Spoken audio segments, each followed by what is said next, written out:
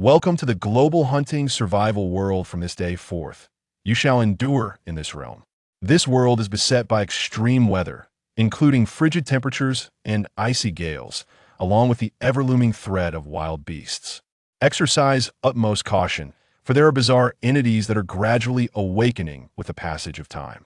Now, commence the assembly of your hunting team and join your companions in the pursuit of beasts to conquer the challenges of survival. In the snowy expanse, beside a snow-laden sled, Zhang Qi furrowed his brow, lost in contemplation as he gazed at the two creatures before him. He could not fathom how, after merely a brief slumber, he awoke to find himself transported to this frigid, snow-covered world. Dressed in garments as thin as gossamer, the biting cold rendered him more miserable than a stray dog. Moreover, according to the system, there was a risk to his life. Was this not an egregious mockery of the innocent? He had just endured the arduous trials of high school, and the beauty of university life had only just begun, barely affording him the chance to miss a few early morning classes. How could he have possibly crossed over into this realm? Zhang Qi was utterly perplexed. Yet, even amidst this existential crisis, he dared not let his guard down for a moment. His hand gripped the short spear tightly, as if fearing it might slip away, his knuckles whitening and cracking under the strain. Though the metallic grip incessantly siphoned warmth from his palm, rendering it icy and numbing, he could only grit his teeth and endure. This was not a matter of choice, but rather a consequence of the peculiar creatures before him. Two magnificent felines. Cha-cha-cha-cha, I-O, magnificent felines. Only 3 or 4 meters separated him from a sled, and both great cats were simultaneously observing him. Their golden orange fur shimmered in the sparse sunlight of the snowy terrain, glinting like precious metal. The lustrous sheen, unmarred by splits, indicated a diet of considerable quality.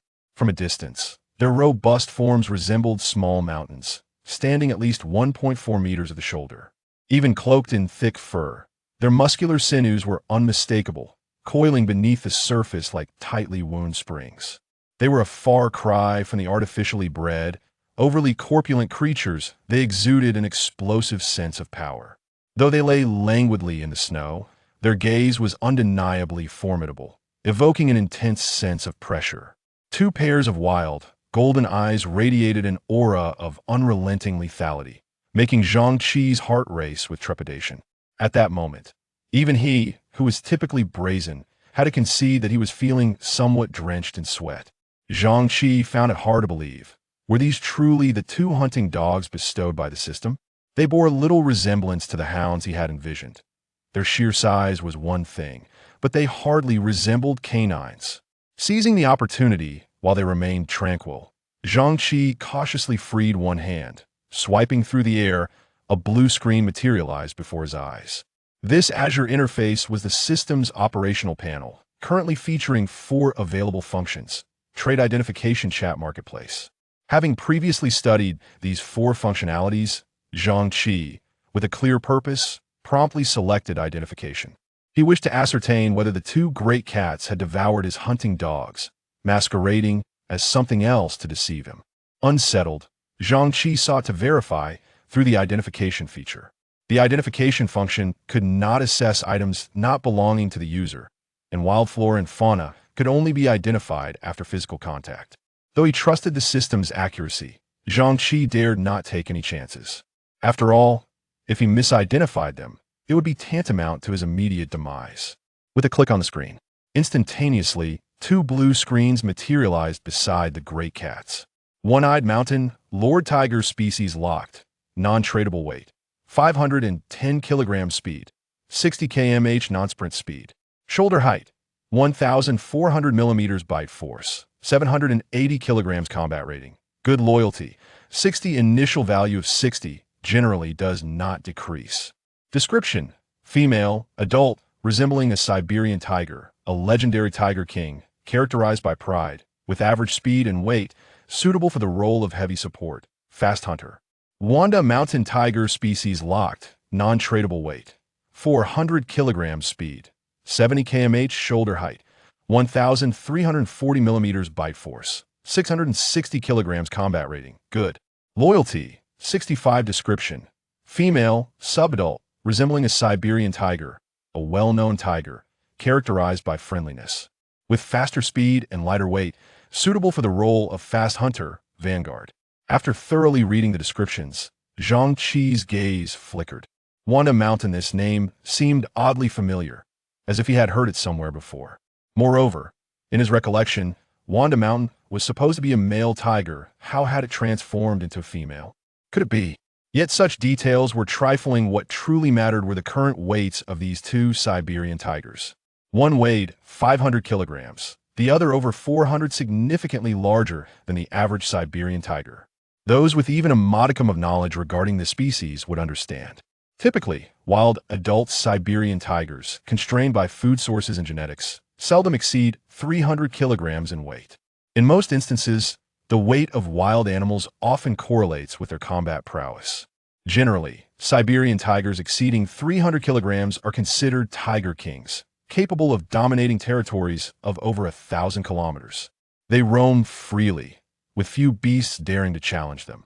However, the two tigers before him were unnaturally large. Setting aside the one-eyed mountain lord, even Wanda Mountain, a subadult, weighed 400 kilograms. As an adult, it would likely rival the one-eyed mountain lord in stature, far surpassing the Tiger King category of 300 kilograms. Is this even possible?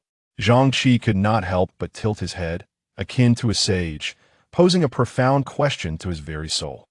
Zhang Qi had previously gleaned from the system's explanations that the world into which he had traversed primarily revolved around hunting and survival.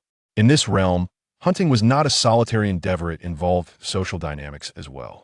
For each survivor to thrive, it was essential to form their own hunting team. In a hunting party, there were generally two roles. One was human, and the other was the hunting dog.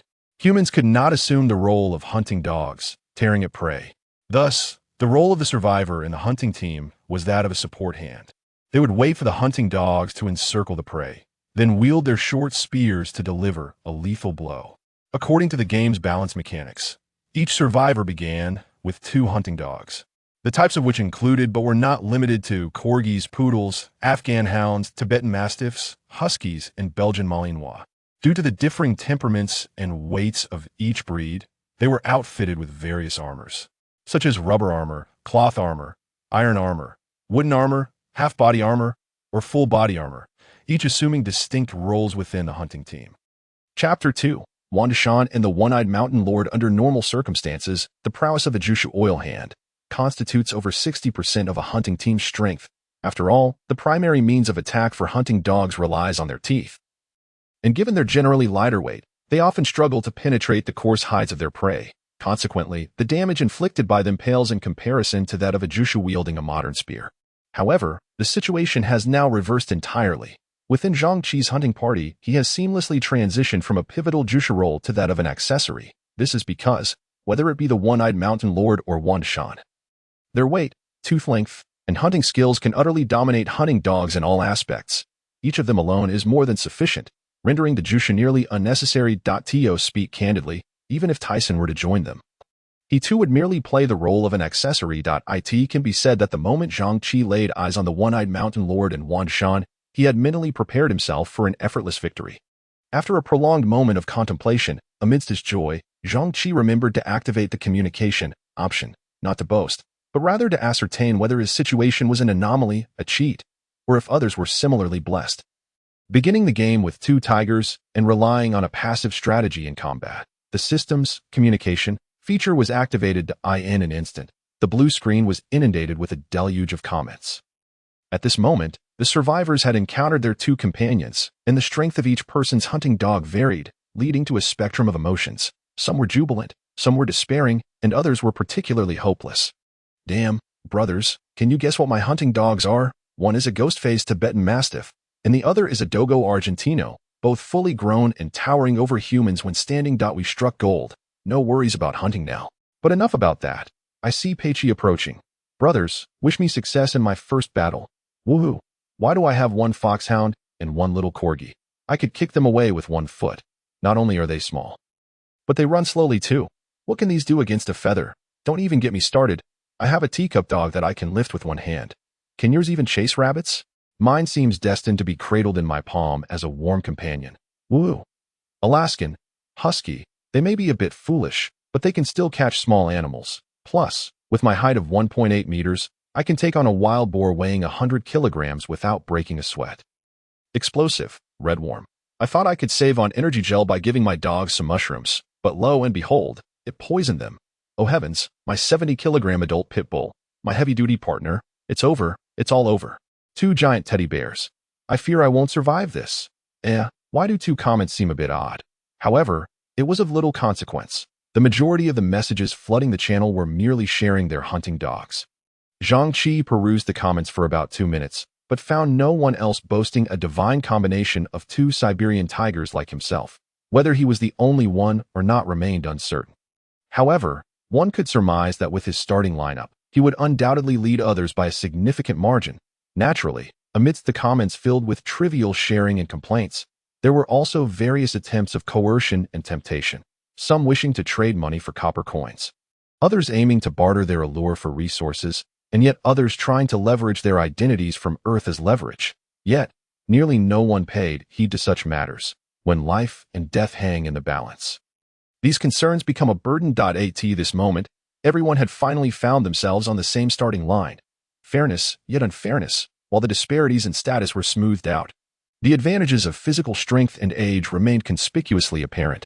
Luck also played a significant role in such extreme cold conditions. With scarce food and shelter, the current global audience stood at over 8 billion, yet 3 or 4 days hence, should they fail to find prey or forage in the wild, the population would plummet sharply, with the elderly, weak, sick, and disabled being the first to succumb. However, as Zhang Qi's own future remained uncertain, he had little time to pity others. Suddenly, a system notification jolted him from his thoughts. Ding! System crisis alert. A snowstorm will descend upon this area in 12 hours. The duration of the storm is unpredictable, and the system assesses that it may impact upcoming hunting actions. Please promptly embark on your journey and gather effective supplies to survive the storm. Avoiding death. A snowstorm. It was only after the system's voice faded completely that Zhang Qi finally regained his composure. His gaze swept across the vast expanse of land before him, and his heart sank. The elation brought by his hunting dogs dissipated in an instant. The endless snowy terrain stretched before him, flat and devoid of any structures, thus lacking any potential shelter. Sparse blue flowers dotted the landscape, and diminutive blades of grass valiantly emerged from the snow. The wind outside was not strong, but the temperature was frigid, continuously sapping the remaining warmth from his body. The system displayed the time as 12:05. With a temperature of -10 degrees Celsius, clad in novice clothing, Zhang Qi felt exceptionally cold. In such a harsh, frigid environment, survival was already a daunting challenge, and with a snowstorm imminent, the difficulty of staying alive was all too apparent. Zhang Qi pondered quietly. In the wilderness, food, water, and warm clothing were of utmost importance. If the snowstorm were to persist for an extended period, failing to act now could very well lead to a slow death from hunger and cold in the harsh winter. Thus, the immediate priority was to ensure adequate food and warmth. As for the system's mention of the gradually reviving peculiar entities posing a threat, its significance was considerably diminished, for without food and warm clothing, it would be nearly impossible to endure until the day the strange entities emerged. Taking a few deep breaths to steady his mindset, Zhang Qi resolved to immediately set out in search of prey. Cooked prey could not only be consumed but also exchanged for treasure chests to draw resources. Moreover, with Wan Deshan and the One-Eyed Mountain Lord by his side, it was destined that his team would secure even more resources. After all, larger beings inherently demanded a greater intake of sustenance. The beastly energy gel, one of the 3 products available in the marketplace, would likely not even suffice to fill the gaps between the teeth of the One-Eyed Mountain Lord and Wan Deshan. It can be said that Zhang Qi was experiencing a bittersweet sensation. The joy stemmed from an overwhelmingly powerful start, akin to having already conquered the game, while the pain lay in. Zhang Qi suddenly realized that apart from his elation, he felt no suffering whatsoever. The corners of his mouth, previously suppressed, began to curve uncontrollably into a strange arc. The truth of the fragrant principle, though belated, had arrived. After a lengthy pause, Zhang Qi finally redirected his focus to the survival challenges at hand. Undoubtedly, before embarking on the hunt, the first task should be to establish rapport with his hunting companions, the 2 mighty tigers, so that effective communication could take place. Otherwise, relying solely on his individual capabilities would render him nearly immobile. The system's prerequisite required the Jushu to deliver the final blow to the prey, life and death notwithstanding. It counted as the finishing strike. The hunted prey could then be utilized for treasure chest exchanges or direct consumption, with the system imposing little restriction on this process. Chapter 3. The Trail of Peichi on the Desolate Snowy Plains. From a distance, one could clearly see a Siberian tiger pulling a sled at a brisk pace, while another slightly smaller Siberian tiger patrolled the surroundings. This was Zhang Qi and his hunting team.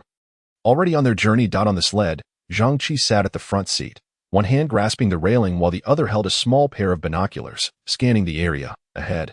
The one-eyed mountain lord was galloping swiftly while adorned with a vest-like apparatus.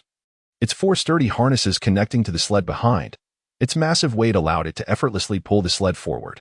Were it an ordinary hunting dog, it would likely require at least 5 to manage such a sled, which faced considerable wind resistance.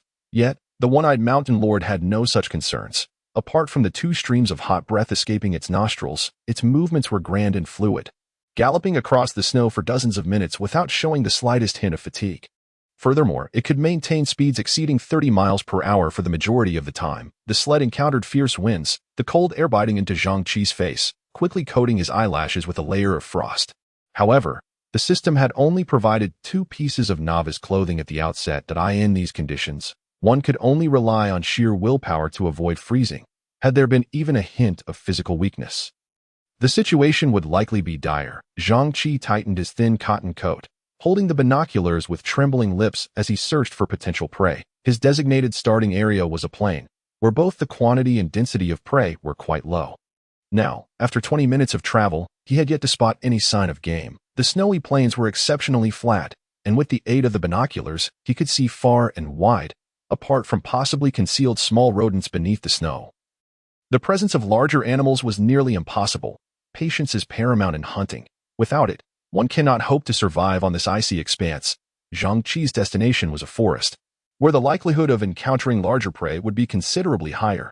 This strategy diverged fundamentally from the typical approaches in survival games, where one first gathers wood.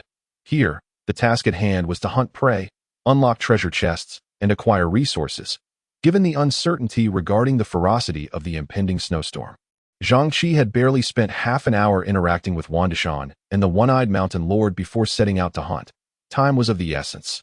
Every second counted in securing sufficient resources before the storm arrived, including items for warmth, wearable defensive armor, and most importantly, sustenance. And just half an hour prior, Zhang Qi had already established a preliminary connection with the one-eyed mountain lord and Wandishan. Although the one-eyed mountain lord exhibited a certain aloofness, it was not as approachable as Wandishan.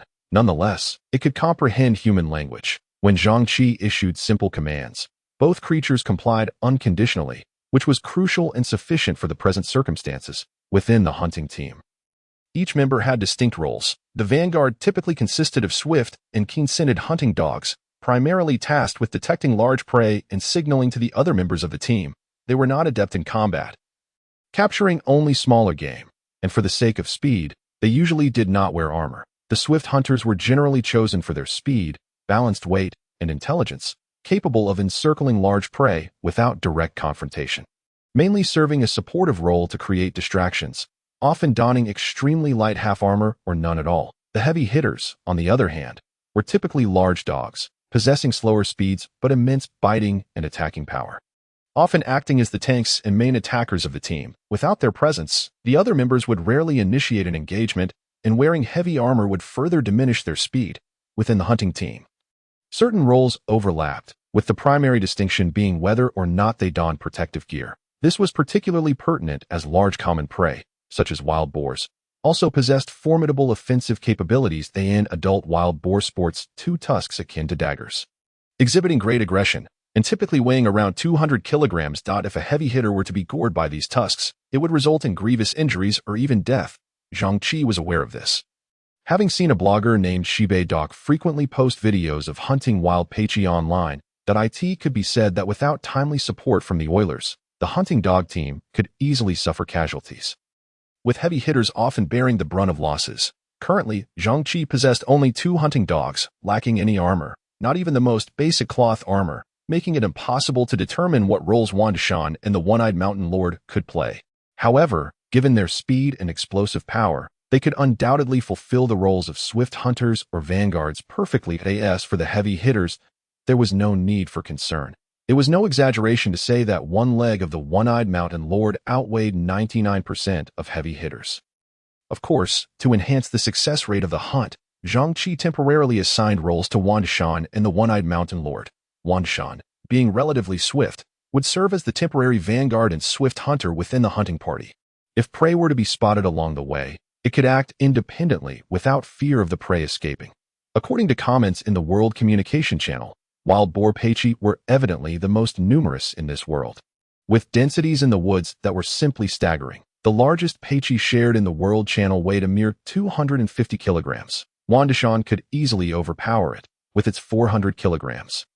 A single slap could incapacitate a peichi. Thus, Zhang Qi's mind was filled with urgency, though not overwhelmingly so. Wandishan's movements remained unaffected, exuberantly frolicking in the snow, circling around the One-Eyed Mountain Lord and the sled.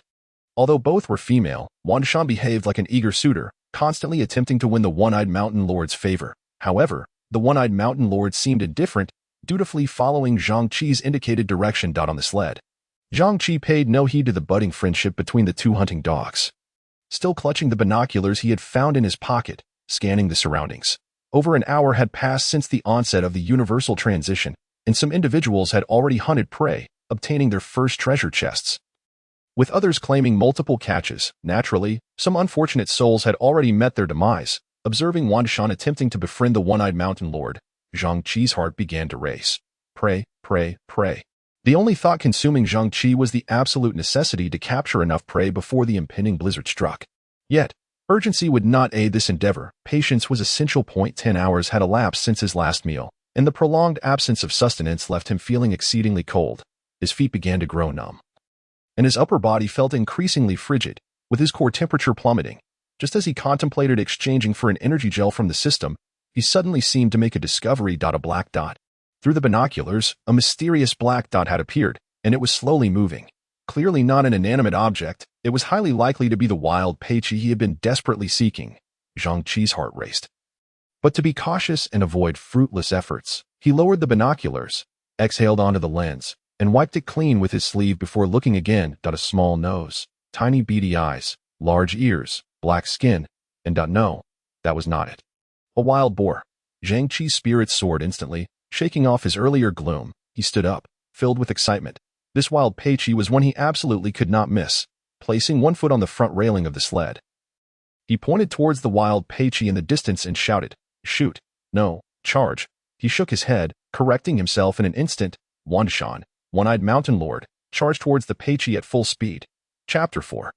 The moment of the hunt. Upon hearing Zhang Qi's command, Wandishan, who had been frolicking around the One-Eyed Mountain Lord, immediately became calm. The instinct to hunt caused its amber eyes to narrow sharply, and its body began to tense up, scanning the direction Zhang Qi had pointed. It quickly recognized the presence of prey. Zhang Qi felt a surge of joy as Wandishan's gaze met his. He hastily pointed towards the wild boar, issuing orders. "Wandishan, go. Whether we survive the blizzard today depends on you." The communication between the three of them was seamless. In that moment, Wandishan finally grasped what true loyalty entailed. Yet, it harbored no such thoughts. Its mind was solely filled with the word loyalty, gazing towards the direction of the wild boar. A rising intent to kill surged within, yet its heart remained as calm as a placid lake. As if everything was under control, muscles tensed, its body sprang forth like a cheetah, moving with a graceful leap that covered 6 to 7 meters in a single bound, reaching speeds exceeding 50 kilometers per hour.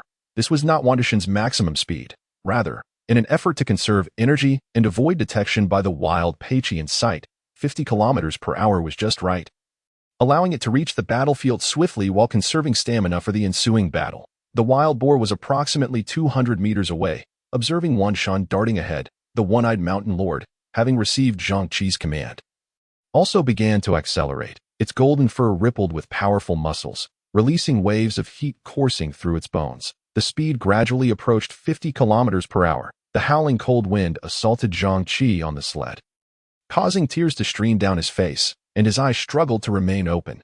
Yet, for the sake of ensuring the success of the hunt, he could only endure, wiping his face with his sleeve. At this moment, Zhang Qi had to be prepared to stop the sled at any moment and simultaneously release the connection between the one-eyed mountain lord and the sled, allowing it to provide timely support to Wang Deshan.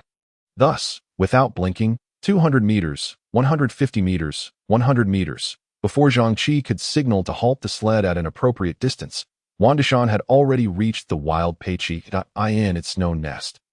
The wild Peiqi remained oblivious to the unfolding events. Its drowsy little eyes caught sight of a golden figure charging towards it. The Peiqi jolted awake, having been in a deep slumber, its brain still foggy.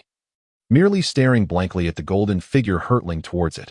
Mountain Lord, upon finally discerning the form of the approaching foe, a chill ran down the Peiqi's spine, and it immediately reacted, glancing at Wang Deshan's massive frame.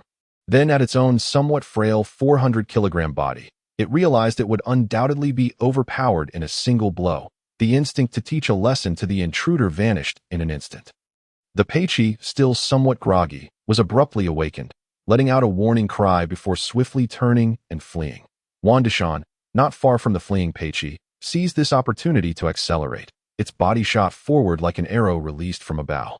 The Peiqi's speed was no match for Wang Deshan's 30 meters, 20 meters. The distance between them rapidly closed, until only 10 meters remained. With the Peiqi now within striking distance, Wang Deshan leapt into the air, driven by the powerful muscles in its legs.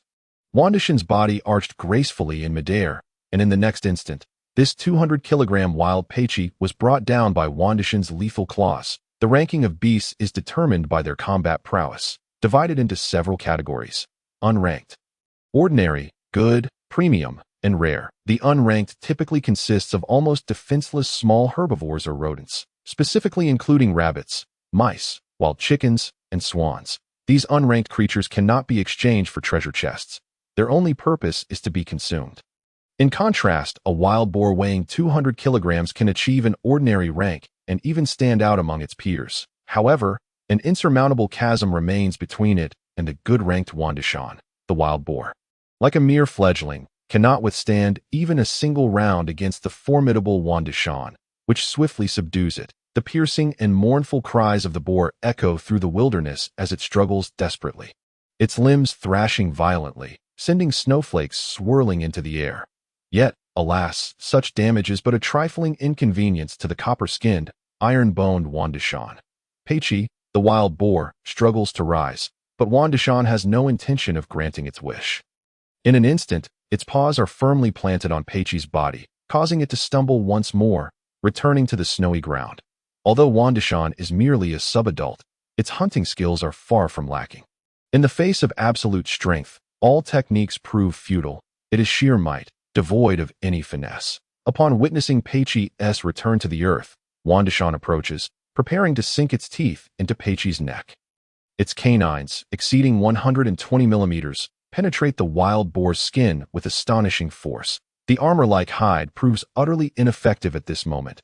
As the wild boar's fate is sealed, its thoughts gradually fading into emptiness. Limbs stiffening like flagpoles, blood trickles from the wound, pooling on the snow, staining it crimson. With arteries and nerves damaged, survival is impossible. Death is but a matter of time.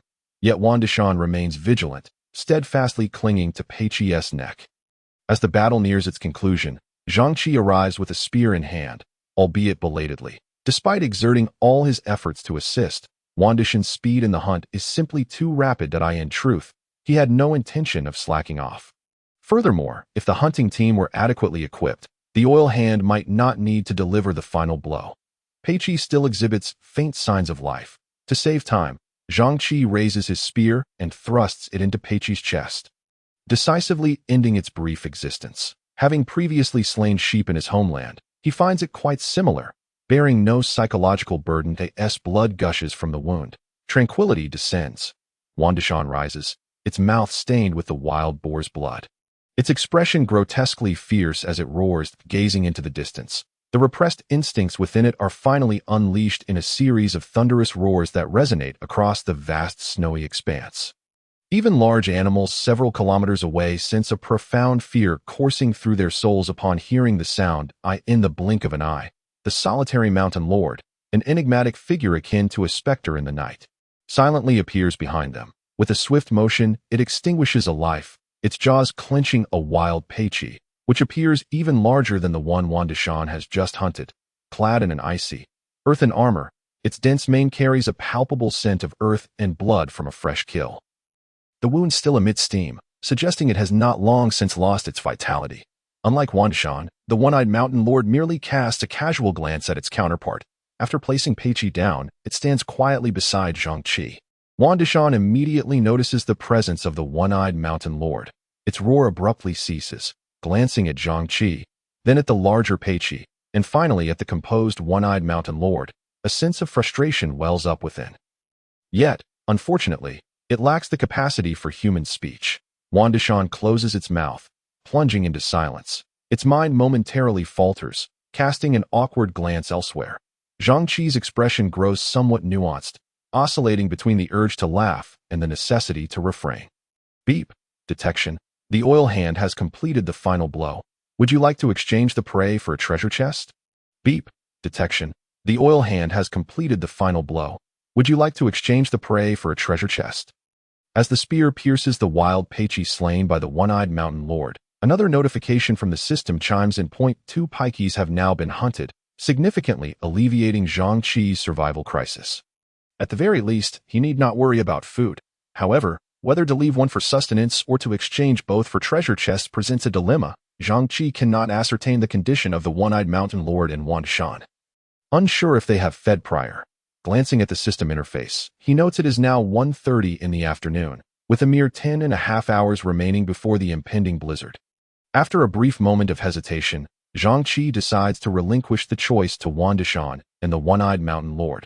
Approaching Wan Dishan, he feigns familiarity, affectionately ruffling its fur as if they have known each other for ages.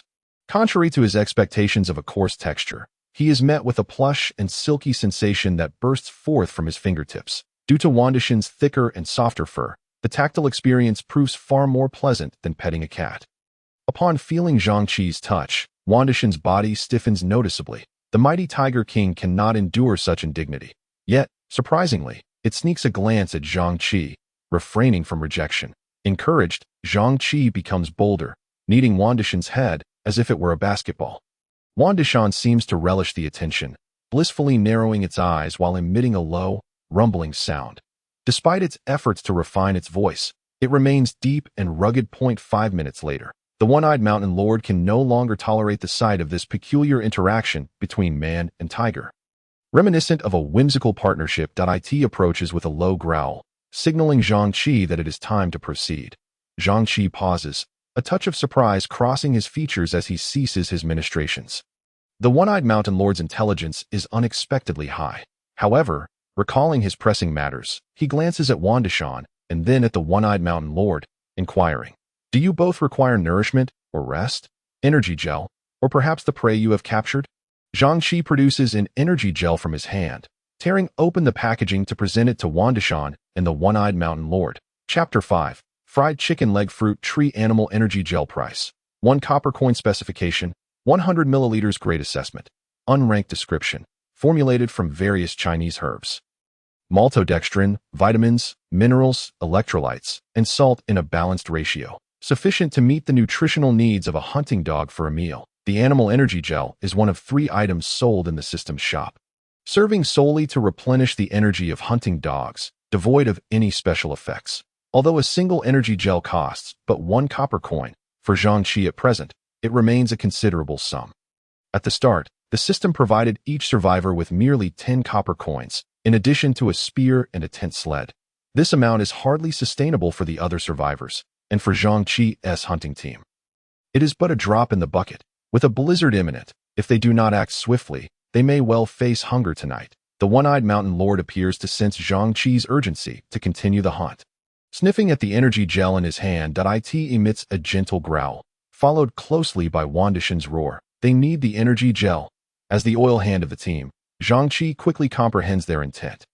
He hastily opens the system, exchanging for 8 packets of energy gel, tearing open the packaging and personally delivering them to the mouths of the one-eyed mountain lord and Wan Dishan. The impending blizzard looms like a weight upon his chest. Every second is precious. Fearlessly, he extends his hand toward the one-eyed mountain lord, which glances at Zhang Qi's right hand, and then at the energy gel, hesitating momentarily before cautiously opening its mouth, allowing Zhang Qi to squeeze the gel inside. Throughout the process, it displays no hostility. Rather, Zhang Qi's recent actions earn its respect for his courage as a hunting dog. It gradually acknowledges Zhang Qi's authority over it. Once the one-eyed mountain lord pledges loyalty, such allegiance is not easily swayed, even amidst bloodshed in the forest. Wandishan, already more familiar with Zhang Qi, permits him to administer the energy gel without resistance. The system's energy gel is designed to fulfill the nutritional needs of a 70-kilogram hunting dog for a meal. This weight corresponds to that of most top-tier heavy-duty dogs, yet it evidently does not account for the presence of the one-eyed mountain lord and Wandishan. Two anomalies. Thus, based on their weights, Zhang Qi provides 4 tubes of energy gel to the one-eyed mountain lord and 3 to Wandishan. The remaining tube is reserved for himself, after quickly downing the energy gel. Zhang Qi pays no heed to its taste and swiftly selects the option regarding the fate of the 2 pikeys. Exchange for treasure chests. Confirmed. The prey of the survivors' hunting team consisted of an adult wild boar weighing 306 kilograms. Classified as ordinary. Successfully exchanged. Obtained an ordinary level treasure chest 1. The prey of the survivors' hunting team was an adult wild boar weighing 226 kilograms, also ordinary. Successfully exchanged. Obtained an ordinary level treasure chest 1. As a blue light shimmered, the carcass of the wild boar vanished into thin air, replaced by 2 black iron chests that materialized in Zhang Qi's hands. Weighing them in his grasp, Zhang Qi chose not to open them immediately. Instead, he proceeded with the one-eyed mountain lord and Wandishan towards the sled parked several dozen meters away, reattaching the rope to the harness of the one-eyed mountain lord. Zhang Qi settled into the front seat of the sled and commanded the team to set off once more. After consuming some energy gel, a warmth surged within him, signifying that his body was beginning to warm slightly. Nevertheless, due to the frigid temperatures and inadequate winter clothing, he still felt quite cold. Time, however, waits for no one. Without ample supplies, he intended to press on.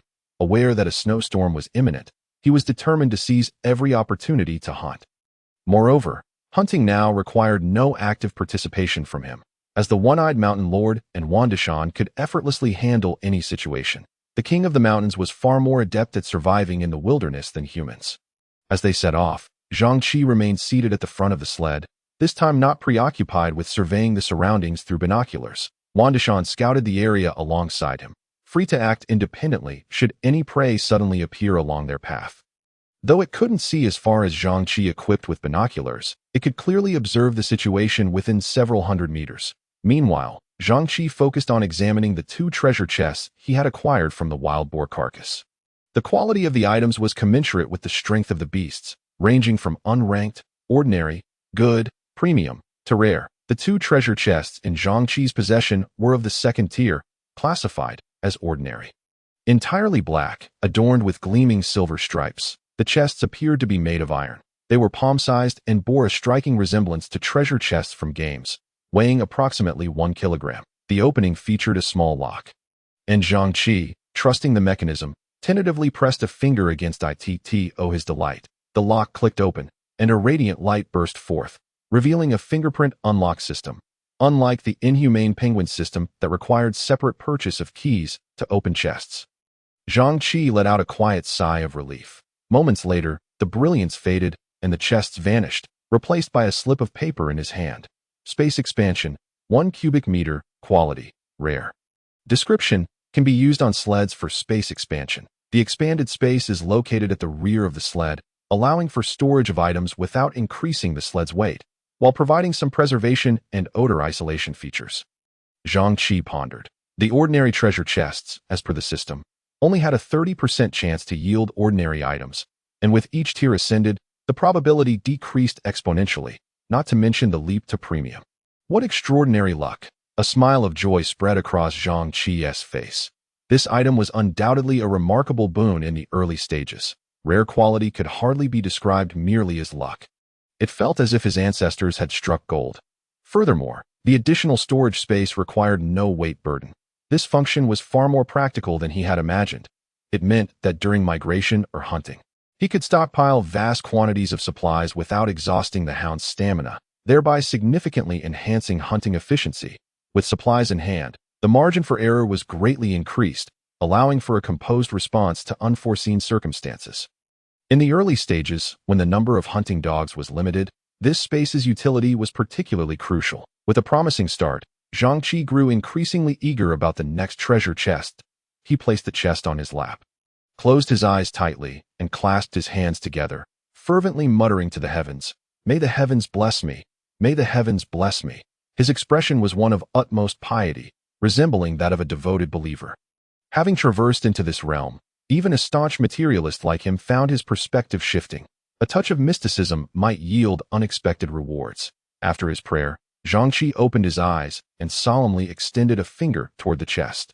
Ding! Congratulations, you have obtained ordinary level items. Fried chicken leg fruit tree 2, ordinary level flower pot 2, ordinary level organic soil 2, copper coins 50. Items have been placed inside the sled. Please be sure to collect them promptly. Before the announcement had even faded, Zhang Qi could distinctly feel the sled sink as its weight suddenly increased significantly. The primary agent, the one-eyed mountain lord, felt the change even more acutely. The pulling rope tightened instantaneously, and the sled sank deeper into the snow. Although this additional weight was still manageable for the one-eyed mountain lord, it couldn't help but glance back at Zhang Qi. Curiosity mingling with a hint of exasperation, Zhang Qi chuckled awkwardly, understanding its silent inquiry. "Mountain Lord, please pause for a moment. I have a few matters to attend to. It won't take long." The one-eyed mountain lord received the command and swiftly halted. The prolonged effort of pulling the sled had not fatigued it. Rather, having recently consumed energy gel, it felt invigorated. Though not particularly fast, its endurance over time was remarkable. Since their departure, they had covered at least 30 kilometers. And Zhang Qi felt confident that if the system featured a leaderboard for distance traveled, he would undoubtedly claim the top spot. After all, if the two hunting dogs were not of sufficient size, they might struggle to pull the sled, and extended running would be out of the question. They would surely collapse from exhaustion at that point. Even the oil-handed man might find himself facing the same fate of dragging the sled. The two initial companions obtained at the outset would significantly influence subsequent developments. Furthermore, sometimes the dangers one faced did not solely stem from wild animals or nature, but also from humanity itself. While the majority of survivors currently possessed nothing and relied on a short spear measuring a mere 1 meter and 40 centimeters for offense, the situation was not as dire for most.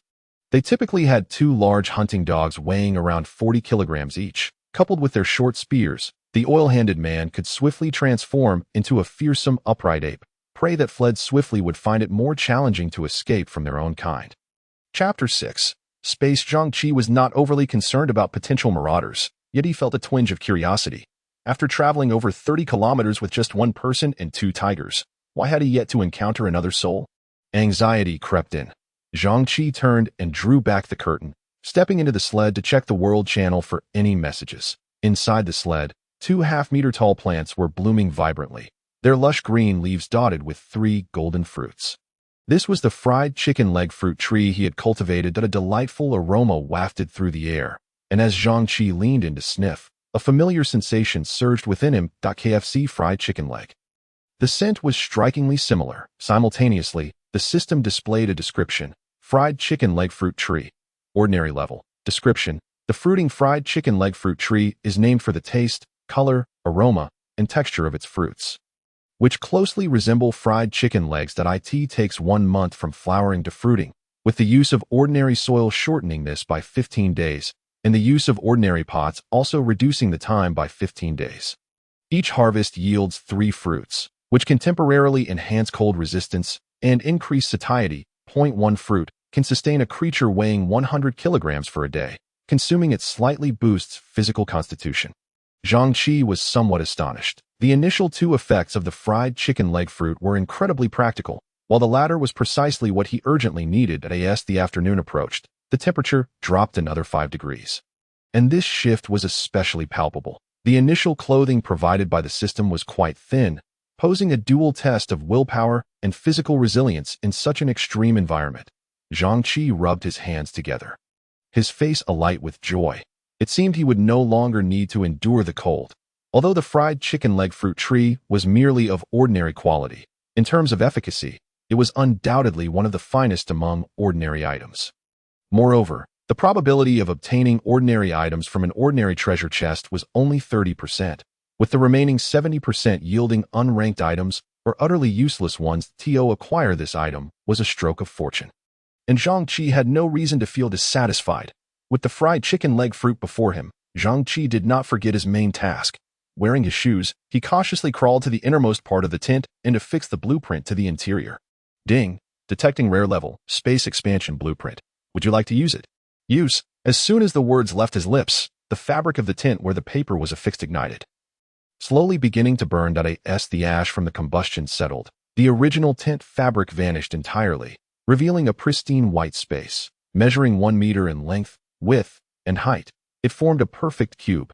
This space was not void. The bottom was adorned with blue patterns resembling a certain type of magical array, and the surrounding material resembled white marble. The sight before Zhang Qi was astonishing. He reached out to probe the interior.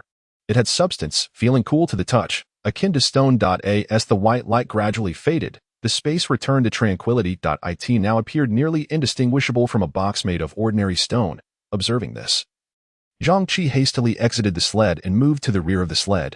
The dimensions behind the sled tent remain unchanged, just as they were before the installation of the storage space.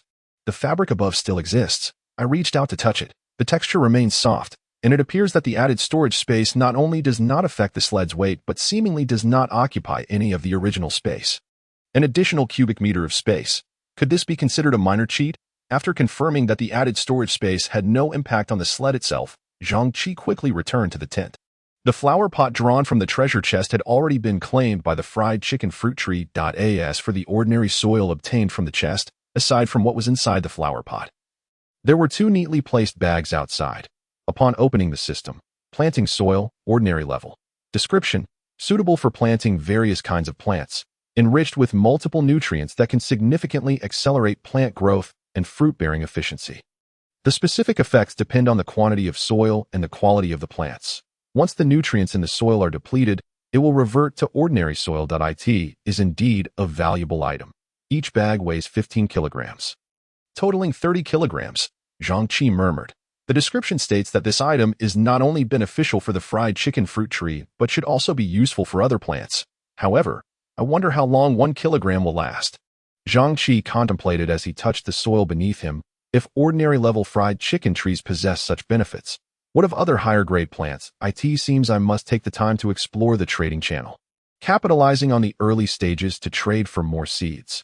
Currently, many survivors are struggling below the line of basic sustenance, with many going hungry if they happen to draw plant seeds from treasure chests. They should be able to acquire them at an extremely low price. Zhang Qi rubbed his chin, still somewhat doubtful.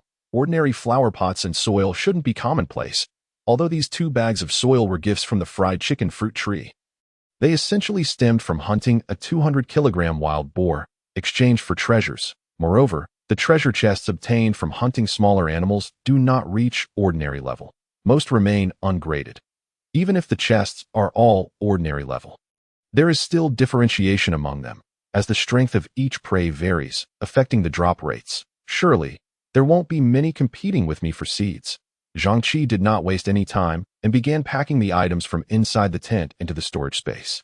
Storing items does not increase the sled's weight, and the stamina consumption of the one-eyed mountain lord would also be reduced. However, the space inside the tent is limited, making movement cumbersome.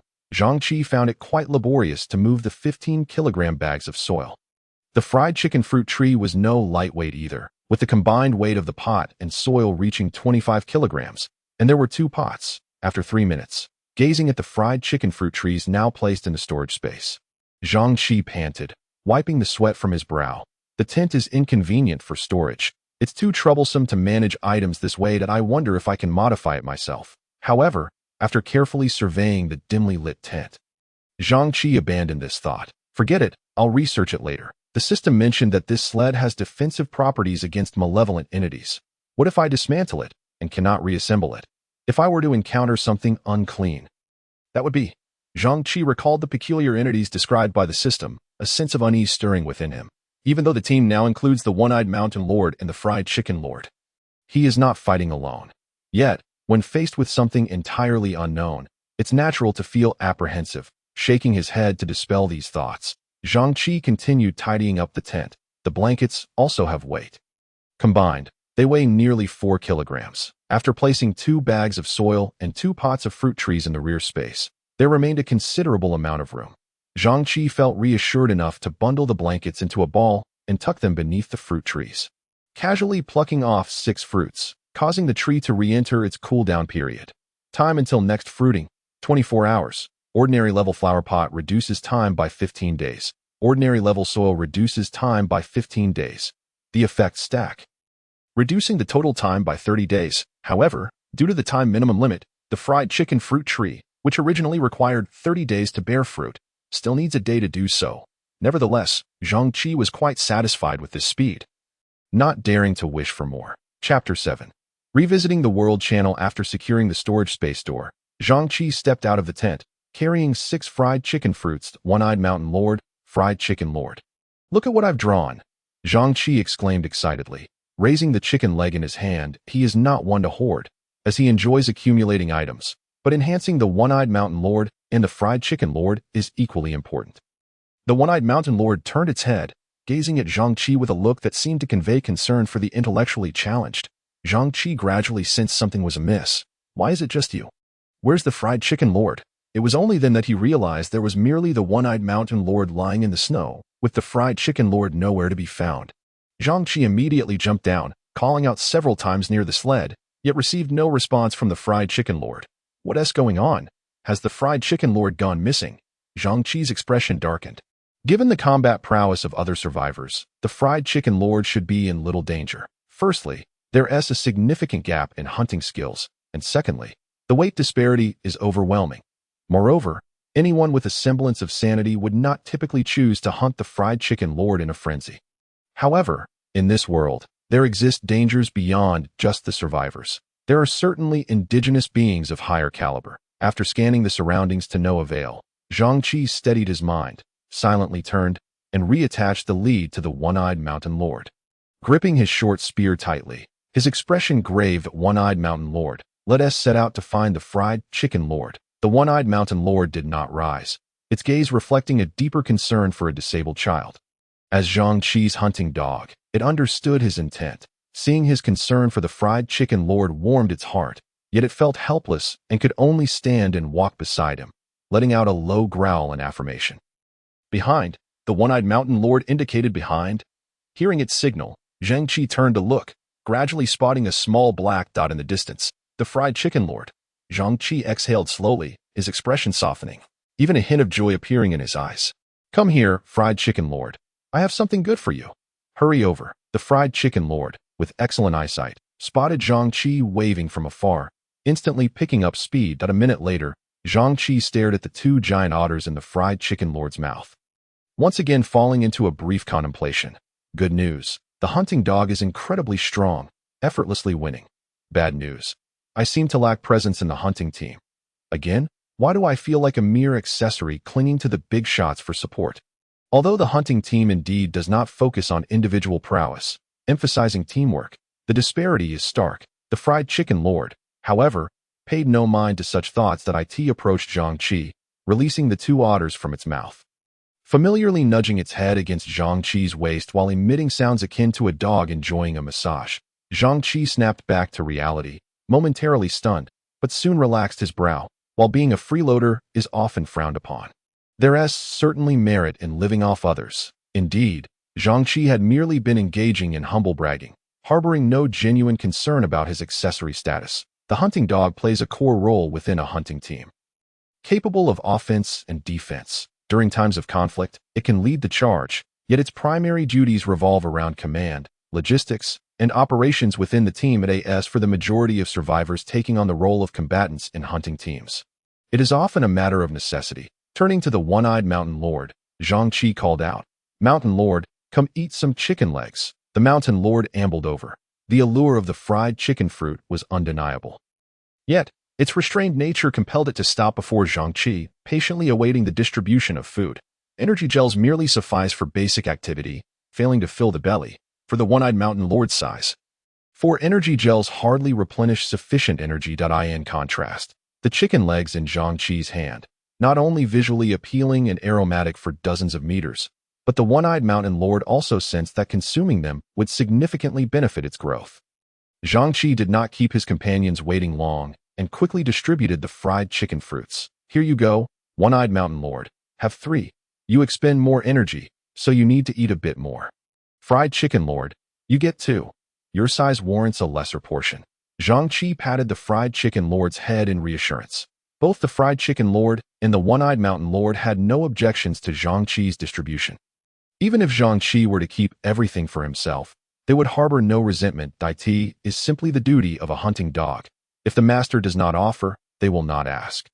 However, if food is allocated, they will readily accept. The fried chicken lord let out a low growl in gratitude, while the one-eyed mountain lord glanced at the chicken legs on the ground and then at Zhang Qi, returning a low growl of appreciation. Though referred to as fruits, the taste of the fried chicken fruits is nearly indistinguishable from that of fried chicken legs. The aroma of the fried delicacies lingered unabated. Even the fruit peels bore a striking resemblance to the crispy shell enveloping fried chicken legs. With each bite, an extraordinary crunch resonated. The fragrance of the chicken leg meat danced tantalizingly at the tip of the nose, presenting a dual delight for both taste and smell. Inside, the succulent meat was brimming with juices, perfectly embodying both tenderness and its original texture. Even more astonishing was the fact that the chicken leg contained not just bone, but an edible portion that mirrored the taste and texture of fried potato fries, complete with a delicate crispy layer that was utterly delectable. In just a few bites, the fried chicken leg was swiftly consumed. As the chicken leg settled in his stomach, a warm sensation surged through his lower abdomen, enveloping him in a comforting warmth. Zhang Qi couldn't help but lick his lips, still savoring the flavor of the fried chicken leg. This taste surpassed any he had ever encountered before. The life of the strong was refreshingly simple, confined to the consumption of ordinary food. Zhang Qi sighed, yet a subtle smile tugged at the corners of his mouth. The thought of striving for strength and culinary delights instantly ignited his motivation. Wanda Mountain and the one-eyed mountain lord had already polished off their chicken legs effortlessly, consumed in mere moments. Inspired by the feast, their current state was one of heightened exuberance. Upon returning to the sled, the trio, 1 human and 2 tigers, were invigorated as if propelled by an unseen force. Zhang Qi raised his binoculars, gazing into the distance, rallying his 2 tigers and his unfinished endeavors. Onward. For the sake of reuniting with the wild Peiqi family, let us strive. At his feet lay 2 otters hunted by Wanda Mountain. Yet Zhang Qi found himself indecisive about how to proceed with them. Weighing in at 15 kilograms, they fell short of the ordinary grade, thus significantly diminishing the likelihood of acquiring anything valuable from treasure chests. One couldn't rely solely on ancestral graves continuously emitting smoke. The more often it happened, the greater the chance of an explosion. Nonetheless, the fur of the otters was indeed a valuable asset, capable of providing warmth. The warming effect of the fried chicken leg would eventually fade, prompting Zhang Qi to temporarily retain the 2 otters, observing the temperature before deciding whether to exchange them for a treasure chest or transform them into leather garments. Currently, he was preoccupied with another matter, monitoring the communication and trading channels. After nearly 2 hours of development, many survivors who had initially acquired formidable hunting dogs were beginning to reap rewards. The once barren trading channel was now bustling with various supplies, stretching endlessly before him. There were medicines, food, hunting dog equipment, and even a few ubiquitous blue mushrooms listed for sale. Some had even posted used socks, allegedly worn by beautiful maidens. However, without accompanying photographs, the quality remained uncertain, leaving one to wonder if they were treasures or simply poison gas bombs. It could be said that there was nothing they wouldn't sell. Only items one could scarcely imagine. Yet, the majority of the goods were mere refuse. A glance too long would be a waste of time. Given the current scarcity of viable resources, anything truly useful would undoubtedly not be for sale. Only a few items piqued Zhang Qi's interest. The seeds he coveted were plentiful and varied. However, the moment he glanced at the prices, a frown creased his brow. His previous assumptions had proven incorrect. Ordinary grade seeds were being sold at a staggering price of 120 copper coins. This price clearly lacked sincerity, appearing to seek out gullible buyers for a hefty profit. For the good grade seeds, they were nowhere to be found. After perusing for a while without discovering any sellers meeting his expected price, Zhang Qi closed the trading channel. His plans to procure seeds had evidently fallen flat. slightly dampening his spirits, though not significantly. Shaking his head, Zhang Qi opened the World Channel to see how others fared. A torrent of information surged forth, and Zhang Qi, now quite adept, deftly controlled the flow of comments. Is anyone there? Just now, while I was applying oil to a wild boar, I was caught off guard and sustained a gash on my leg from its tusks. Does anyone have hemostatic medication or gauze for disinfection? I am willing to pay a premium or barter. Someone is selling cold medicine. I have a fever and will pay any price. I'm Sister Doll. Do I have any fans? My situation is dire. Could someone add me as a friend and lend me a few copper coins? I'm open to whatever you need me to do. I'm looking for a girlfriend. I need some energy gel and emotional support. Occasionally requiring video chats. I am Qin Shi Huang. Send money. Selling fruit photos at 1 copper coin for 100 shots. Chapter 8. The 600-kilogram wild boar king. Indeed, it was nothing but empty rhetoric lacking substance. Zhang Qi casually closed it, feeling remarkably calm. The messages on the World Channel were the same as when he last checked, a disjointed stream of thoughts to communicate. One could only add friends. With 80 billion people, there would be 80 billion statements, not to mention those who simply enjoyed idle chatter. Many lamented the unfairness of fate before their demise. Yet, through the aforementioned messages, one could easily glean a conclusion. The vast majority of individuals were in dire straits. Some rare resources were hoarded and not traded, while valuable goods remained unexchanged, preventing the acquisition of essential supplies. Now, everyone was impoverished, making trade impossible to establish. This, of course, was within Zhang Qi's expectations. Furthermore, the number of people at the top of the World Channel had inexplicably dwindled from 836 million to 45 million. In just over 2 hours, the population had decreased by over 10 million. Zhang Qi surmised that among these individuals, aside from a few unfortunate souls, the majority were likely survivors with some hunting prowess who had perished during their pursuits. As for the weak and infirm, they typically avoided reckless actions, often opting to hunt smaller prey. Consequently, based on temporal projections, it was plausible that by the 10th day, a segment of moderately skilled yet unfortunate survivors would starve due to their attempts to feed their hunting dogs to maintain their combat effectiveness. Following them would be those utterly devoid of hunting ability, merely scraping by with the 10 copper coins gifted in the System S starter package. The food for the hunting dogs constituted a significant portion of their resources. Conserving this could extend their survival for a while. However, it was merely a matter of counting down the days to their demise. One could assert that the 10th day would serve as a watershed moment. With the population experiencing a significant decline, a daily occurrence, gradually stabilizing, Zhang Qi contemplated this, and then clicked on the Regional Channel. Regional Channel. Current number of survivors. 9578 10,000. Upon seeing this figure, Zhang Qi raised an eyebrow. Astonishingly, there were still over 9,500 individuals. Yet, how was it that he had encountered not a single one during this time? Over the past hours, he had traversed at least 40 to 50 kilometers without seeing another survivor, a most unusual circumstance. He picked up his binoculars and scrutinized the surroundings, yet found nothing. Gazing over the boundless expanse of snow, Zhang Qi momentarily lost his focus. How vast could this region possibly be? The density of survivors was alarmingly low. Could human civilization truly face extinction? Unable to fathom it fully, he sighed and regained his composure, turning his attention to the system display before him. Most individuals were preoccupied with foraging, and the speed of comments on the screen was sluggish. Hey, has anyone caught a wild boar? They run too fast, and with only 2 hunting dogs, we can't corner them. By the time I get there for support, the boar has already escaped. Any good strategies? Catching mice. Rabbits are also viable. Hunting dogs can easily catch them. But the treasure chests they drop are only low tier. I've caught 3 chests from mice and only received 6 small bags of pan bread. I might as well have roasted it myself. I saw that big brother just caught a 100-kilogram wild boar. Impressive. Can you share your experience? Don't hold your breath. He's busy hunting large prey and has no time for us. Take my advice. A blizzard is coming soon. Catch more mice to accumulate resources. In the apocalypse, having mice to eat is a blessing. At least we don't have to consume excrement. Be grateful. Excrement, please. Share your story. Brothers, how about we form a team? With so few hunting dogs, we can't maximize their potential. My coordinates are 1125.583537, 1417.730399. Feel free to find me, add me as a friend, and let us hunt wild boars together. As soon as these words were spoken, the already sparse chatter in the regional channel fell into an eerie silence. 180 kilometers wasn't too far.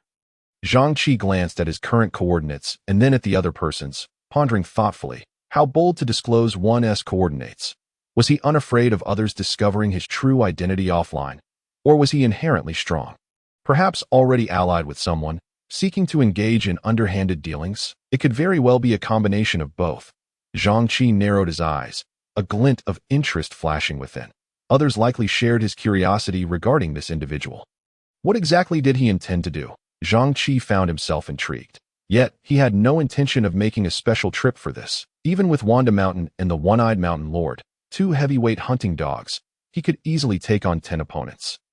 However, the issue lay in the fact that everyone was currently destitute, unable to squeeze out any substantial profits. The combined weight of both human and dogs, approximately 110 pounds of meat, along with the sleds of each survivor, would barely yield some fabric and would in comparison to robbing others. Zhang Qi felt that hunting Peiqi presented a far superior cost-to-benefit ratio. As for the fear of a counterattack from the opponent, the notion of 3 dogs battling a tiger is something that only a person with a sound mind would dismiss as sheer nonsense. Factors such as bite force, bone density, tooth length, and weight are not even on the same spectrum.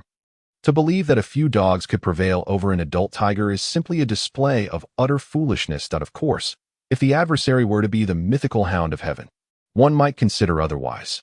Even if the One-Eyed Mountain Lord could unleash a storm of celestial fury, it would still fall short by an insurmountable margin. Zhang Qi's primary concern was that, much like in his previous encounter, he had drawn a survivor who bore the title of Tiger King.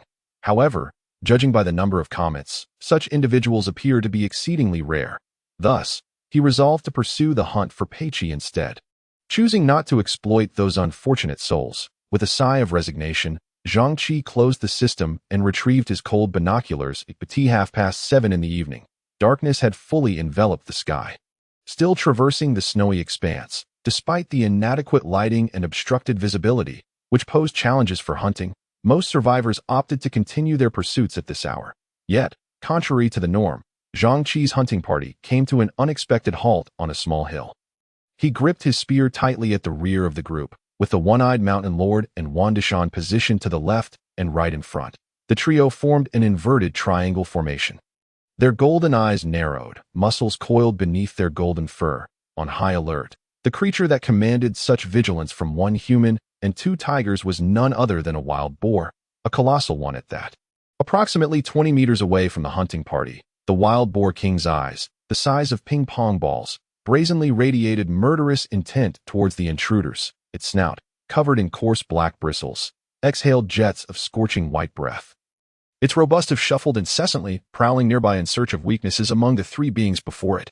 Zhang Qi had no doubt that the moment his side showed any sign of weakness, this giant beast would charge. This wild boar was unlike any he had encountered before. Its forelimbs were as thick as a bowl, its head nearly the width of a coffee table, and its shoulder height reached at least 1.70 meters. Zhang Qi surmised that this creature's weight likely exceeded 1,000 pounds. In the wild, very few creatures are merely overweight. Most are undoubtedly muscular. This meant that its aggression and even defensive capabilities were several times stronger than those of an ordinary wild boar. Coupled with its formidable tusks, which protruded menacingly, it was akin to a tank on land. On Earth, only 2 types of creatures might dare to challenge it, an elephant or a polar bear.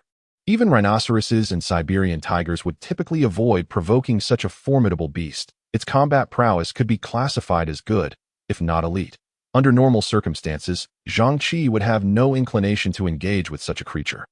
However, having already attempted to evade the wild boar king, it seemed to haunt him like a persistent specter. Once he managed to shake it off, if he paused, it would quickly catch up. Zhang Qi realized that this situation was untenable. There was no time for games of cat and mouse, especially with a blizzard looming. Thus, he chose to halt, hoping that by standing his ground, he might intimidate the wild boar into retreat. As time slipped away, the wild boar showed no signs of retreating. Instead, it continually adjusted its position, attempting to pinpoint Zhang Qi's location and eliminate him first. How astute this wild boar was! Zhang Qi was momentarily taken aback. But soon a sense of dread settled within him as he recognized that failing to neutralize this wild boar would pose a threat to himself and his hunting team. that it could launch a sudden, lethal assault at any moment. They had reached a point where it was imperative to kill it. The one-eyed mountain lord and Wandishan remained vigilant, poised to spring into action at Zhang Qi's command. Glancing at the time, he noted that a blizzard would arrive in 4 hours. Zhang Qi fixed his gaze on the wild boar, finally steeling himself for action. He could no longer afford to delay. Wandishan, one-eyed mountain lord, charge. Do not concern yourselves with me. He shouted towards the 2 tigers ahead. Then, braving the biting wind, he lunged forward with his spear. There was a sense of all or nothing in his demeanor. Advance meant survival. Retreat meant demise. One must be prudent when necessary, yet also fearless when the time to attack arrives. Zhang Qi understood this deeply. Frankly, after such a prolonged standoff, the wild boar clearly sought to make him an easy target, which irked him. With a single command, the one-eyed mountain lord and Wandishan, unable to contain themselves any longer, sprang into action. Their powerful limbs thundered through the snow as they leapt past Zhang Qi. Charging towards the wild boar king, which loomed like a small mountain, the resounding roars of the tigers echoed across the snowy plains, silencing even the creatures several kilometers away, who trembled at the sound. Yet, the wild boar king exhibited no trepidation. As the sovereign of this plain, it had not encountered a creature bold enough to challenge it in quite some time. With a sharp snort, it lowered its head, aiming its tusks at the one-eyed mountain lord and charged forward without hesitation. The battle was imminent. A mere 20 meters was but a blink of an eye for both parties. The one-eyed mountain lord made first contact with the wild boar king. Yet it did not engage in a direct confrontation. Instead, it nimbly evaded the tusks and darted towards the boar's hindquarters. The wild boar king barely had time to react as the tiger's formidable bite force penetrated its rugged skin. A piercing roar erupted from the boar's foul maw, its bloodshot eyes instantly appearing as though they were dripping with blood. The wild boar king swiftly turned, attempting to stab the one-eyed mountain lord with its tusks. But the tiger deftly maneuvered to the other side, inflicting further wounds. In a flash, for finger-sized gashes marred the wild boar's rear, painting the pristine snow crimson. Wandishan, who had been providing cover for Zhang Qi, finally rushed to aid, seizing the opportunity to pounce on the boar's abdomen. All of this transpired in the blink of an eye. The wild boar king was caught off guard, unable to pivot before it felt a tremendous force strike its right side. Its hooves scrambled to regain balance, but the one-eyed mountain lord had already leapt onto the boar's back. United with Wandishan's strength, they bit and clawed, exerting their combined might. The wild boar king found itself unable to counter the simultaneous assault from 2 nearly 1,000-pound tigers. Dominating this territory for so long had made it forget how to defend against the onslaught of tigers. Moreover, these 2 tigers were twice the size of ordinary ones. The wild boar king, having exhausted its strength, was quickly overwhelmed and pinned to the ground at last. Its soft underbelly and vulnerable neck were exposed. Seizing the moment, Wandishan lunged closer, sinking its teeth into the boar's neck after it had been toppled. The wild boar king, gravely injured, thrashed violently, its limbs flailing. Yet, the 1,000-pound force it exerted upon Wandishan merely resulted in a superficial wound. The one-eyed mountain lord took advantage of the situation, pressing down on the boar while continuing to draw its blood, preventing any erratic movements. Chapter 9. Setting up camp. 10 minutes later, Zhang Qi exerted considerable effort to thrust his final spear. It pierced directly into the heart, and the wild boar, Peiqi, emitted a piercing cry before gradually ceasing its struggles. Its body convulsed, blood gushing from the wound until it breathed its last. Tranquility descended. Wandishan finally relaxed, having been in a state of exertion while gripping the wild boar. Panting heavily, it stood up. The one-eyed mountain lord, the primary assailant, swayed unsteadily before releasing its grip. Together, they had employed a strategy akin to kite flying against the wild boar king, repeatedly drawing blood, pouncing, and tearing before retreating, all while avoiding the boar's tusks. Weighing over 600 kilograms, a single charge could easily claim a life. Furthermore, its substantial muscle mass left it with few vulnerabilities. Its neck was so thick that the tigers could hardly bite down. Thus, at this moment, the one-eyed mountain lord was considerably more fatigued than Wandishan, but it was evident how formidable an opponent could be when even 2 tigers struggled for nearly 20 minutes to subdue it. In truth, they need not have spent so long. From the outset, the one-eyed mountain lord and Wandishan had gained control of the situation. However, Zhang Qi had been concerned for their safety, leading him to opt for a guerrilla tactic. Gazing down at the motionless wild boar, which resembled a small hill, Zhang Qi finally breathed a sigh of relief. Wiping the sweat from his brow, he tossed an appraisal towards the boar. Wild Boar King, good level description. A mature boar weighing 656 kilograms. Its neck protected by tough, resinous skin, rendering its vital points nearly impenetrable. Strong limbs and robust muscles grant it considerable speed, while its defensive capabilities are equally formidable, with exposed tusks measuring 15 centimeters. Any reckless engagement could lead to severe injury or death.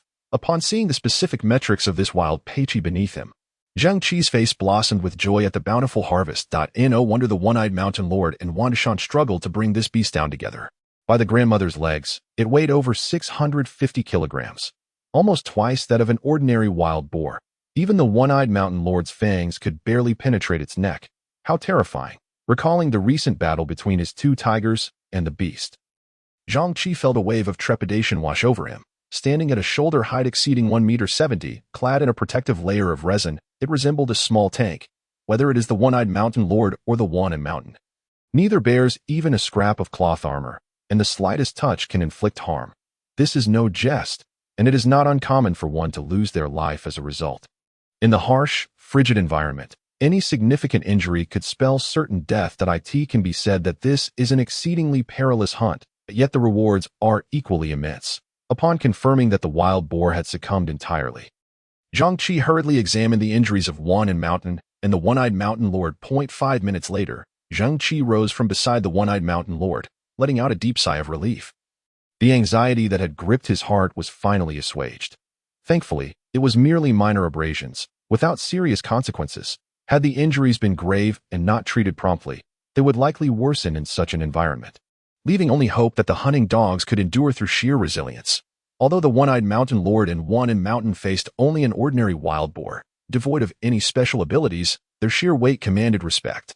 In the wilderness, no fierce beast would dare to provoke such a formidable creature, not even a tiger. Ultimately, the one-eyed mountain lord and Wanan Mountain are merely ordinary tigers, albeit larger in stature. While they rested, Zhang Qi was not idle. Armed with a short spear, he began to poke and prod at the wild boar king's head, heart, and body, reaching within to feel around. Several minutes passed with no success. Zhang Qi withdrew his bloodied hands, shaking his head in disappointment. There were no crystals to be found, confirming that it was indeed an ordinary wild boar, as the system had indicated. Aside from meat, there was nothing else of utility, leading to the conclusion that exchanging for a treasure chest was the only option. He had no immediate need for food, especially considering that unseasoned wild boar would be difficult to swallow. Moreover, a good quality treasure chest would undoubtedly be the optimal choice. Ding! Detection of oil hand completing the finishing move. Would you like to exchange the prey for a treasure chest? Confirmed. No sooner had he spoken than a silver chest materialized in his hand. It was comparable in size and weight to an iron treasure chest. After casually checking the system, he took another look at the weather. However, upon seeing the temperature reading, Zhang Qi's gaze sharpened. -38 degrees Celsius. He felt absolutely nothing. The cold-resisting properties of the fried chicken leg fruit were indeed extraordinary. Yet this temperature suggested that the nighttime chill here could plunge even further. Glancing at the time, it was 8:20. Only 3 hours remained until the foreseen blizzard. Zhang Qi surveyed his surroundings, barren and desolate, the starlight dim, visibility poor. Despite having traversed over 100 kilometers, he had yet to leave the snowy expanse. Continuing the hunt was unfeasible. Visibility at night would severely diminish, rendering distant prey invisible. It was time to find a shelter to shield against the impending storm. Zhang Qi turned and walked towards the sled, casually tossing the treasure chest inside, and called out to the two tigers, who had already regained their strength. One-eyed mountain lord, Wanan Mountain, let us set off again. Inside the sled, apart from the shiny silver box he had just placed, lay 7 unopened black iron chests. Throughout the afternoon, Zhang Qi had not dared to drink a drop of water. Consumed with hunting, he had fed the one-eyed mountain lord and Wanan Mountain over 20 energy gels, ensuring they could achieve such a bountiful harvest. They had successfully taken down 10 wild boars that day, 2 weighing around 100 kilograms each, for at 200 kilograms, and 1 weighing 600 kilograms. Alongside 6 otters caught by Wanan Mountain during the search, there was no need to hunt any further. With Wanan Mountain and the one-eyed mountain lord that could sprint at full speed, both tigers were now harnessed. And at Zhang Qi's command, they surged forward. The harness tightened instantly, propelling the sled forward at 60 miles per hour. consuming only 2 energy bars over 100 kilometers after a little over 10 minutes. The sled came to a halt within a small circular grove of trees. Zhang Qi jumped off the sled, surveying the area to confirm that the grove, with its scant few trees, had no other inhabitants. Satisfied, he nodded. This would do. They would spend the night here, hoping it could withstand the ravages of the so-called blizzard. With no structures present, this was Zhang Qi's best option, though the number of trees was limited. They were lush and robust, spaced less than 2 meters apart, effectively shielding against wind and snow. The blizzard might be accompanied by frigid gusts and cold currents, and every detail required meticulous consideration. After confirming this would be their temporary camp for the night, Zhang Qi retrieved a shovel from the sled and set to work. This was the treasure chest exchanged for the largest otter, weighing a hefty 35 kilograms, and he wasn't sure if it was a loss or a gain. Thus, Zhang Qi decisively halted his efforts to avoid further extraction, choosing instead to accumulate all his treasure chests. With renewed enthusiasm, he continued shoveling. He planned to dig a pit to park the sled, then cover it with snow. This approach would provide insulation and significantly enhance concealment. Zhang Qi did not forget the system's mention of strange entities, and he was also wary of potential ambushes by other survivors. Noticing Zhang Qi digging in the snow, Wan'an Mountain hopped over to his side, offering assistance. Its front and hind paws worked in unison, moving with a speed that surpassed Zhang Qi's efforts with the shovel. Observing this scene, the one-eyed mountain lord approached with a touch of resignation and joined the snow-digging endeavor, watching the 2 tigers diligently assisting him. Without a hint of fatigue, Zhang Qi felt a lump in his throat. He sniffled. Damn, it's so cold that my nose is about to freeze off. Thus, the trio, 1 human and 2 tigers, worked fervently until 9:30 in the evening. The initial plan not only reached fruition but also resulted in a circular defensive barrier formed between the trees. Although lacking long-range weapons, their concealment vastly improved, and their resistance to wind and cold increased exponentially. Standing atop a snow mound, Zhang Qi gazed into the distance, a sense of accomplishment swelling within him. Turning back to look at Wan'an Mountain and the one-eyed mountain lord, he raised his hand and declared, "Once I open the treasure chest, it will be time for dinner. Let us rest well tonight and prepare for tomorrow's battle." Chapter 10. Opening the chest upon returning to the sled. Hidden beneath the snow, Zhang Qi wasted no time resting and immediately prepared to open the treasure chest. As per tradition, he first sought to enhance his luck with a few buffs. Zhang Qi clasped his hands together, fervently wishing skyward, "Bring me something delicious, nothing else, just something delectable." The one-eyed mountain lord in Wan'an Mountain had a taste that clearly leaned towards human cuisine, and after a day of toil beside him, Zhang Qi felt it would be unacceptable not to enjoy a splendid dinner before resting. He had sampled the beast energy gel, which was much akin to the human version, sweet, yet devoid of any feeling of satiety. It was utterly unpalatable. It bore no resemblance to the energy gels commonly found before his transmigration. The taste could only be described as marginally better than excrement, but not by much, presenting a peculiar, sticky texture that was off-putting. Zhang Qi had no desire to try it a second time. If he failed to draw any food items, Wan'an Mountain and the one-eyed mountain lord would either have to settle for raw rabbit meat or energy gel for dinner. Once his wishes were made, Zhang Qi apprehensively reached out to open the black chest in his arms. This ordinary-level treasure chest, exchanged for over 200 kilograms of wild boar, yielded, ding, successful consumption of an ordinary-level treasure chest with a coefficient of 224. Now extracting resources. Ding. Obtained 10 kilograms of Orleans grilled meat 4, 10 kilograms of Brazilian barbecue meat 4, whole crispy fried chicken 4 - pet-friendly. No adverse effects on health. A flash of white light enveloped the sled, causing it to become significantly heavier. Upon inspection, Zhang Qi found the grilled meat glistening with oil, piled high like a small mountain, steam rising as the red sauce coated each piece, rendering them even more enticing. The scent of food filled the sled's tent, overwhelming his senses with the rich aroma of meat. This spectacle was something Zhang Qi had rarely witnessed before his transmigration. With a gentle press, the grilled meat separated from the bone, juices flowing forth. In the presence of such delectable grilled meat, even the fried chicken seemed to pale in comparison. Moreover, in consideration of cleanliness, the food was placed atop 2 massive iron trays.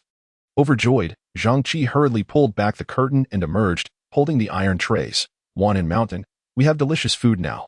Wan'an Mountain, who had been lying beside the sled, perked up its nose at the sound, and upon seeing the meat in Zhang Qi's hands, could no longer contain its drool. Zhang Qi bent down and presented the meat tray to Wan'an Mountain. gently patting its head as he said, "Go ahead and eat. This time, you'll finally be full." Unlike the fried chicken leg fruit, which only offered a temporary sense of fullness, the energy gel was merely akin to candy for the tigers, high in calories yet devoid of satiety. The grilled meat was different. Not only was it flavorful, but it also provided lasting sustenance. Seeing Wan and Mountain devour the meat heartily, Zhang Qi turned back to the sled and retrieved another tray of grilled meat. He laboriously climbed the snow-formed trench and set the tray before the one-eyed mountain lord, saying, "Let us eat first. We can continue the watch afterward. We aren't short on time." The one-eyed mountain lord withdrew his gaze. Casting a glance over Zhang Qi and the tray beneath him, he uttered not a sound, merely bowing his head in silence to commence his meal. Seizing this moment, Zhang Qi accessed its profile.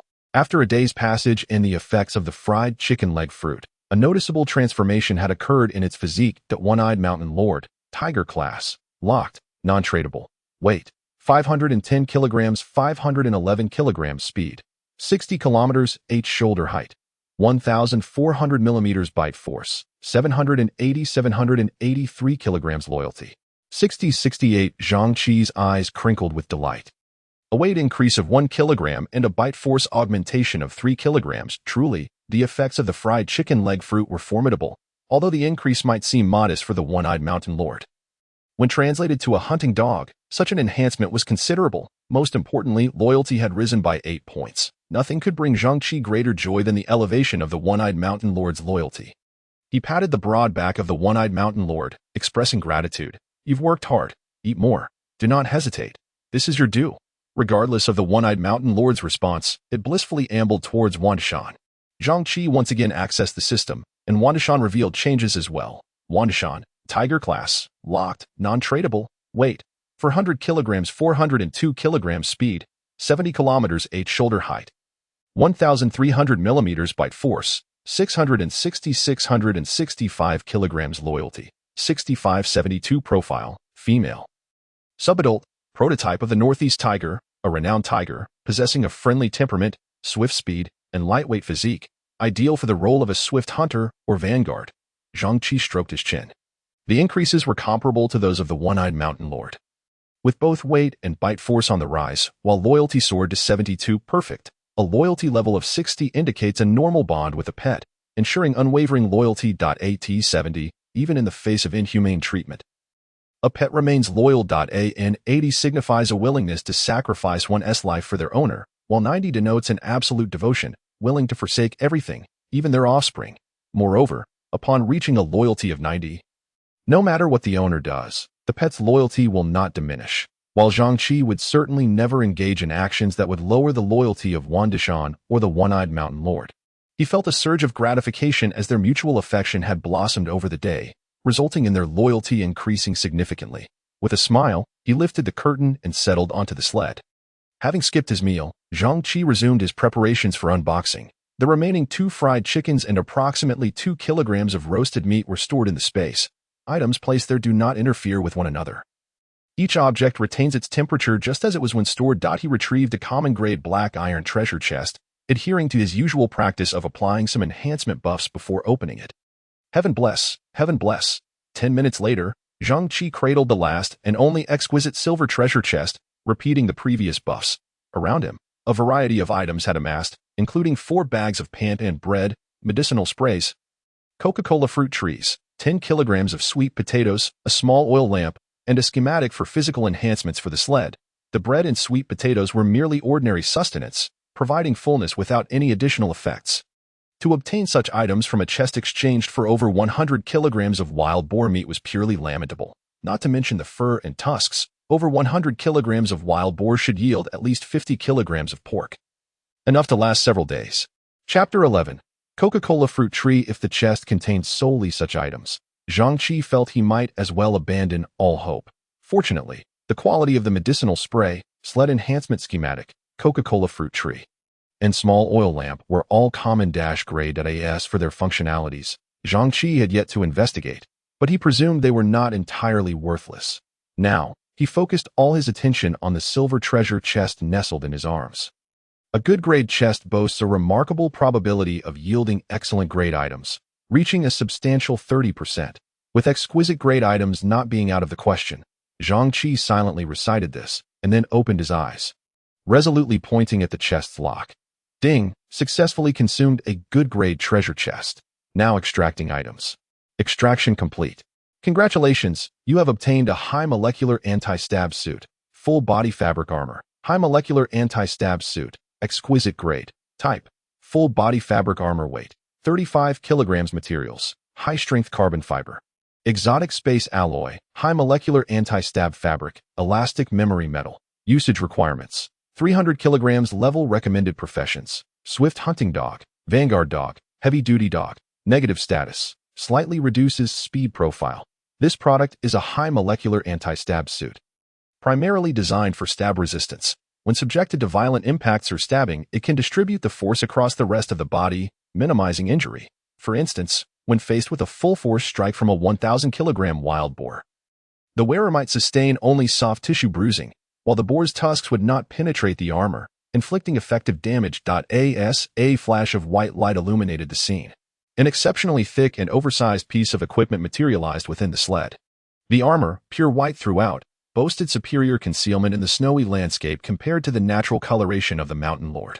While labeled as fabric armor, it was evident upon handling that it was adorned with a plethora of metal armor for protection at the neck and waist. The thickness reached at least 3 centimeters, crafted from the costly space alloy, with mechanical properties exceeding ordinary steel by over tenfold. Beyond its practicality, the armor exuded an impressive aesthetic. Zhang Qi had grown somewhat desensitized to the items drawn from the chests. But upon witnessing this tangible piece, he couldn't help but be captivated, an exquisite grade item capable of withstanding the impact of a ton of wild boar. What an extraordinary piece of equipment. Moreover, considering its size. Not only could Wan Dishan don it, but the one-eyed Mountain Lord could wear it as well. The weakness of their team had finally been addressed at this moment. Zhang Qi admired it, as one would a flawless work of art. Bending down to touch it, savoring every inch of what might very well be the world's first exquisite grade armor. While other survivors were still battling mice and hares, he had already surged ahead. Acquiring gear for his hunting dogs. This confirmed his belief. His ancestors were indeed smiling down upon him. Zhang Qi murmured. Outside, the biting cold wind howled, yet he remained oblivious. His heart ablaze with excitement, he personally adorned the one-eyed Mountain Lord with the fabric armor. Stepping back a few paces, he beheld the masterpiece before him. Perfect, simply perfect. The armor fit the one-eyed Mountain Lord flawlessly. After donning it, not only was movement unhindered, but all vital areas were shielded, even the abdomen. A region less prone to attack, received effective protection. It could be said that this anti-stab suit was crafted specifically for the one-eyed Mountain Lord.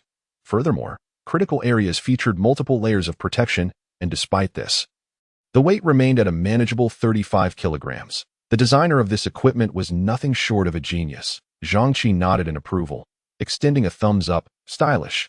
This looks far more impressive than I do. The left eye of the one-eyed Mountain Lord was of a different hue, shimmering a profound, icy blue under the sunlight, which was precisely why it was dubbed the One-Eyed Mountain Lord. It was already striking in appearance, and with the addition of the fabric armor, it became even more magnificent. Wan Dishan approached, looking somewhat forlorn, observing the one-eyed Mountain Lord, then glancing at itself. A flicker of envy stirred within. However, it was merely envy. As a partner in the hunting team, it understood that this armor was most suitable for the primary attacker, the one-eyed Mountain Lord, during the hunt for the Wild Boar King. The one-eyed Mountain Lord had exerted the most effort. With this armor enhancing the one-eyed Mountain Lord, concerns were alleviated, and it would undoubtedly become more ferocious during hunts. Wan Dishan remained silent. Yet Zhang Qi noted its inner discontent. Crouching down, he embraced Wan Dishan's large head, gazing into its eyes, and offered reassurance. Do not worry. The next piece of equipment will undoubtedly be yours, and then you too shall shine like the Mountain Lord. Wan Dishan could comprehend human language. It lowered its head and nudged Zhang Qi's leg, signaling its anticipation for that day to come. Zhang Qi grinned, burying his head in Wan Dishan's fur. The creature emitted no unpleasant odors, instead exuding a refreshing scent reminiscent of greenery and fruit, delightful and invigorating. The one-eyed Mountain Lord maintained a facade of composure, yet it cherished the armor deeply. Internally, it yearned to roar, proclaiming its sovereignty to all beings within a radius of several dozen kilometers. However, it restrained itself. As a hunting dog, such behavior could attract more formidable foes. The one-eyed Mountain Lord resolved to repay Zhang Qi's trust through action, silently turning its head to continue the night watch.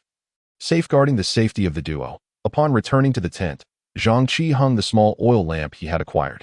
Flanking it was the initial small oil lamp gifted to him, one on the left and the other on the right. Zhang Qi chuckled.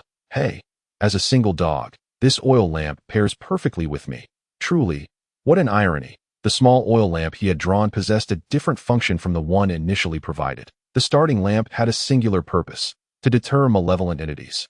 As for what constituted malevolent entities and how it exerted its deterrent effect, Zhang Qi was somewhat unclear.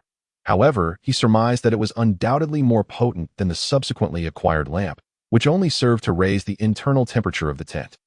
Extremely useful, yet the effectiveness is not particularly strong. It can only be deemed practical. Logically speaking, it should not reach an ordinary level. However, Zhang Qi's opinion is inconsequential, and the 30% probability of not drawing anything undesirable is already quite commendable. After hanging the small oil lamp in the tent, the internal temperature gradually began to rise. Now, the outdoor temperature has plummeted to minus 40 degrees, while the temperature inside the snow-covered tent hovers around 2 degrees. It still feels rather cold, especially considering it is the warmth generated from prolonged occupancy. The small oil lamp, however, can evenly raise the air inside the tent to 25 degrees, making it feel somewhat warm despite wearing multiple layers of clothing.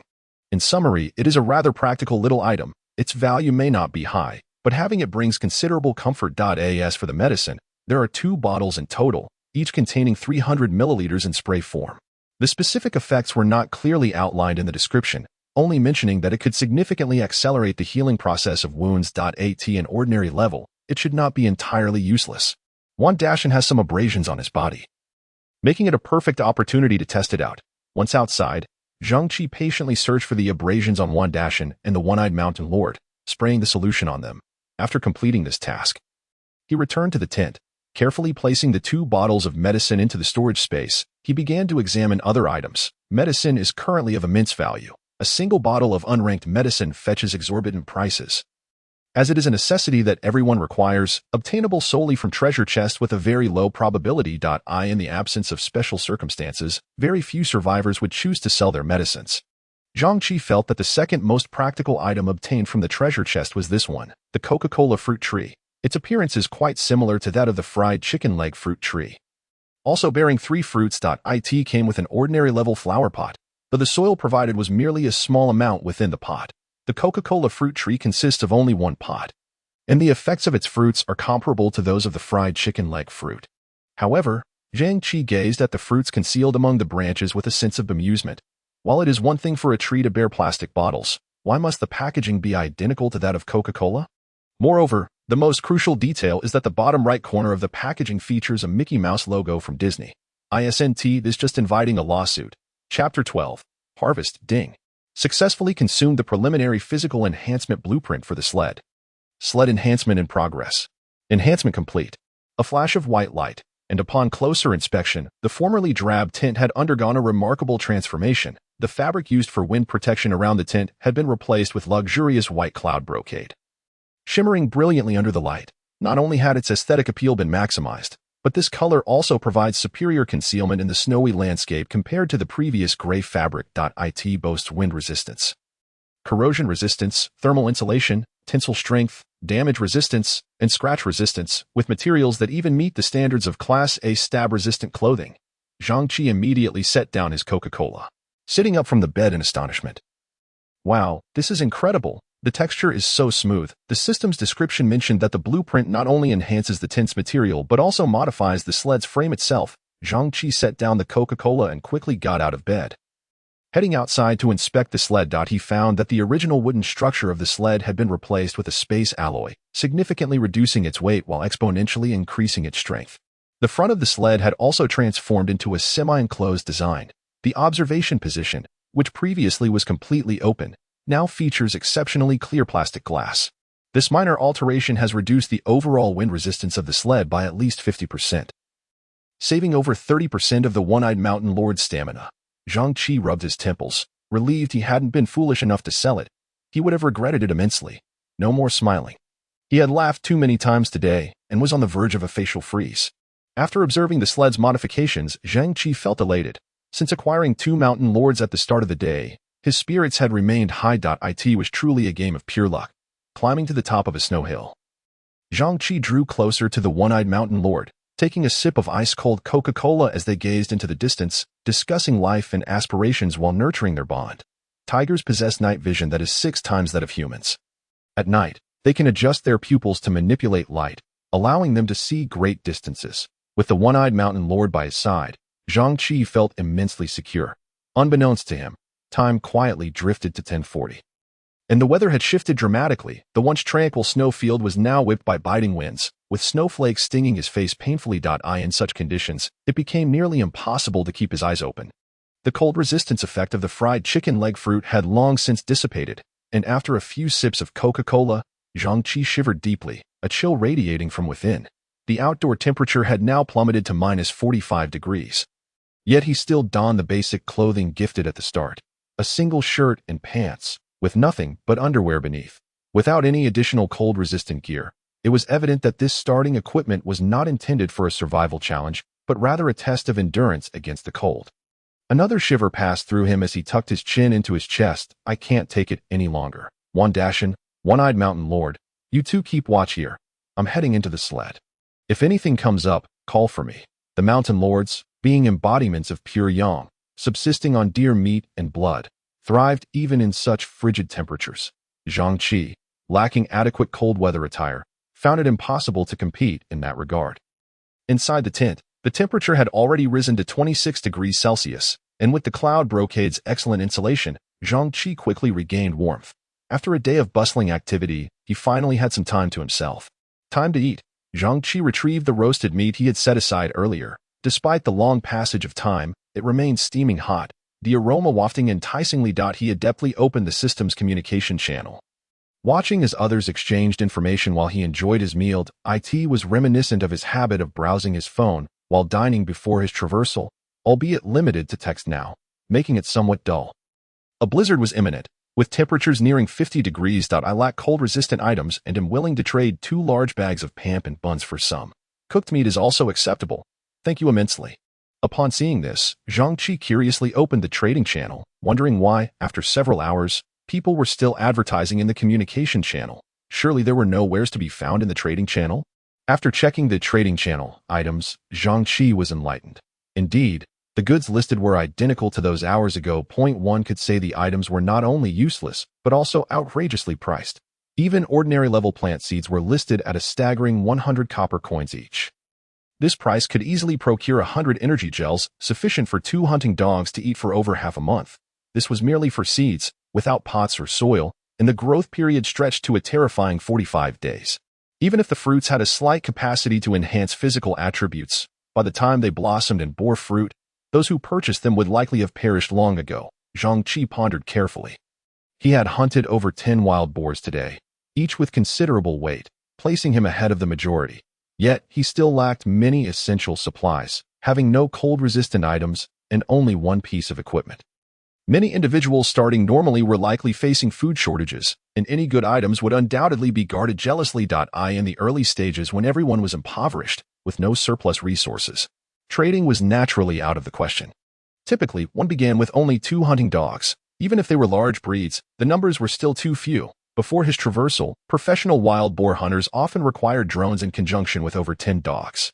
With only 2 dogs now, the success rate of hunting had significantly decreased, relying heavily on the survivor's own combat prowess. Today, Wan Dashan had taken down a smaller wild Peichi, and Zhang Qi had lent a hand.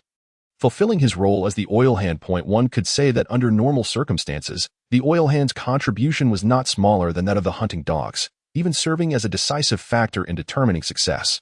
Stamina, strength, and focus were paramount, while evasion had to be maximized, consuming considerable energy. This led Zhang Qi to question how one could increase the number of hunting dogs. Was it through taming wild animal cubs, drawing them from treasure chests, or breeding among them? Among these hypotheses, Zhang Qi leaned towards the belief that they were drawn from treasure chests, as the other 2 options evidently demanded much more time. If those were the only 2 avenues, humanity would be better off perishing than attempting to survive. Of course, there also existed the possibility of killing other survivors to seize their hunting dogs. Opening the world channel. The population had decreased from 8,450,000,000 to 37 million, with another 8 million having vanished, whether due to weather factors, wild beasts, or perhaps the predation among humans. The numbers had dwindled further. Chapter 13. the malevolent entity. As the clock struck 12, the howling winds outside the tent became distinctly audible, their mournful wails unsettling Zhang Qi's spirit. Having organized his supplies, he tucked in the corners of his bedding, preparing to sleep, seemingly unfazed by the tempest outside. A day of relentless activity had left him utterly drained, devoid of any energy, his eyelids heavy with fatigue. Despite his complaints about the ease of his situation with Wan Dashan and the One-Eyed Mountain Lord, he was indeed enjoying a fortunate streak. However, in truth, his level of physical activity was not low.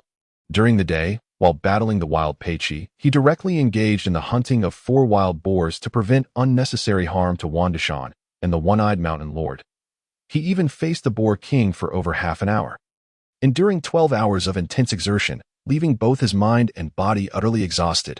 Outside, the One-Eyed Mountain Lord was on patrol, and Wan Dashan was also on standby. At the first sign of trouble, they would undoubtedly alert Zhang Qi. The circular fortress made of snow had a path left open for easy access. Whether to flee or to fight, everything was well prepared. With no lingering worries, all was arranged perfectly. Inside the warm tent, Zhang Qi's breathing gradually became steady. Yet this night was far from tranquil. In the dead of night, a series of eerie footsteps drew closer, crunching on the snow. The steps were incredibly light, yet distinctly clear.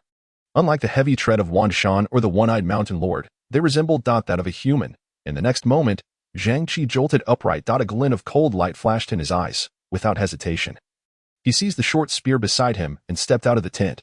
Snow fell in torrents, severely obscuring his vision. A figure, Wan Dashan and the One-Eyed Mountain Lord were now confronting it. Both their spirits and muscles were taut, appearing as if they dared not move an inch. In his line of sight, a shadowy figure stood atop a snow hill, indistinguishable in form, with disheveled hair cascading over its shoulders and a gaunt frame.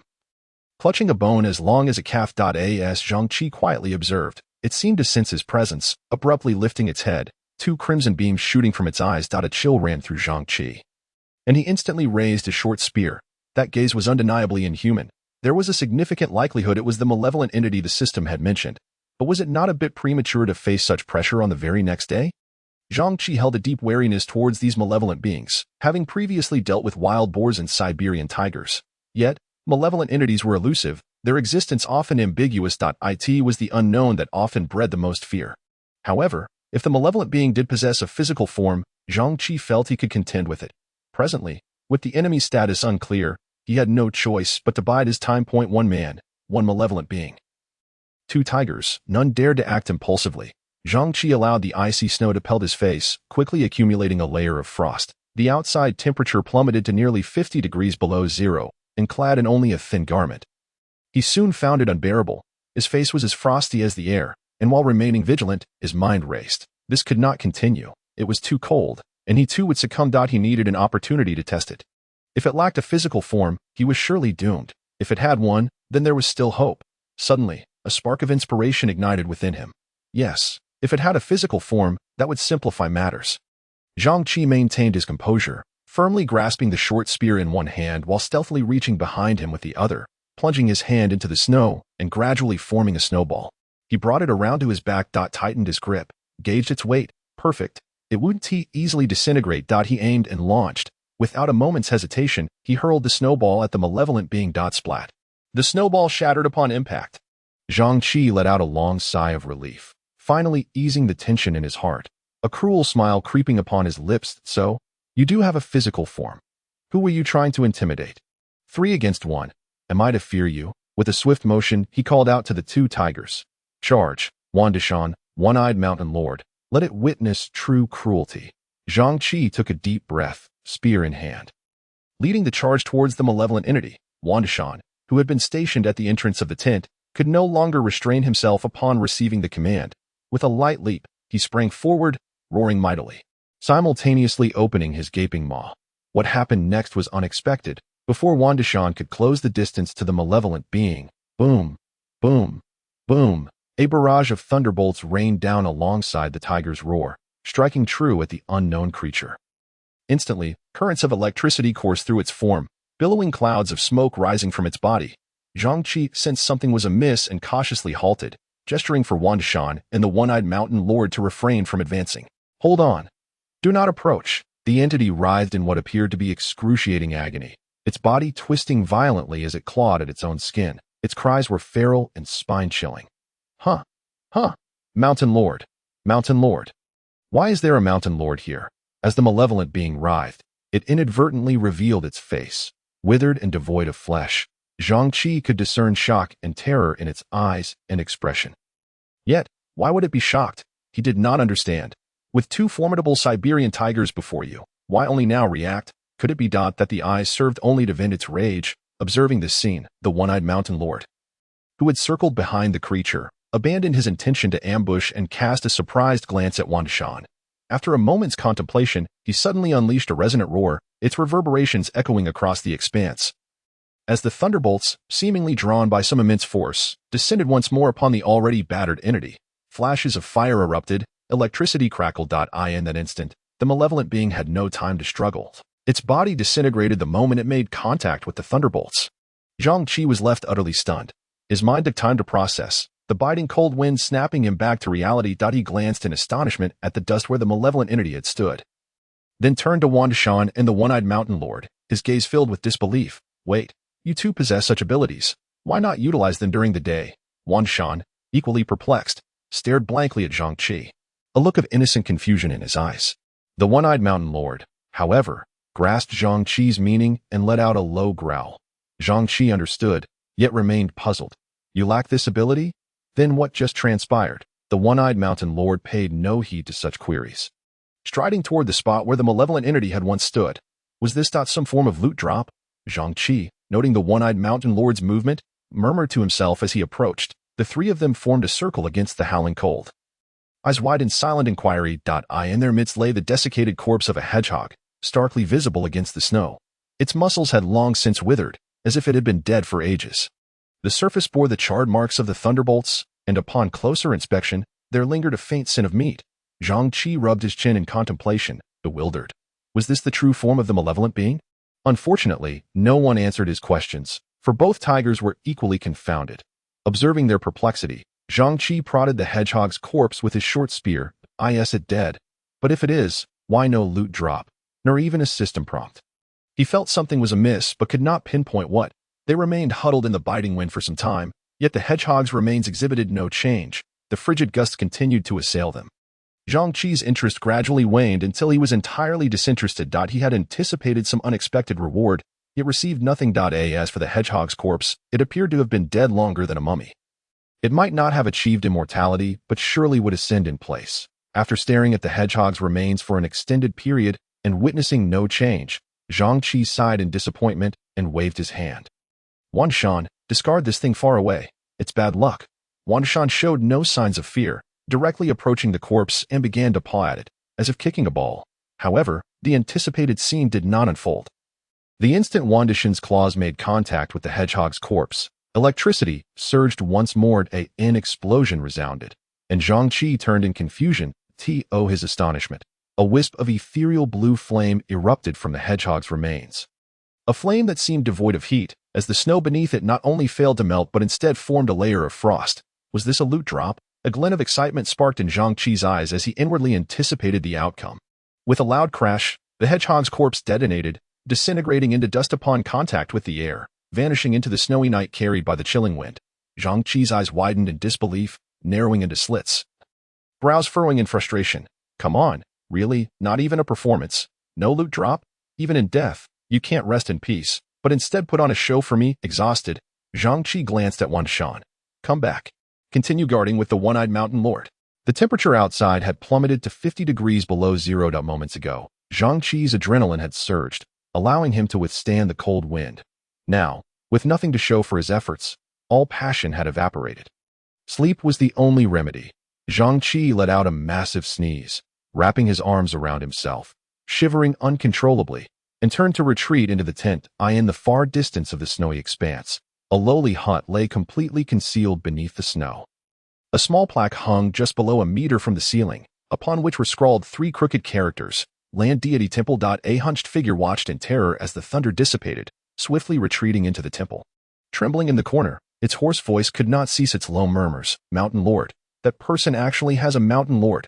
A pure young body, truly terrifying. It has brought me to the brink. It has brought me to the brink. It has brought me to the brink. Truly terrifying, Truly terrifying. The voice grows fainter, the body curls into a ball, seemingly in fear of attracting the attention of the one-eyed mountain lord. Chapter 14. Struggling to move forward. What are you afraid of? Suddenly, a series of heavy footsteps echoed outside the earth deity's temple. Hearing this voice that seemed to speak directly to itself, the malevolent entity abruptly opened its eyes, a chill coursing through its heart.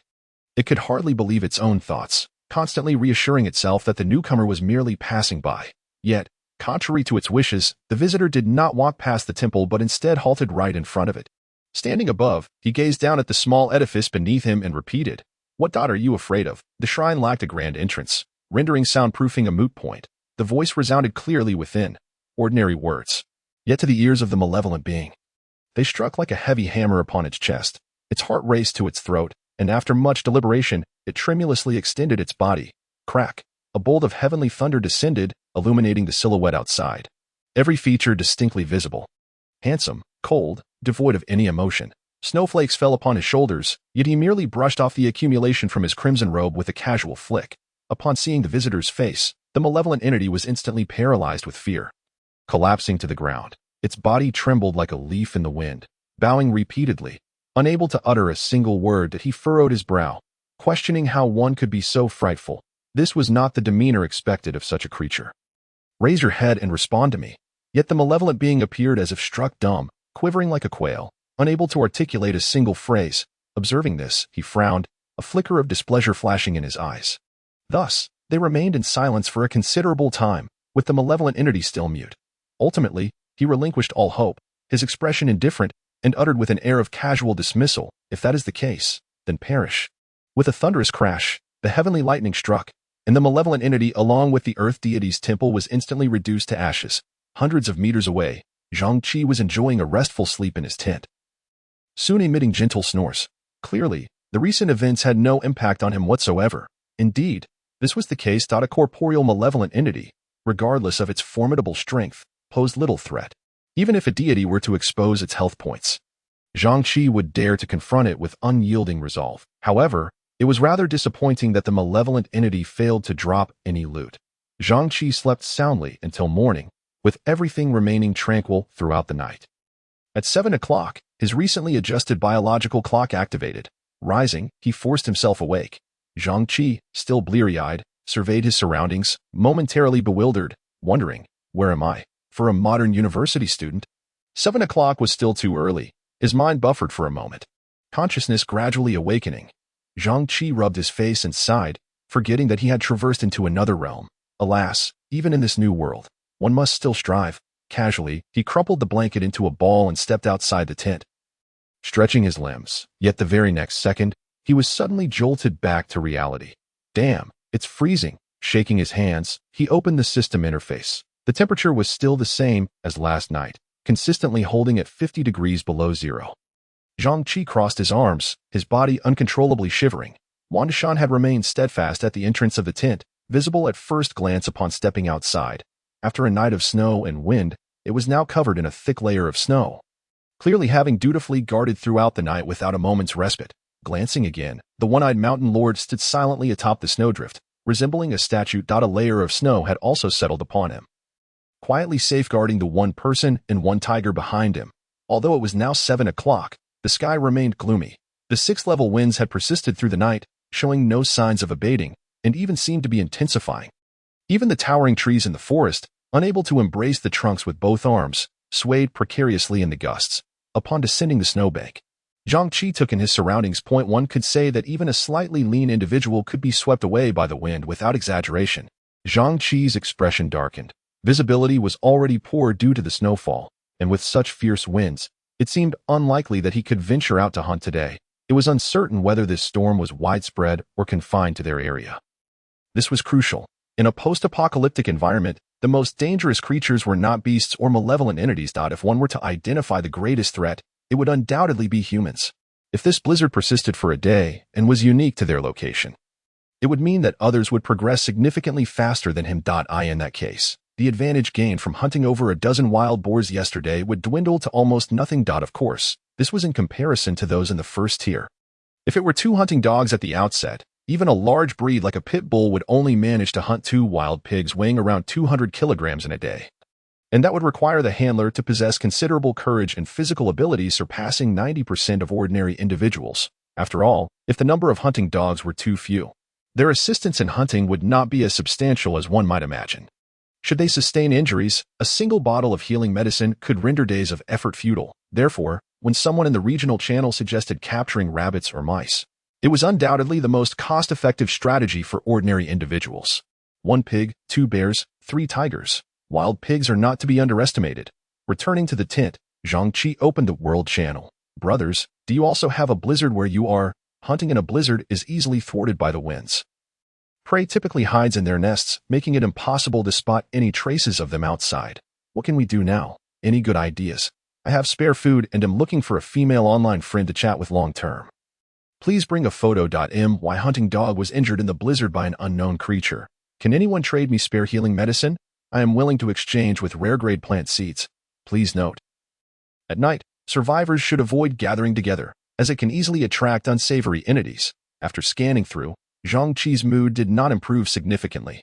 The discussions in the World Channel, though varied, all revolved around a singular theme: the blizzard. This clearly indicated that the blizzard was a global phenomenon. Zhang Qi's previous intention to find a snow-free zone to secretly develop and astonish everyone had evidently fallen through.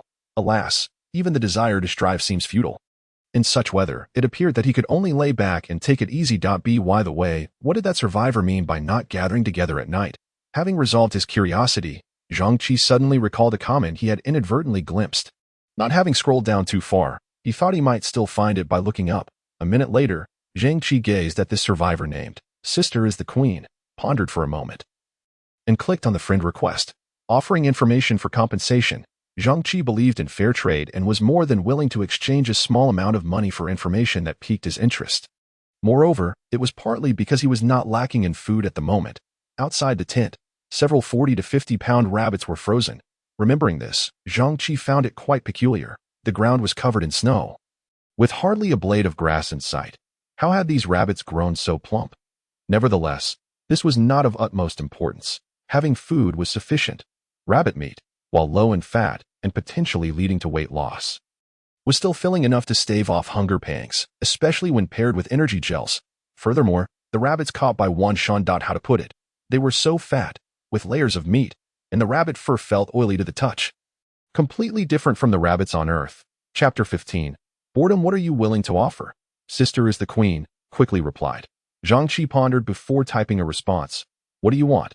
His reply seemed like a non sequitur, but it was actually a strategy to avoid overpricing and losing the chance to negotiate. Sister is the Queen thought for a moment and requested a pampan small bread, but asked for half up front. Quite reasonable. Zhang Qi nodded in agreement with this request. Once the friend request was accepted, he casually retrieved a bag from his storage space, opened the packaging, and broke off half. Then, clicking on the gift option next to his friend, a small platform resembling white jade appeared in the air, inscribed with a blue pattern akin to a magical array. After placing the small bread upon it and clicking gift, a flash of white light ensued.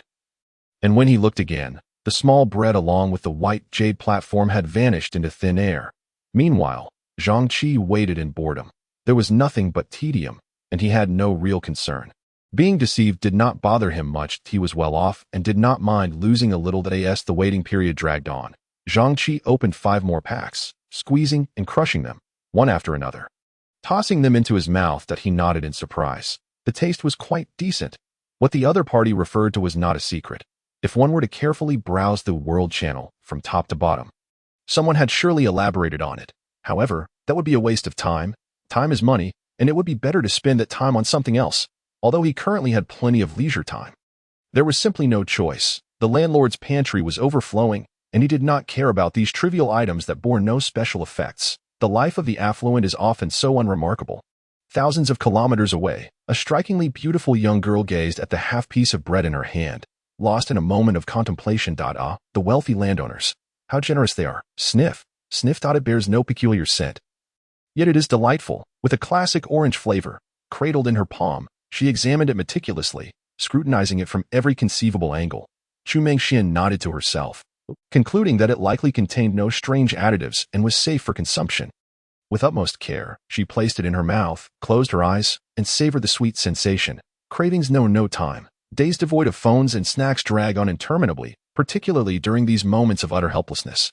From yesterday to today, she had subsisted on merely 2 energy gels. The small piece of bread, once disregarded with barely a glance, now transformed into a delectable delicacy. The corners of Chu Mingxuan's eyes grew moist as an unexpected wave of happiness washed over her.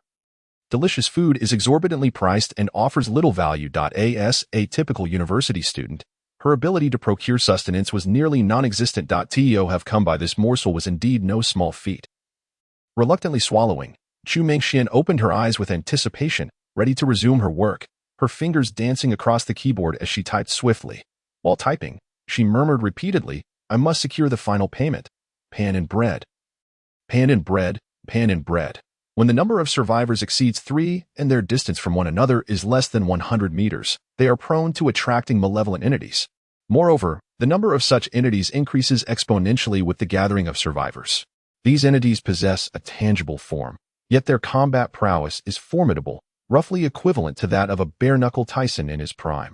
Even with a spear, they are difficult to contend with. In the wilderness, it is advisable to avoid approaching unknown small dwellings, as malevolent entities are highly likely to be lurking within. These entities roam at night, assessing the strength of survivor teams before deciding whether to launch an ambush. I hope the esteemed one receives this message and honors our agreement by sending me that half piece of bread. I would be immensely grateful. Is that all? Scrolling down, he discovered that the other party had finished their message. Leaving Zhang Qi with a sense of unfulfilled curiosity, casually transmitting the other half of the bread, he fell into a momentary reverie. The information conveyed by the other party far outweighed his own mention of a trade, indicating a level of sincerity on their part. As for the authenticity of the information, Zhang Qi's instincts suggested it was mostly accurate, while details might vary. The overarching direction appeared sound. A small piece of bread is indeed valuable. Since defeating malevolent entities yields no rewards, understanding how to avoid contact with them becomes paramount. Zhang Qi felt he had gained significant insights and contemplated sending a message to the other party, expressing a desire for future collaboration. After feeding the One-Eyed Mountain Lord and Wanishan their breakfast, Zhang Qi returned to his tent. During the feeding, he had meticulously inspected the wounds inflicted on them during their encounter with the Wild Boar King the previous day. The abrasions had healed completely, leaving no scars, showcasing impressive results. As for the more substantial wounds, with the healing properties of the medicinal spray, they too should recover significantly.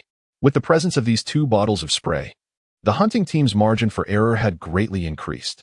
Zhang Qi no longer had to worry about Wandishan and the One-Eyed Mountain Lord getting injured during hunts, which could lead to more severe consequences. The cold outside was biting. Although he wished to foster intimacy with them, the harshness of the environment made it impossible. After a brief exposure, he found himself shivering uncontrollably. As for the breakfast for Wandishan and the One-Eyed Mountain Lord, it couldn't match the previous night's abundance. Given the current harsh conditions, a single tiger could only be allotted 2 rabbits, 1 fried chicken, and 10 energy bars. If he didn't start working soon, Zhang Qi feared he wouldn't last long himself. However, with his current resources, saving a little would suffice for 10 days or so. With hunting off the table, Zhang Qi had no time to spare. He had already skinned the pelts of the 4 rabbits before feeding them. Now, he needed to meticulously remove the fat and other impurities. Lacking needle and thread, crafting a proper garment was out of the question.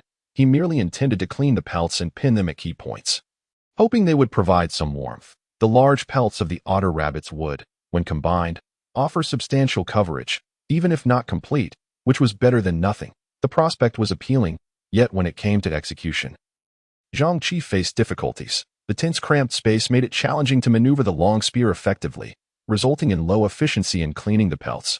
Fortunately, time was on his side, allowing him to disregard efficiency for the moment.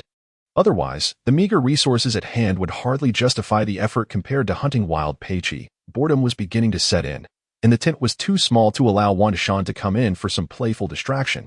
Zhang Qi could only glance at the world channel while attending to his sewing. Thankfully, the temperature within the tent was quite warm, sparing him from the cold. As time slipped by unnoticed, it reached 9 in the evening. While gazing vacantly, he finished his meal, wearing an expression of utter despondency. After taking another bite of roasted meat, he could no longer contain himself.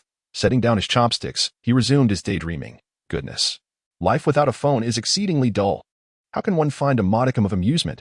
At that moment, an intriguing message on the system's world channel caught Zhang Qi's attention. Brother, feeling lonely? Come find your little sister for some fun. the kind where you take care of the little sister. Oh, Zhang Qi instantly understood. A knowing smile gracing his face. Alas, a brilliant idea has struck me. Chapter 16. Exchange. Next batch. The sky remained overcast, and the day had been consistently dreary. Even at night, visibility was nil. When would this blizzard cease? Would it affect tomorrow's hunt? Zhang Qi shook his head, sighing. He then patted the fluffy heads of Wanda Shan and the One-Eyed Mountain Lord, urging them to keep a vigilant watch. Eagerly, he retreated into his warm little nook. Although he had layered otter rabbit pelts beneath his clothing, and temperatures plummeting to -50 degrees, their warming effect was negligible. Of course, if one lacked insulating items in the wilderness, constructing a shelter from snow could be a viable alternative. Snow serves as an excellent insulator. If piled around a sled, it could effectively block cold winds and extreme external temperatures. At the very least, it would help maintain core body temperature during rest. Without the ubiquitous snow, many would succumb to the extreme cold. Even if they thought to huddle with hunting dogs for warmth, the likelihood of survival would still be slim. Upon returning to the tent, Zhang Qi eagerly opened his friend requests, only to be startled by the sheer volume. Goodness, over 500 requests. An hourly wage of 1 pan and bread had attracted such a multitude. Moreover, these applicants weren't merely addressing him as brother, but had also thoughtfully included selfies. These young women were not drawn by his looks. Rather, their intentions were quite straightforward. They sought pan and bread.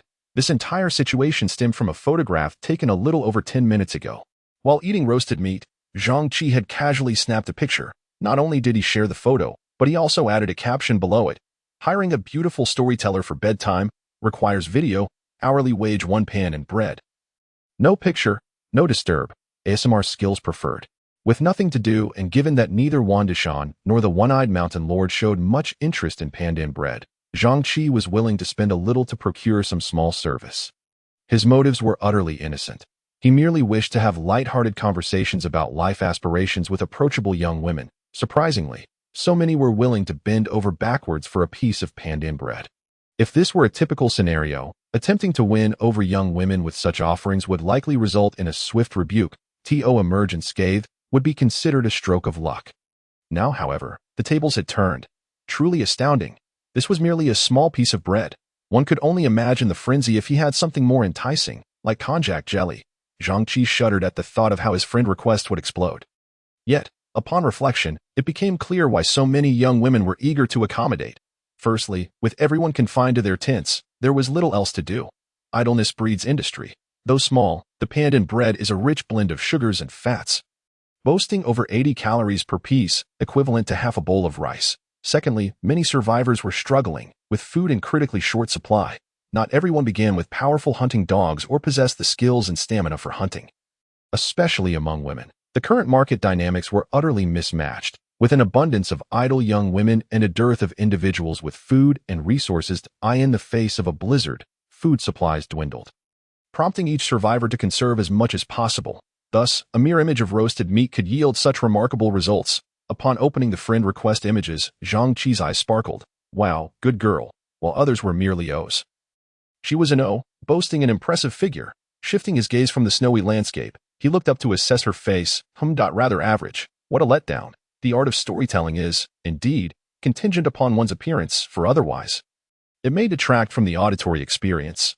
Zhang Qi waved his hand dismissively. Pass. Next. This one. Appears remarkably familiar. Is she not reminiscent of some internet sensation? I recall she boasts over 2 million followers. It must be said. Her natural beauty is quite striking. Zhang Qi cast a sidelong glance, taken aback by the allure of the little bread, which surprisingly managed to captivate a prominent internet celebrity. Staring at the photograph sent by the other party, he hesitated, feeling a surge of attraction. What to do? Yet, there was a nagging feeling that her storytelling might lack professionalism. In a state of indecision. Oh well, let us add her as a friend and keep things tentative.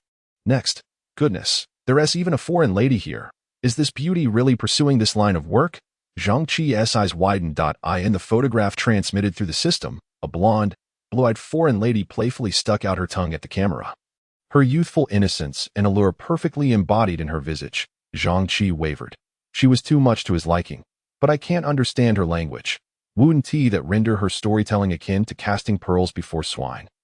Gritting his teeth. Next. 5 minutes later, having perused all the ladies' photographs, Zhang Qi found himself paralyzed by choice, unable to select a single one. The sheer number of beautiful ladies was overwhelming. He desired this one, yet was reluctant to part with that one. It wasn't that he lacked little bread.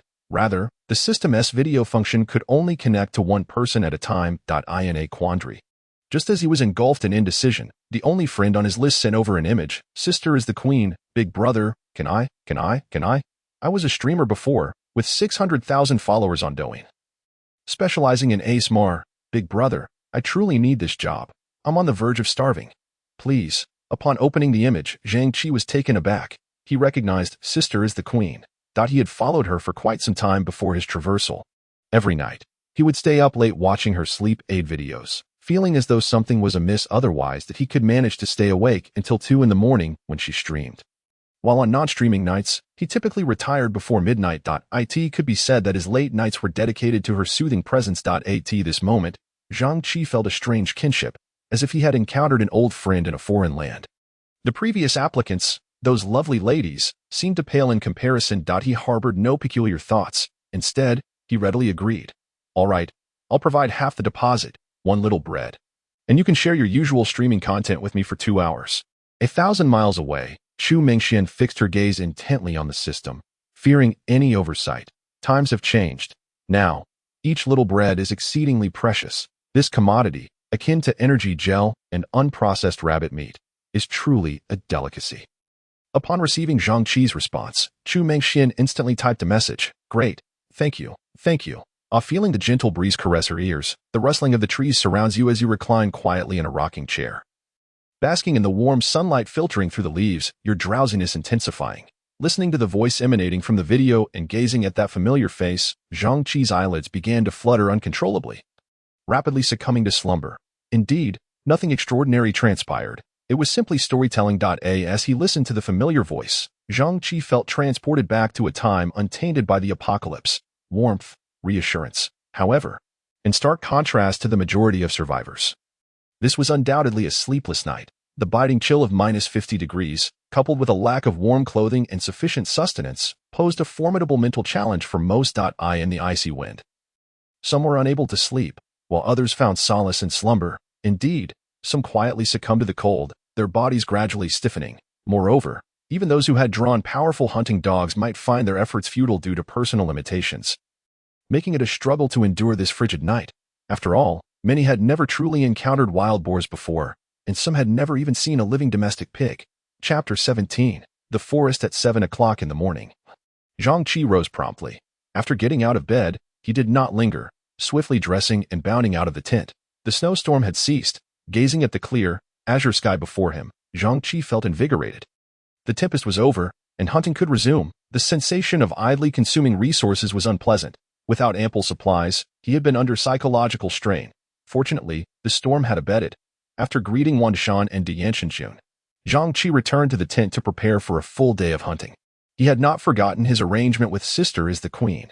In fact, due to the cessation of the storm, his spirits soared, prompting him to give her an additional little bread. As for her torrent of gratitude, Zhang Qi couldn't be bothered to read. Brother this, brother that.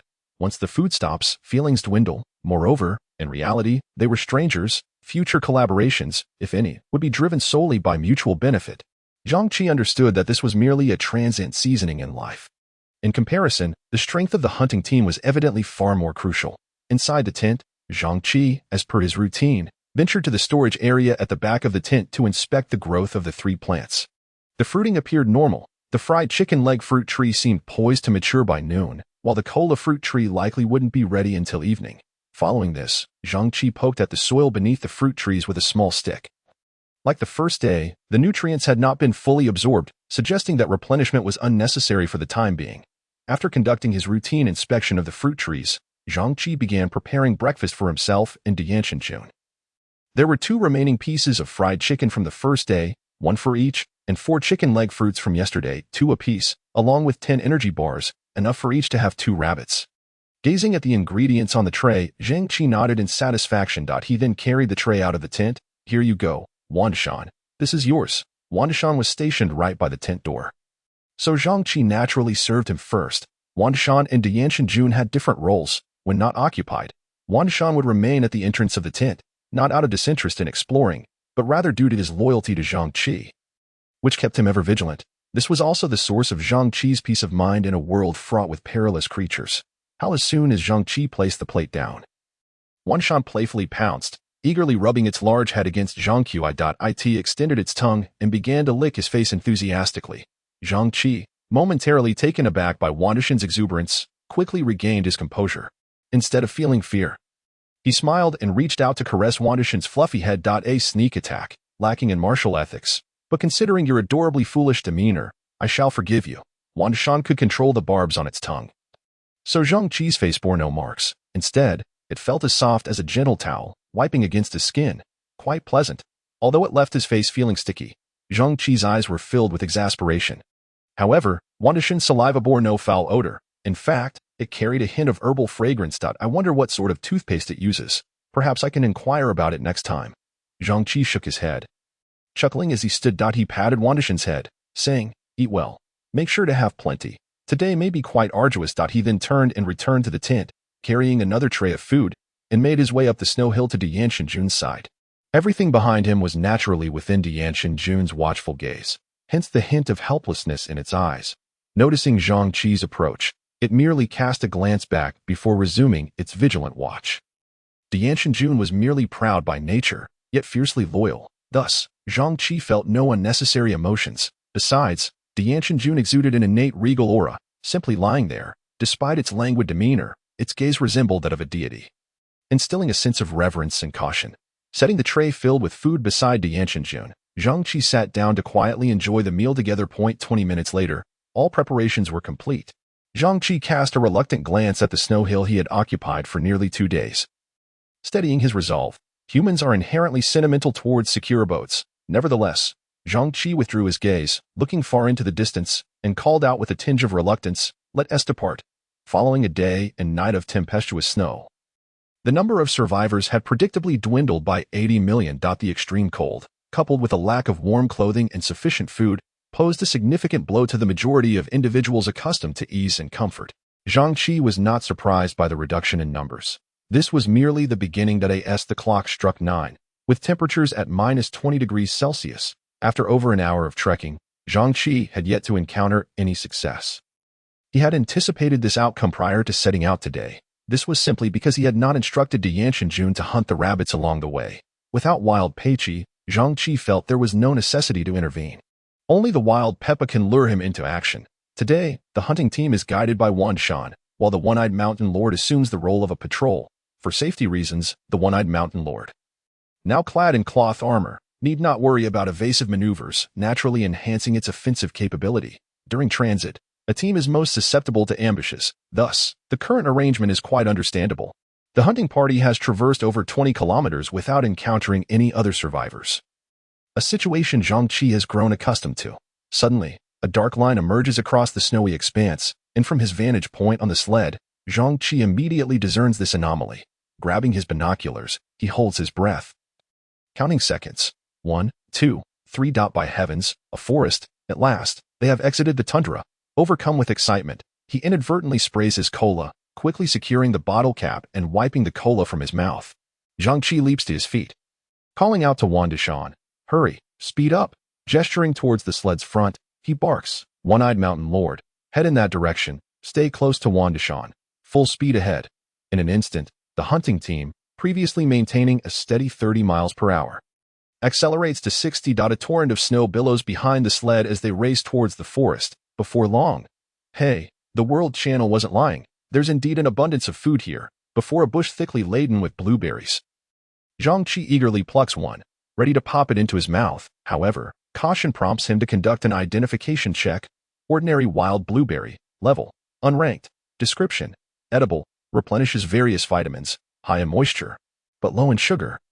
An exorbitant quantity is required to satisfy bodily demands, and excessive consumption may lead to diarrhea. Upon reading this, Zhang Qi halts, pondering the implications. Diarrhea? Forget it. I'd rather drink some cola. He promptly opens the plastic bottle and takes a hearty swig.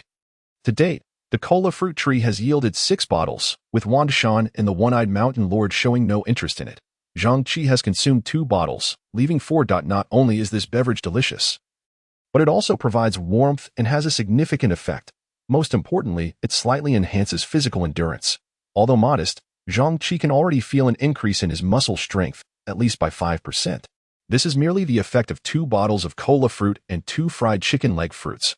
Over time, transforming into a Super Saiyan might not be impossible. A low growl from the one-eyed mountain lord jolts Zhang Qi back to reality. Following its gaze, he focuses on a hillside a few meters away, where 2 adults and 2 young wild Peppas stare blankly at him, their round little eyes blinking in disbelief. Mountain Lord, there are indeed 2. For sharp squeals pierce the tranquility of the forest, sending the Peppa family into a panic as they scatter in all directions. Zhang Qi's eyes widen. The abundance of wild Peppas in the forest is indeed no exaggeration. Encountering 4 at once is a windfall. With a swift motion, he commands, Wandishan, one-eyed mountain lord, split up and pursue. You 2 catch the larger ones. I'll handle the smaller ones. Remember, if you chase too far, return quickly. Do not linger. Wandishan and the one-eyed mountain lord hesitate momentarily but spring into action under Zhang Qi's resolute gaze, vanishing into the mountains in pursuit of the wild Peppa parents. The 2 young Peppas weigh less than 30 kilograms. Appearing diminutive, and Zhang Qi doesn't expect to exchange them for much, merely wishing to hone his skills. After some effort, he dispatches one and quickly tracks down another young Peppa, running, aiming. The spear lunges towards the wild Peppa's heart, and blood erupts as it is struck down. Zhang Qi collapses onto the ground, panting heavily. Although Peppas may appear plump, their body fat percentage is significantly lower than that of an average person, making them exceedingly swift and challenging to catch. That he reflects that he shouldn't have done so many push-ups yesterday, as he now feels sore all over. To survive in such an environment, adequate physical training is essential. As a student, Zhang Qi has rarely attended physical education classes throughout his life. If not for the occasional soccer games, his physical fitness would not meet that of a typical adult. Elevating his stamina to sustain high-intensity hunting in a short time is a formidable challenge. Suddenly, distant barking of dogs snaps him back to reality. Other survivors. Zhang Qi's gaze sharpens as he slowly rises from the snow, scanning the direction of the sounds. Are they foes or allies in this environment? Loud barking from hunting dogs likely signifies danger. During normal hunts, dogs do not bark to avoid alarming their prey. Such behavior typically indicates their owner is trying to attract other survivors. In an instant, Zhang Qi grasps the purpose behind this. His concerns are not unfounded. That in the wild, one must be particularly wary not only of beasts but also of other humans. As the barking grows closer, a hunting party swiftly comes into view. For hunting dogs, 2 mixed-breed pit bulls and 2 Dogo Argentinos, each weighing at least 70 to 80 kilograms and towering over a person when standing. How can he possess 4 hunting dogs, and all of them fierce? Zhang Qi's expression shifts. The moment the dogs spot him, they fall silent, as if they have found their target. That a bulky man leaps down from the sled, clad in a rabbit fur coat with at least 3 layers of clothing underneath. Towering at nearly 2 meters and heavily muscled, he resembles a bear from a distance. Upon alighting, the man smiles broadly at Zhang Qi, displaying a degree of courtesy as he clasps his fists in greeting. I am Wang Yilong. May I ask how to address you, friend? In such an environment, names hold little significance. They are merely simple identifiers. Zhang Qi furrows his brow, having no intention of deceiving the man. He quickly scans the swaying trees in the distance before returning his gaze to the man, responding coolly, Zhang Qi, what business do you have, friend? Although Zhang Qi remains wary of other survivors and tends to approach matters from the most malicious angle, he maintains a clear sense of action until he senses hostility from the other party. He will only remain discreetly vigilant without resorting to immediate aggression. Of course, if things spiral out of control, he will not hesitate to act first. Wang Yilong's expression brightens upon hearing Zhang Qi's response. The youth, appearing to be a student, seems inexperienced in society, not fleeing at first sight, indicating a lack of wariness towards other survivors. Most importantly, he hasn't seen any dogs. This is promising. Wang Yilong tilts his head, glancing behind Zhang Qi, and seeing nothing, he relaxes slightly. With a sudden grin exposing 8 teeth, he feigns concern. Friend, where are your hunting dogs? This forest is not like the city. A wild boar could spring from anywhere and claim a life. Brother, don't be secretive. Judging by your accent, we should be fellow townsfolk. Call back your dogs to avoid unnecessary troubles. It wouldn't end well if you were injured by a wild boar. Wang Yilong's smile is disconcerting, his gaze unsettling. It feels less like he is viewing a person and more like he is eyeing meat on a chopping block. Although he smiles, a closer look reveals the icy mockery hidden within his eyes. Zhang Qi's mouth curls into a knowing smile, clearly understanding his implications but choosing to feign ignorance. What, are you looking to make a friend? Wang Yilong pauses at Zhang Qi's words, not thinking much of it. Merely sensing something odd in Zhang Qi's demeanor, too composed. An expression of impatience flits across Wang Yilong's face as he glances behind Zhang Qi again, drawing his spear and allowing his expression to grow increasingly menacing as he threatens. Make a friend. Let me see. Don't be stingy. It wouldn't cost you a piece of meat to show your brother. If you don't call back your hunting dogs, then you aren't treating me as a brother. A knowing smile graces Zhang Qi's lips as he twirls his spear, gazing intently at Wang Yilong. What? Do you want to have a duel? Hearing Zhang Qi's taunt, Wang Yilong chuckles, now that the situation is clear. There is no need for pretense. Since Zhang Qi is hiding something, he likely lacks substantial strength. It's better to resolve this quickly before Zhang Qi's hunting dogs can return to assist him. Wang Yilong made a resolute decision. He was determined to carry out this bold endeavor. Spitting onto the ground, he untied the leash of the hunting dog beside him. Friend, you do not wish to grant me this favor. In that case, lend me something to use. You cannot refuse me this time. With that, he brandished his short spear, a cruel smile flickering across his face as he slowly approached Zhang Qi. His gaze was entirely fixated on Zhang Qi. Completely disregarding the wild boar at his feet, sensing their master's intent to attack, the hunting dogs around Wang Yilong grew agitated, baring their teeth and barking ferociously at Zhang Qi, as if ready to pounce at any moment. Weighing 70 to 80 kilograms, these fierce hounds were heavier than most men and could easily tear a person apart. Moreover, there were not just one but four of them. The situation was abundantly clear. They intended to engage in a covert ambush. Zhang Qi, however, remained unperturbed, and upon realizing the hostility of his adversaries, he felt an inexplicable sense of relief. Gazing at the advancing Wang Yilong, he issued a final warning. I advise you not to come any closer. It will not be as simple as you wish. Wang Yilong, slightly unnerved by Zhang Qi's assertive tone, glanced around, noting the emptiness of the surroundings. What a farce. You cannot frighten me. The last time he hunted other survivors, there had been a fellow who had acted similarly and managed to escape. While he hesitated, fearing retaliation, the memory of that moment haunted him, igniting a desire for revenge. This time, he vowed not to be intimidated again. As he observed Zhang Qi's calm demeanor, his blood surged, his neck reddening, veins bulging, and his temples throbbing. Turning to his hunting dogs, he bellowed, attack, bite him to death. The atmosphere instantly grew tense. Roar, roar, roar. The surrounding forest erupted with the deep, resonant growls of two tigers, shattering the previously taut atmosphere. Northeast tigers. Two of them. And they're enormous. Wang Yilong halted in his tracks, terror-stricken as he scanned the area. Before him stood a massive tiger and a smaller one, both having seemingly appeared out of nowhere. One was extraordinarily large, while the other was even larger still.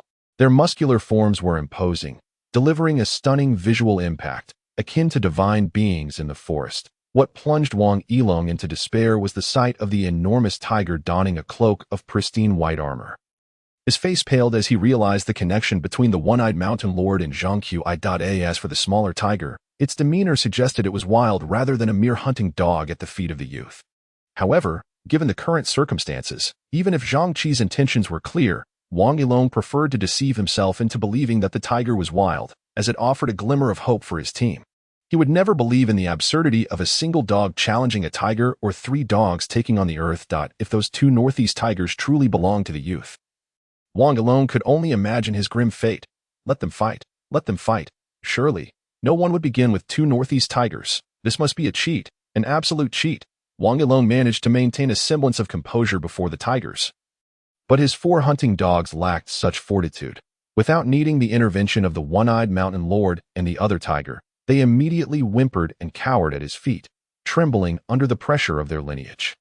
The one-eyed mountain lord and the other tiger stared coldly at Wang Yilong and his four dogs, their gazes chillingly devoid of warmth, exuding an unmistakable aura of danger. Their next action sent a shiver down Wang Yilong's spine.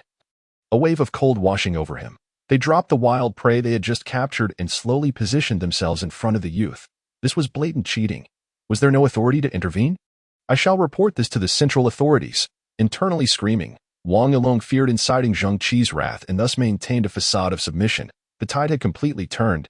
Zhang Qi showed no intent to gloat but merely asked, "Brother, do my dogs appear magnificent?" The distance between Wang Yilong and the one-eyed mountain lord had never exceeded 80 meters. The mere 300 kilograms of wild prey was effortlessly overpowered. Zhang Qi was acutely aware that any movement on his part would prompt the one-eyed mountain lord to spring into action. Therefore, he had never once regarded the individual before him with any seriousness. A seemingly innocuous statement sent Wang Yilong's legs quaking, causing him to collapse to the ground, trembling like his loyal dogs. He began to bow repeatedly, pleading for mercy. "Grandfather, spare me. Just consider me a disobedient grandson, and let this be my apology. This is my first time engaging in such a trade. I beg you to spare my life. I have an 80-year-old daughter in a nursing home, unable to conceive, and a 10-year-old mother who bore 18 children. My entire family of 29 relies solely on me. I cannot die. If I perish, they will too. I implore you to spare me. I promise to turn over a new leaf." Wang Yilong tore off his shirt, exposing his bare torso to the frigid air as he prostrated himself in the snow. Soon reduced to a blubbering mess, tears streaming down his red eyes. This display was a stark contrast to his previously arrogant demeanor.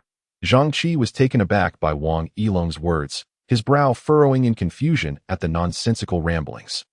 However, the one-eyed mountain lord and the other tiger remained unaffected, their eyes coldly fixed on Wang Yilong and his 4 dogs. They were singularly focused on the hunt, devoid of any mercy for their prey.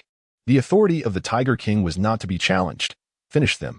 Losing patience with Wang Yilong's incessant prattling, Zhang Qi gestured with a wave of his hand, prompting the one-eyed mountain lord to spring into action. They moved with seamless coordination, their roles clearly defined. The one-eyed mountain lord would confront Wang Yilong, while the other tiger would engage the 4 dogs. Zhang Qi, equipped with a short spear, advanced alongside the one-eyed mountain lord to attack.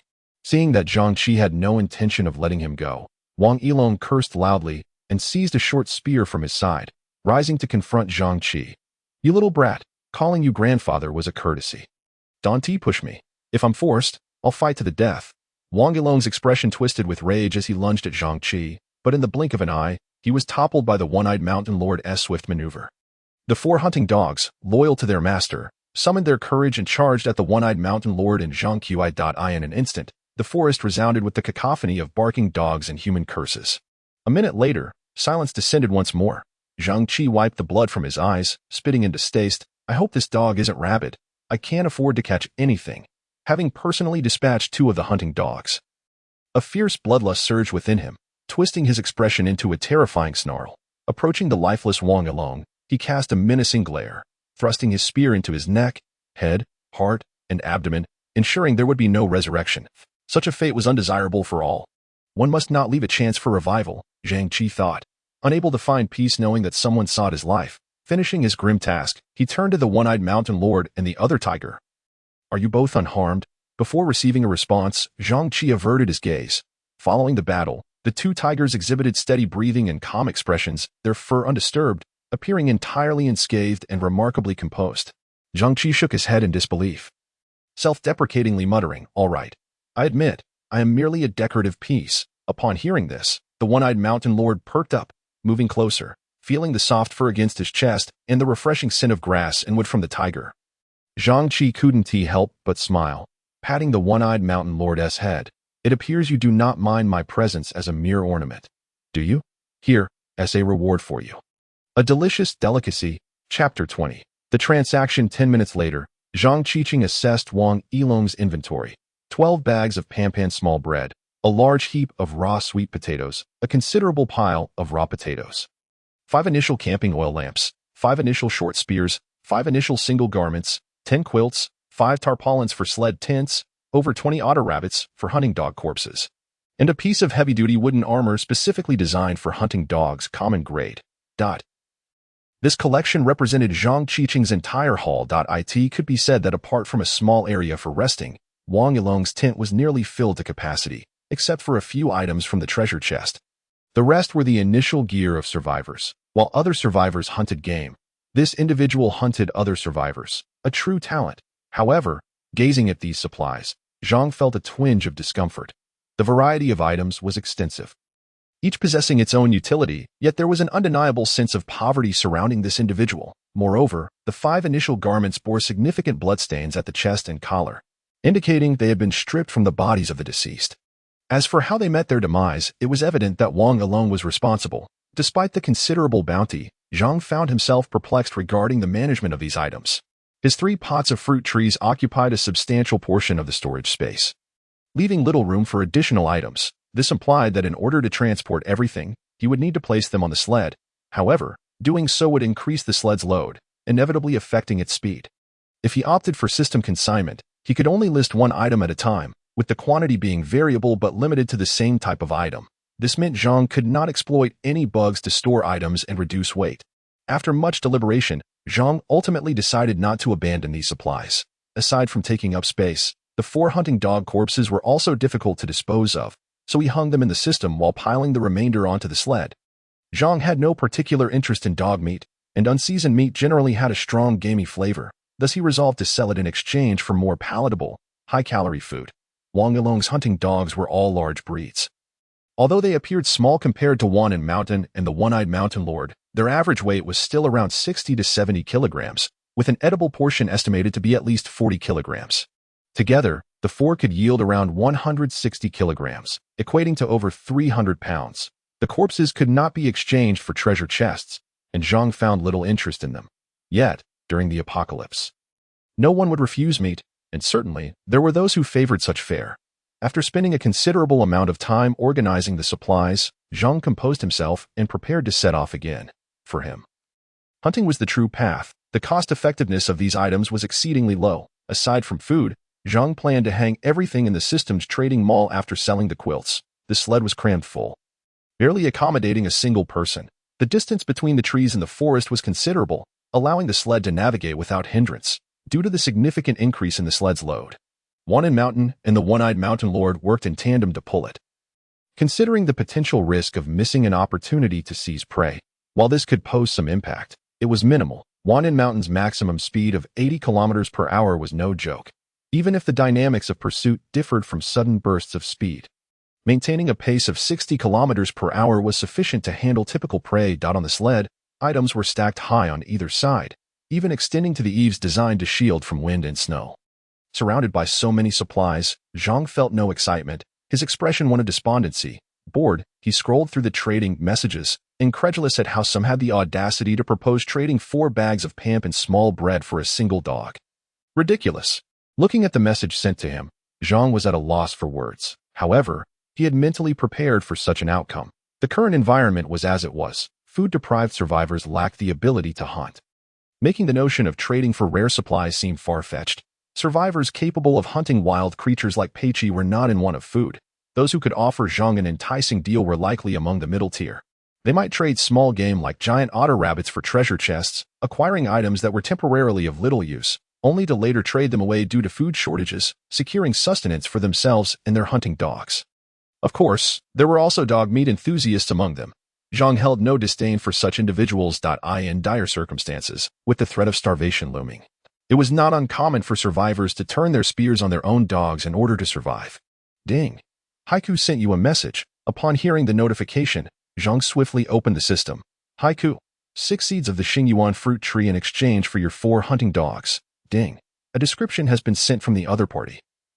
Please check Xingyuan fruit tree premium grade. Status. Seeds planting conditions. Each tree can yield 3 fruits at a time. It takes 120 days from seed to fruit bearing, with a 60-day interval before the next harvest.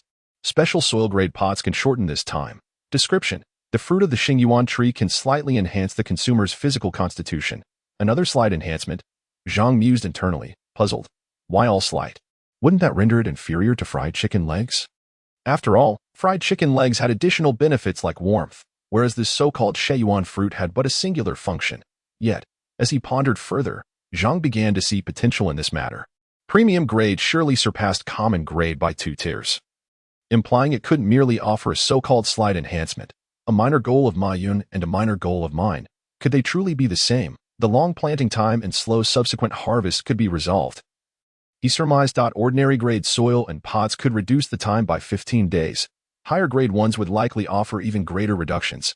Given that it was premium grade, it should hold significant utility. Moreover, he felt quite satisfied with the quantity of 6. Deal. Send it over. After calculating the gains and losses, Zhang did not haggle, responding decisively. To his surprise, the other party was equally straightforward, and the system quickly sent another notification. Ding. The other party has sent a trade request. Do you agree to trade your goods for the Xingyuan fruit tree seeds? Complete? Both parties' traded items have been verified by the system. Description information is fully transparent. Confirm. Zhang replied affirmatively, Seeing no abnormalities, as soon as he spoke, a flash of white light enveloped him, and 6 seeds of the Xingyuan fruit tree appeared in his hand. Chapter 21. Strategy. The Xingyuan fruit tree seeds had already formed a clear concept in Zhang's mind. After confirming receipt of the goods and ensuring they matched the system's description, Zhang checked his inner pocket to ensure it wouldn't leak. Placing them inside without further thought, now was not the time to study this matter in depth. He planned to wait until evening to see if he could plant them among the fried chicken leg trees. What if it worked? As for the present, especially when the weather did not hinder normal hunting, his focus remained on tracking game. This marked Zhang's first experience utilizing the system's trading function, and overall, it had been quite pleasant. After receiving the goods, he did not remain idle. He busied himself on the sled, subsequently listing all the quilts in the system. At this juncture, the quilts held little value for Zhang, with a constant temperature oil lamp. He had no need to worry about the tent becoming too cold. Additionally, the lack of needles and thread precluded the possibility of repurposing the quilts into garments. Most importantly, Zhang could not ascertain the previous owner's condition. If they carried any non-lethal yet troublesome diseases, it would be akin to winning the lottery. Thus, he intended to offload these quilts, prioritizing their clearance even if at a discounted rate. Of course, since both the forest and grassland were teeming with rabbits, the survivor's need for warmth was not as pressing as one might assume. Zhang simply aimed to exchange these items for food. Ordinary sustenance was acceptable, but food with special effects would be even better. In a flash of white light, 10 quilts vanished, leaving a significant void on the sled. The visibility on the sled improved considerably, allowing Zhang to devote his full attention to hunting. As for the quilts, he was not particularly anxious about finding buyers. Merely listing them in the mall would save space, which he deemed quite satisfactory. Wan'an Mountain remained in its bare armor state, as the size of Wang Along's hunting dog armor was ill-fitting for it. Zhang assessed the situation. The half-armor designed for others appeared akin to a mere hat on Wan'an Mountain. Its head was too large to fit inside. Naturally, its defensive capabilities were negligible. Time quietly slipped to noon. Marking 4 hours since departure, fatigued, Zhang sought a slightly elevated hill as a temporary camp. After a morning of frenzied selling, he had successfully offloaded all the quilts. Selling 10 quilts constituted a significant transaction. Few had such a considerable demand, so Zhang sold them in batches. Along with the single garments, he exchanged them for 4 portions of ordinary-grade meat steaks, for ordinary-grade Coca-Cola fruits, and 10 bags of Pampan small bread. In this apocalyptic world, Pampan buns have seemingly become a form of hard currency. Despite lacking any inherent rank, their high sugar and oil content has garnered widespread acclaim. However, Zhang Qi holds a contrary opinion. He now finds himself slightly vexed by the abundance of Pampan buns. There are simply too many. 20 or more packs piled up in his sled, taking up considerable space. Fortunately, their weight is negligible. Otherwise, Zhang Qi would be utterly overwhelmed. The hunting team has paused to rest and regroup. The Cyclops Mountain Lord dutifully begins preparations for vigilance. Today, they have successfully acquired 5 short spears. Zhang Qi intends to sell only 2, keeping 3 for himself, and promptly lists the remaining ones in the trading channel. The short spears are markedly more scarce than the previous cold weather gear. With an ample supply of food, Zhang Qi aims to exchange for different items this time. Short spears cannot be forged in the short term, and once lost or damaged, they are nearly impossible to replace. Trading with others or resorting to theft are the only viable options. Presently, few are willing to part with their short spears, and robbing others entails significant risk. Thus, system trading has naturally emerged as a favorable alternative. A primary reason for this is that the number of hunting dogs in each survivor's team is limited. With the prowess of oil-handed individuals dominating the battlefield, this has resulted in a current scarcity of short spears in the system marketplace. Ordinary-grade meat chops weigh approximately 5 kilograms each, providing substantial satiety while also offering a slight increase in physical constitution. After several days of exercise and the consumption of fried chicken legs and other foodstuffs, both Wang Shan and the Cyclops Mountain Lord have seen their weights and bite forces increase by an average of 5 kilograms. Compared to their massive physiques, the overall enhancement appears minimal, with even the slightest changes in size barely noticeable. However, if there are no limits, the cumulative increase in combat strength should not be underestimated. This is merely ordinary-grade food. One can only imagine the greater enhancements higher-grade foods could offer. After Wang Shan and the Cyclops Mountain Lord consume the meat chops, Zhang Qi checks their stats again. Their weight and bite force have only increased by about 1 kilogram, indicating a similarly modest improvement. There are indeed differences between various foods. The enhancement effect of a whole ordinary-grade meat chop is only equivalent to half of a fried chicken leg in terms of cost-effectiveness. Observing the revitalized Wanda Shan and Cyclops Mountain Lord after their meal, Zhang Qi ponders and adds, nonetheless, they seem to enjoy it greatly. If possible, it could serve as a decent staple, as snow begins to drift down from the sky. Zhang Qi turns back toward the tent. While consuming a portion of the meat chop allocated to Wanda Shan and the Cyclops Mountain Lord, he reflects quietly.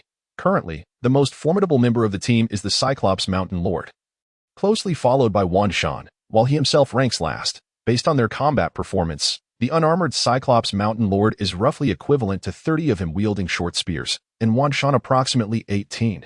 Clearly, he is lagging behind the team. And the pressing question is whether to address his weaknesses or to amplify his strengths. Just moments ago, while perusing the trading options, Zhang Qi inadvertently clicked on the system marketplace and stumbled upon the so-called genetic enhancement potion. Triggering this line of thought, throughout, Zhang Qi's strategy has consistently prioritized supplying resources to Wanda Shan and the Cyclops Mountain Lord. He shares in their fortunes and misfortunes alike. According to the system, should the master perish, the hunting dogs cannot survive independently, let alone be tamed by other survivors. Thus, Zhang Qi harbors immense trust in them. The effectiveness of this approach, thus far, it appears negligible. The Cyclops Mountain Lord and Wanda Shan's combat strength is already at a kingly level, and these ordinary-grade foods offer them little in terms of enhancement. For him, however, an increase of 1 or 2 kilograms in strength is monumental, after consuming several fried chicken legs and all the cola fruit.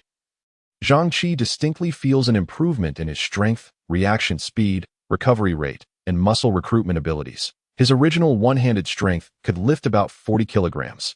Now he can effortlessly handle 45 kilograms, an impressive increase. Chapter 22. Premium-grade food suddenly. A message notification interrupts.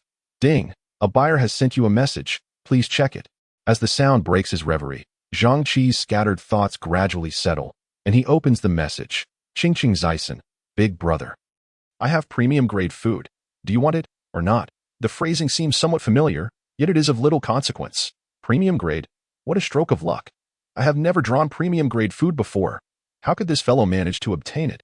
Zhang Qi's eyes widen in curiosity. Premium-grade food. Do enlighten me. The value of food differs significantly from that of weapons. Generally speaking, weapons command a much higher price, often several times that of food. However, since short spears are initial weapons with a plentiful supply, their prices remain relatively low. Of course, aside from short spears, the system trading channel currently offers no other weapons of superior quality. Only some self-crafted ranged weapons by seasoned players exist, such as bows, throwing spears, and slingshots. Yet, these are made from crude materials and are suitable only for hunting rats. Unlike short spears, the aforementioned ranged weapons require extensive training to master, and even once learned, their effectiveness is minimal, often leading to their destruction after just a few uses. As a result, while many such items are sold, few are purchased, nowhere near the demand for short spears. Before long, Qingqing Zaisan quickly replies, Big Brother. It's premium-grade chocolate, meant for hunting dogs. Consuming it can slightly enhance physical constitution. Although the system recommends it for dogs, it also states that humans should be able to eat at 20 bars of chocolate for one short spear. How does that sound? Upon hearing this, Zhang Qi falls into a brief silence. Hunting dogs eating chocolate. Humans can eat it too. I recognize each word when isolated, but together, I cannot comprehend it. What does it mean for hunting dogs to eat chocolate? Can dogs even consume chocolate? Zhang Qi's gaze flickers as he recalls that his 2 hunting dogs are not dogs, but rather Siberian tigers. Perhaps they truly can. While chocolate is akin to poison for dogs, it poses no threat to Siberian tigers. Zhang Qi's heart races slightly as he quickly realizes this is an exceptional opportunity. Moreover, even if this chocolate is premium grade, few, if any, besides him would consider purchasing it. As for the claim that humans should be able to eat it, that can only be dismissed as nonsense. If it were genuinely edible, would he even be attempting to sell it? However, to obtain the chocolate spoken of by the other party, Zhang Qi must suppress his quickening heartbeat and feign a nonchalant yet curious tone to inquire, can humans really eat it? Dogs certainly cannot. And if humans cannot either, wouldn't that be a waste? 1,000 miles away, a shifty-eyed youth is crouched beside a hunting dog's corpse, wallowing in despair. He glances again at the bags of cocoa beans and the finished chocolate, his frustration boiling over. This product is not only inedible for dogs but also for humans. After merely tasting a small piece, he began to foam at the mouth, suffering from severe gastrointestinal distress for over half an hour. The issue lies not with the chocolate itself, but rather with certain substances within it that humans cannot digest. It's no wonder he is so infuriated. After all, anyone who exhausts their cunning in effort to kill a 500-kilogram wild boar, only to receive this in return, would be incensed. Not to mention, he lost a 70-kilogram pit bull in the process, and the new short spear has gone from pristine to heavily worn if he cannot successfully offload this item. His hunting venture would be a complete loss. Meanwhile, the youth, simmering in anger, suddenly notices Zhang Qi has responded again. Realizing he has hooked a potential mark, he quickly replies, "Of course, humans can eat it. Why would I deceive you? In business, integrity is paramount. If I lied to you this time, how could I face others in future transactions?" Upon reading this, Zhang Qi can't help but chuckled. He instantly understands that the other party, like himself, harbors ill intentions, believing him to be an easy mark. Nevertheless, in pursuit of the chocolate, he patiently continues to inquire, "Brother, words alone won't suffice. Surely you should show me the chocolate's details." On the other end, the youth anxiously awaits. Upon receiving Zhang Qi's request, he beams with delight. He's got him. Without a moment's hesitation, he promptly sends over the chocolate's description. Since the description is indeed accurate and states that humans should be able to consume it, only those who have tasted it know the truth of its edibility. Ding! You have received 2 pieces of information. High-energy chocolate, finished product, quality, premium weight, 200g description, animal food. Consuming it can moderately enhance the user's physical constitution, while also providing a temporary boost to energy and focus. Humans can consume it in limited quantities. High-energy cocoa beans, roasted, quality, premium weight, 500g bag introduction. A veterinary food that can moderately enhance the physical constitution of the user and significantly boost their energy and attention in a short duration. Humans may consume it in appropriate, limited quantities. The effects of chocolate beans are akin to those of chocolate itself, both serving to elevate one's physical capabilities and enhance focus and vitality. Notably, this time the description of the physical enhancement effect has shifted from minor to moderate. Despite the mention that humans can consume it, Zhang Qi remains steadfast in his prior judgment. Even if humans can partake, excessive consumption might lead to adverse effects, and even minimal intake could be problematic. Otherwise, such a valuable item would not be utilized for trade. Zhang Qi cannot agree to the price offered. He suspects the other party possesses a substantial quantity of this item and recognizes its utility for both Wandishan and the One-Eyed Mountain Lord. Thus, he cannot let this opportunity slip away. 40 pieces of finished chocolate cannot be traded for anything less. He aims to negotiate further. If he reaches his psychological price point, he may lower it slightly, allowing the other party to feel as though they have gained a significant bargain. Such minor tactics are easily recognizable and commonly employed in daily life. However, generally speaking, the results of such bargaining often leave both parties with a sense of having benefited. Particularly advantageous for the seller. After expressing this thought, Zhang Qi prepared himself for negotiation. 3 seconds later, Qingqing Zison, "Very well. I wish to purchase 2 spears, but I do not possess that many finished chocolates. I currently have only 40 pieces of chocolate and 20 bags of cocoa beans. If you agree, I will initiate the trade request. If not, then this is where we stand." Zhang Qi frowned, feeling that this deal might be lacking. Chapter 23. Successful transaction. However, the price offered aligns with Zhang Qi's psychological expectations, even giving him a fleeting sense of having gained an advantage. Yet, he cannot immediately acquiesce. Although Qingqing Zison's offer meets his expectations, he cannot proactively express interest before a trade request is initiated. At the very least, he must not reveal his keen interest, nor agree too readily. He needs to maintain a cool demeanor for a while to avoid arousing suspicion. The essence of this transaction, in an era of barter, lies in which party shows greater interest in the other's goods. Currently, both Zhang Qi and Qingqing Zison are essentially gambling. The other party bets that Zhang Qi believes the system's description that chocolate is consumable. Zhang Qi, on the other hand, wagers that Qingqing Zison has consumed chocolate and is aware that neither humans nor hunting dogs should eat it. Selling it to him simply makes him appear gullible. Thus, both parties fell silent for 2 minutes. Time passed slowly, and Zhang Qi's heart began to race. Just as he pondered whether the other party had fallen asleep, the system finally delivered a message. Ding! Qingqing Zison has sent a request. The other party requests to trade 40 pieces of chocolate finished and 25 bags of cocoa beans roasted. For the 2 spears, ungraded, you are selling. Click confirm to agree. Click refuse to decline. Upon seeing this message, Zhang Qi's spirits lifted. They offered 5 additional bags of cocoa beans. He suspected this individual was not being forthright and indeed had a surplus. During a trade, both parties possess a degree of agency. However, Qingqing Zison took the initiative and made the request. This implies that they cannot backtrack. As long as Zhang Qi clicks confirm, the transaction will certainly proceed. Returning control to him. It is now evident that tigers may consume chocolate. Moreover, the cocoa beans have been roasted, making them straightforward to eat or process into chocolate. Zhang Qi had no intention of becoming a chocolate artisan. For him, the aesthetic qualities of the cocoa products are of no consequence. What matters is that they are edible and enhance his physical constitution. The spears were an unexpected windfall, lacking any level. To exchange them for premium quality chocolate and cocoa beans is a satisfactory outcome for Zhang Qi. He also understands that these items are likely all that Qingqing Zison has in stock, and further squeezing would yield little more. Therefore, he opted for a decisive approach. Time is also a resource. Looking at the 2 options presented by the system, Zhang Qi promptly clicked confirm, with a flash of white light. Numerous items suddenly appeared in the tent. A small mountain of cocoa beans, each bag weighing 1 pound, totaling 25 bags, amounts to 25 pounds. The finished chocolate, each piece weighing 200 g, totals 40 pieces, equating to 8 kilograms, or 16 pounds. As he gazed at the substantial bounty, Zhang Qi felt joy, yet a question arose in his mind. Where did this person procure such an abundance of chocolate? Had they opened a treasure chest? It seemed unlikely. Treasure chests are notoriously stingy and typically do not yield such quantities of food. Ordinary-grade food seldom exceeds 10 kilograms, and rare-grade items would not drop in such abundance. Perhaps they encountered wild cocoa trees. Zhang Qi speculated. However, he quickly dismissed this thought. How others acquire their goods is irrelevant. What matters is that these items are now in his possession. The temperature within the tent, aided by a small oil lamp, began to melt the finished chocolate. Realizing this, Zhang Qi hastily stored it in his storage space, where the temperature remains constant, eliminating concerns about melting. Wang Yilong's inventory has nearly been depleted, yet the tent is still filled with various foods.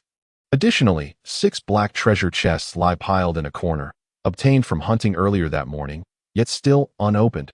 Upon entering the forest, he could distinctly perceive a significant increase in the population of wild peichi. Careful searching revealed that every kilometer might yield an encounter with one or more, often in groups. Presently, the hunting skills of the one-eyed mountain lord and Wandishan have flourished after days of honing against wild peichi. Thus, even when faced with 2 adult wild peichi and a few piglets, they can effortlessly send the entire peichi family to their end, neatly prepared in the pot. Zhang Qi's most pressing dilemma has gradually transformed into the escalating need for food storage clashing with insufficient storage space. This sentiment may sound convoluted. In simpler terms, it means there is too much to fit. Zhang Qi feels this burden is one he bears alone, a struggle that others may never comprehend. What nonsense. In the next moment, Zhang Qi's facade crumbled, and he laughed so heartily that his mouth nearly reached the back of his head. He picked up 2 pieces of chocolate and, laughing, stepped out of the tent to see whether Wandishan and the one-eyed mountain lord could indeed consume it. They better be able to, or he would truly feel like a fool. During this period of trading with other survivors, he became aware that the forest had become shrouded in fog. Standing in the snow, he gazed at the thick fog that had risen seemingly out of nowhere, and his smile faltered, his good mood evaporating significantly. The fog was dense, severely obstructing his vision. He maintained a serious expression while marking a tree, then gradually retreated until the tree was no longer visible, measuring only 10 meters. This fog is excessively thick. He could not even discern trees a few meters away. Would work have to cease again this afternoon? Upon realizing this, Zhang Qi's expression grew increasingly anxious. Since his arrival, his journey has been fraught with challenges. The first day allowed merely half a day for hunting, which was somewhat acceptable. However, the blizzard's impact rendered the second day entirely unproductive, which was quite frustrating. After eagerly awaiting the third day, with clear weather providing a glimmer of hope, only to be met with this setback. Is this some kind of balancing mechanism from a competitive game? Zhang Qi harbored doubts that someone was deliberately targeting him. After a brief contemplation, he quickly deemed it improbable. After all, it was only 2 Northeast Tiger Kings at the start, surely not aimed solely at him. It shouldn't be, it really shouldn't. Zhang Qi repeated this thought, growing increasingly anxious, until the final word fell to a whisper so soft that even one standing close might struggle to hear it. As if under some powerful influence, the fog thickened further. Zhang Qi looked up, suddenly realizing that not only could he not see the 10-meter pine trees, but even those within 5 meters had become obscured. His expression darkened. This was blatant targeting. In some obscure way, Zhang Qi sensed the hint of a conspiracy. However, despite this, he restrained himself from opening the system's world channel to inquire whether other survivors were similarly engulfed in fog. The system's communication channel today felt off. Despite the usual restriction of 1 copper coin per image upload, today was markedly different, with many sharing rather grotesque content, including feces, nude selfies, and even images of beheadings and brutal killings, which were quite unsettling. After a brief observation, Zhang Qi noted that most of those engaging in such behavior were not of his kind, due to the influence of Confucian ideals. People from Xia country and nearby nations generally adhered to basic moral standards, with a higher threshold for depravity, making such individuals relatively rare. However, prior to the transition, individuals residing in certain regions where the concept of legal order was not particularly strong have completely unleashed their primal instincts. After enduring 2 days of extreme pressure and harsh conditions, the mental state of the populace has inevitably deteriorated to some extent, with mutual wariness evolving into overt aggression. Human actions, constrained by collective norms, are increasingly influenced by the proliferation of anomalous phenomena like the world channel. Consequently, those who emulate and abandon moral boundaries will also multiply. This escalating situation will roll forth like a boulder descending a mountain. Once set in motion, it becomes impossible to halt. Chapter 24. Food Synthesis Scroll. He averted his gaze from the jarring images, reluctant to see even one more, despite the possibility of acquiring desired information from them. Zhang Qi hesitated momentarily, his hand hovering over the world channel, before gradually redirecting his focus to the weather interface. Time, 12:40 p.m. Temperature, -5 degrees Celsius. Just this morning, it had plummeted to -20 degrees. In the span of a few short hours, the temperature had risen astonishingly. Zhang Qi suddenly comprehended the cause of the fog. It was merely a result of rapid temperature fluctuations, entirely within the realm of normalcy. Although a sense of dissatisfaction lingered within him, he recognized the futility of his feelings. Shaking his head to clear his chaotic thoughts, he approached the side of the Wanshan. He gently patted its fluffy head, offering a piece of chocolate near its mouth. Wanshan, can you eat this? The Wanshan appeared somewhat dim-witted at times. Zhang Qi had come to realize, following their earlier encounter, that Wanshan possessed an intelligence that far surpassed that of ordinary hunting dogs, an IQ disparity akin to that between Einstein and a common man. What?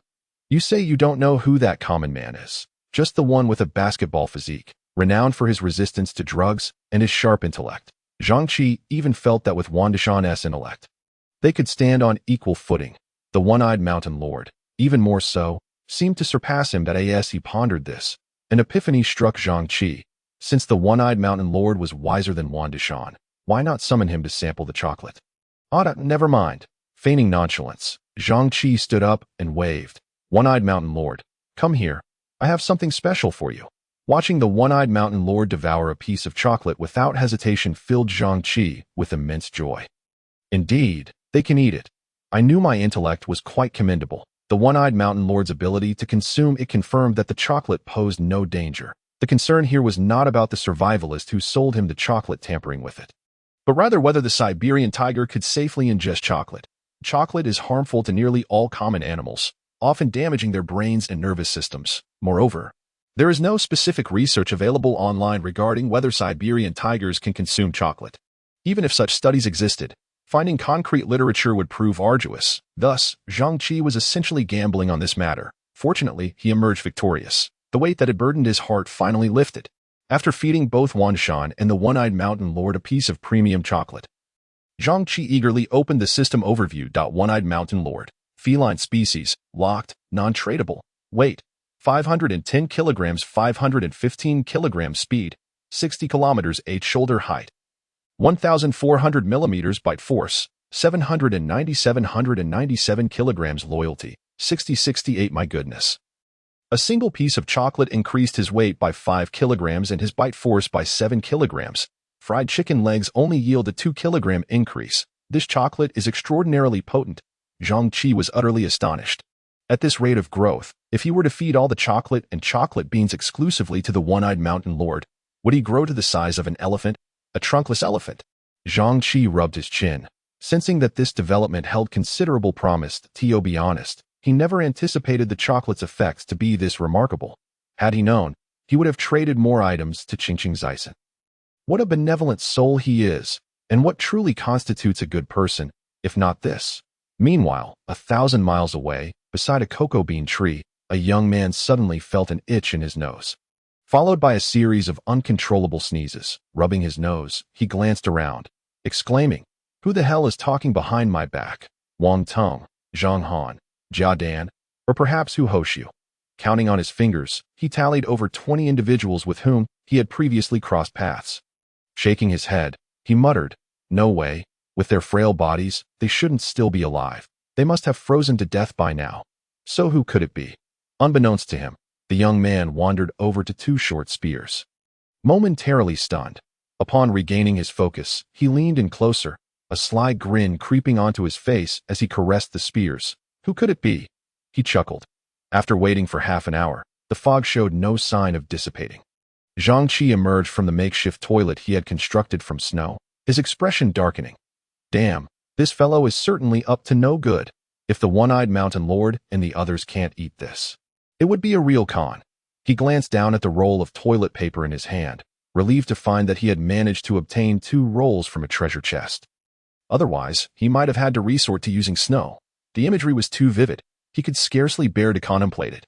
Just moments earlier, having witnessed Wandishan and the one-eyed mountain lord consume the chocolate without any adverse effects. And even witnessing their weight and bite force significantly increase, Zhang Qi couldn't help but reflect on the chocolate he held. In a moment of impulse, he consumed a piece himself. To his astonishment, this substance worked wonders, akin to a laxative. After ingesting just 1 piece, he felt a remarkable sense of relief, as if everything within him had been set free, a feeling that persisted even now. What was crucial, however, was that he remained oblivious to whether the chocolate had any effect on his own constitution. Struggling to return to his tent, Zhang Qi trembled as he took each step. Finally reaching his warm little bed, initially he had intended to brave the fog and continue his quest to reunite with Peiqi's ancestors. But now, even walking had become a challenge, let alone hunting.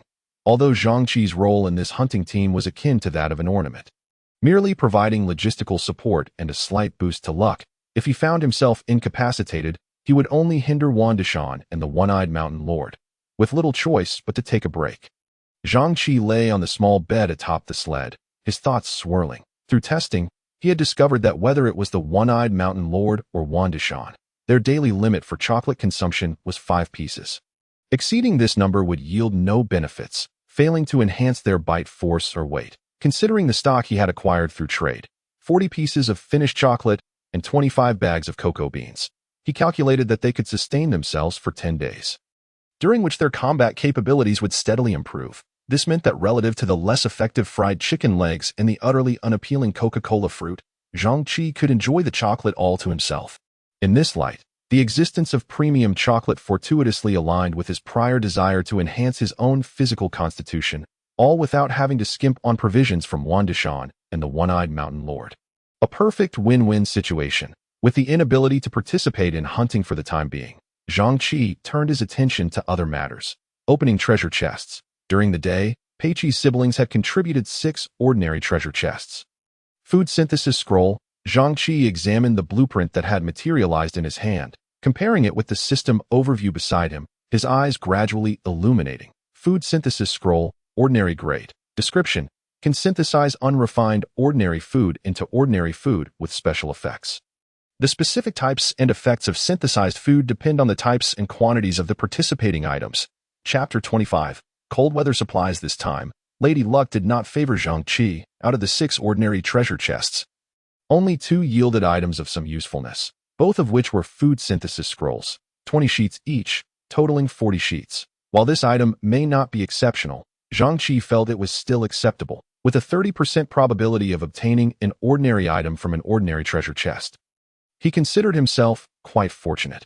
Moreover, he had long been troubled by the surplus of food, unable to consume it all on his own, that if he wished to trade these surplus items with others, their lack of special effects rendered them nearly worthless in terms of barter. The thought of giving them away or discarding them to lighten the sled's load pained him. With the advent of the food synthesis scroll, all his troubles would be resolved. In a flash of white light, A stack of white papers detailing the usage instructions appeared in his hand. Without hesitation, Zhang Qi leaped from the sled, rummaging through the storage space beneath his bed to retrieve all the otter rabbits. Sweet potatoes and potatoes, over 100 kilograms in total. Were it not for the minimal friction of the sled on the snow, even ordinary hunting dogs would struggle to pull a fully loaded sled, let alone run as Wang Dishan did. Prayers offered, the synthesis scroll utilized. The entire process unfolded seamlessly. 5 minutes later, Zhang Qi gazed at the mountain of food before him. His spirits soaring. 100 kilograms of food ultimately yielded 80 portions of ordinary grade sustenance. French fries, ordinary grade, weigh 300 g per serving. Description: made from sweet potatoes, the finished product can slightly enhance the consumer's physique while providing ample satiety. Sweet potato fries, ordinary grade, also weigh 300 g per serving. Description: composed of potatoes, the end product similarly has the capacity to marginally improve the consumer's physique and ensure sufficient fullness. Roasted rabbit meat, ordinary grade, weighs 2000 g per serving. Description: utilizing rabbit meat, the final dish can also modestly augment the consumer's strength and offer substantial satiety. In the end, Zhang Qi counted and discovered that he had acquired 30 portions of French fries, 30 portions of sweet potato fries, and 20 portions of charcoal-grilled rabbit meat. Each serving of French fries and sweet potato fries was not exposed but rather packaged in a paper box. Zhang Qi had checked the system and found that this type of box possesses certain properties that delay food spoilage and retain warmth. It is said that as long as the food remains inside, it will always maintain the freshness of just being cooked. While placing them under his bed, Zhang Qi tasted a portion. The flavor was exquisite, and the texture delightful, with each serving of French fries accompanied by ketchup and sweet potato fries paired with a tangy powder. As for the charcoal-grilled rabbit meat, it too was packaged in a box, complete with disposable gloves and seasoning. The aroma was enticing, crisp, and steaming. However, each portion weighed only 2 kilograms, a stark contrast to the previous average weight of 10 kilograms for a rabbit.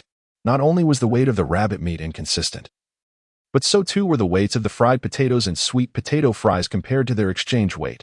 Yet, this was not due to any negligence on the system's part. The food synthesized using the food synthesis scroll, upon reaching ordinary grade, not only acquired some special effects but also significantly enhanced satiety compared to before. Ordinary grade food, once ingested, is absorbed rapidly, bolstering physical strength. Of course, if one wishes to consume multiple servings, satiety reaches a limit beyond which it will not increase. In summary, the synthesized food, in every aspect, far surpasses uncategorized ordinary food. Additionally, Zhang Qi received a set of thermal clothing. Name: constant temperature garment, uncategorized. Function: cold-resistant item. Description: utilizing advanced self-sensing technology, an intelligent chip regulates the garment's internal thermal units, effectively maintaining a constant body temperature for the wearer. It boasts multiple functions, including breathability, abrasion resistance, and corrosion resistance. While the description is lengthy, in layman's terms, it means that this garment does not generate heat but has exceptional insulation properties. The internal chip can either release or retain warmth to achieve its purpose. Upon donning the garment, Zhang Qi found it rather ordinary. Wanda Mountain and the One-Eyed Mountain Lord, now in possession of rare-grade chocolate, no longer required fried chicken legs. Hence, the fried chicken leg tree's bounty now belonged entirely to Zhang Qi. With 6 pieces a day, he had little need for warmth. As for the remaining 3 treasure chests, they yielded items such as pampan buns and ordinary grade sweet potato and potato food. The sweet potato and potato had just been synthesized, and unlike the pampan buns, which could be consumed immediately out of the bag, the other items required considerable effort to cook. Thus, Zhang Qi decided to keep all the buns. Accounting for his previous haul, he now had over 40 substantial packages for unexpected needs. After tidying up, the sled's load was significantly reduced, alleviating much of the burden. Following Wanda Mountain. He casually hung the specialized wooden armor for heavy-duty dogs obtained from Wang Along's hound onto the sled. Zhang Qi returned to the tent. After a lunch and a brief rest, the negative effects from consuming chocolate had been entirely dispelled from his body. Moreover, after consuming so many ordinary-grade foods, he could distinctly feel an increase in his physical strength. There was no need to elaborate on the power. Zhang Qi could even sense improvements across his entire physique, including enhanced resilience, jumping ability, and lifting strength. However, without specialized instruments, the system had yet to develop functions that would allow Zhang Qi to have a clear understanding of his changes. Nevertheless, this transformation was evident in his appearance. His muscles had visibly grown, gaining some definition at this rate. Zhang Qi felt he was not far from becoming a bodybuilding champion. Unbeknownst to him, the fog had lifted considerably, greatly enhancing visibility. During this time, Zhang Qi had remained outside the tent, leaning against Wanda Mountain in a state of contemplation. The fur of Wanda Mountain was lush, and leaning against it was not only reassuring but also warm. While cultivating intimacy was one aspect, Zhang Qi's primary goal was to observe when the fog would dissipate. He knew that as time passed into the afternoon and temperatures dropped, there was a significant chance the fog would vanish. Sure enough, approximately half an hour later, the scene before him confirmed Zhang Qi's suspicions. He estimated that within the fog, he could only clearly see objects within 50 meters. However, this was sufficient for him and the one-eyed mountain lord. Zhang Qi picked up the short spear he had kept by his side and stood up, patting Wanda Mountain before reattaching the tether to its body and climbing onto the sled. Looking at the one-eyed mountain lord, Zhang Qi called out, "Let us set off." Chapter 26, Pursuit. Due to the fog, the hunting party's speed remained slow after departure. Zhang Qi's binoculars were rendered ineffective, leaving him to rely on the one-eyed mountain lord and Wanda Mountain. The tiger's sense of smell far surpasses that of humans, allowing it to detect potential threats even with severely obstructed vision. As the pace slowed, Zhang Qi had the opportunity to observe his surroundings closely. The mountains were abundant with resources, adorned with a plethora of colorful wild fruits. There was no need to dismount the sled.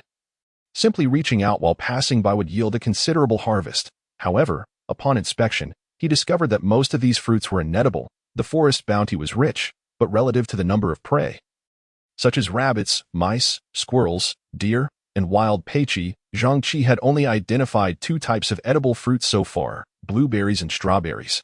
Yet, the wild varieties were far inferior to cultivated ones, being not only sour but also small in size, merely sufficient for providing vitamins or serving as seasoning when roasting meat. To feel full, one would need to consume several portions. On the sled, after reviewing the descriptions, Zhang Qi tossed aside a berry resembling a raspberry into the snow, shaking his head in disappointment. It was inedible. It seemed that for ordinary survivors, survival hinged solely on hunting rabbits or mice. Wanda Mountain, speed up.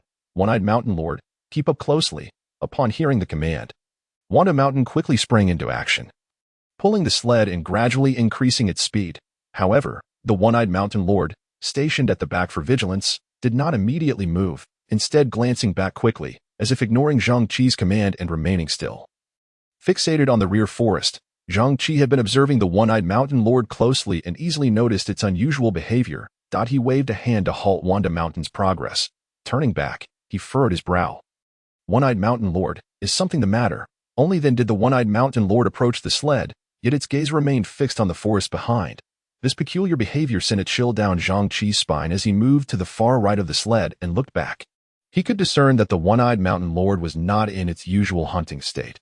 It had not exhibited such caution when they encountered the wild boar earlier. The only time it had behaved this way was during their encounter with the Boar King. If he was not mistaken, Zhang Qi asked, "One-eyed mountain lord, is there a powerful creature following us?" The one-eyed mountain lord looked at Zhang Qi and let out a low growl. In an instant, Zhang Qi understood. Indeed, there was a formidable creature trailing his hunting party. He naturally trusted the one-eyed mountain lord's judgment. In such a fog-laden wilderness, the perception of an ordinary person was no match for that of a tiger. Moreover, the one-eyed mountain lord was a legendary tiger king. Its insight and hunting skills were among the pinnacle of beings on earth. Zhang Qi had no reason to doubt. Of course, Wanda Mountain's lack of awareness was not due to inferior hunting skills compared to the one-eyed mountain lord.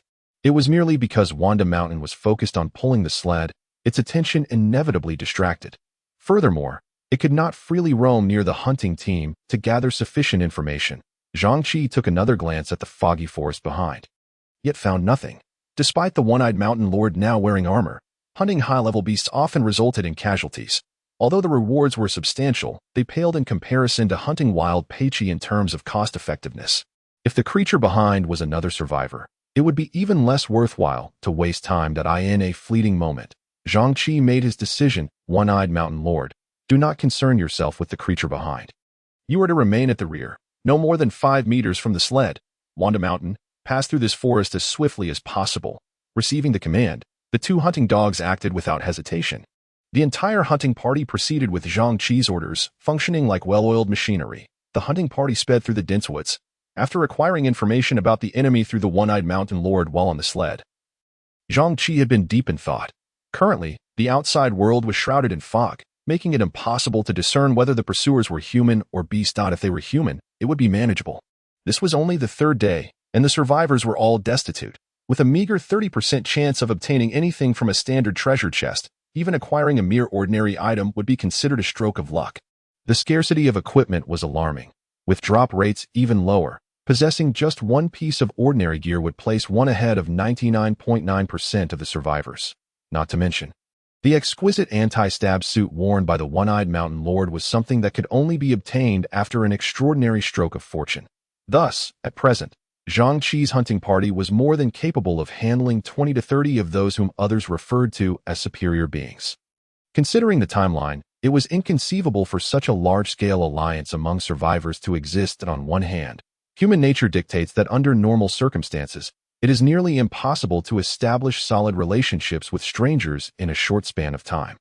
Fighting side by side was simply out of the question. The system's deployment was entirely random. Aside from infants and their mothers being placed together, the other survivors were scattered across different birthplaces. The chances of reuniting were exceedingly slim. On the other hand, and more importantly, the greater the number of survivors gathered, the higher the likelihood of attracting malevolent entities. These entities were generally formidable, making it exceedingly difficult for ordinary survivors to confront even a single one. Zhang Qi's party boasted two large northeastern tigers. The paw prints, the size of basins, were imprinted in the snow.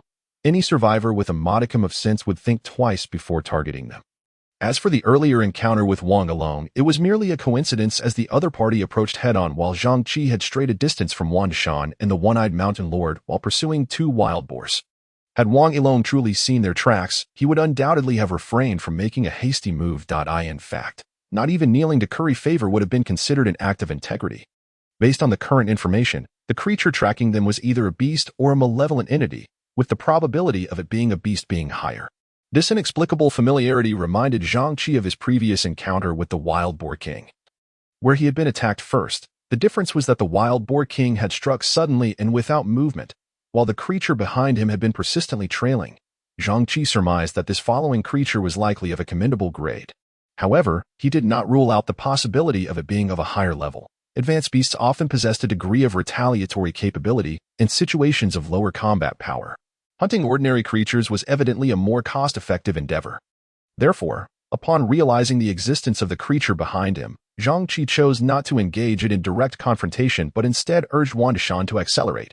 The hunting party continued their trek for another half hour, covering at least 5 more kilometers. Yet, the One-Eyed Mountain Lord remained in a state of heightened vigilance. From the feedback it provided, Zhang Qi discerned that their pursuer had neither departed nor was it moving away.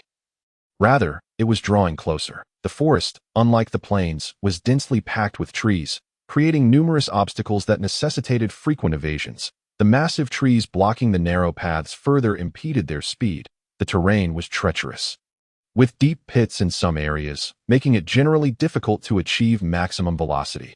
Observing that the creature behind them remained relentless and evasive, even Zhang Qi's typically calm demeanor ignited with a surge of determination to confront the entity head-on.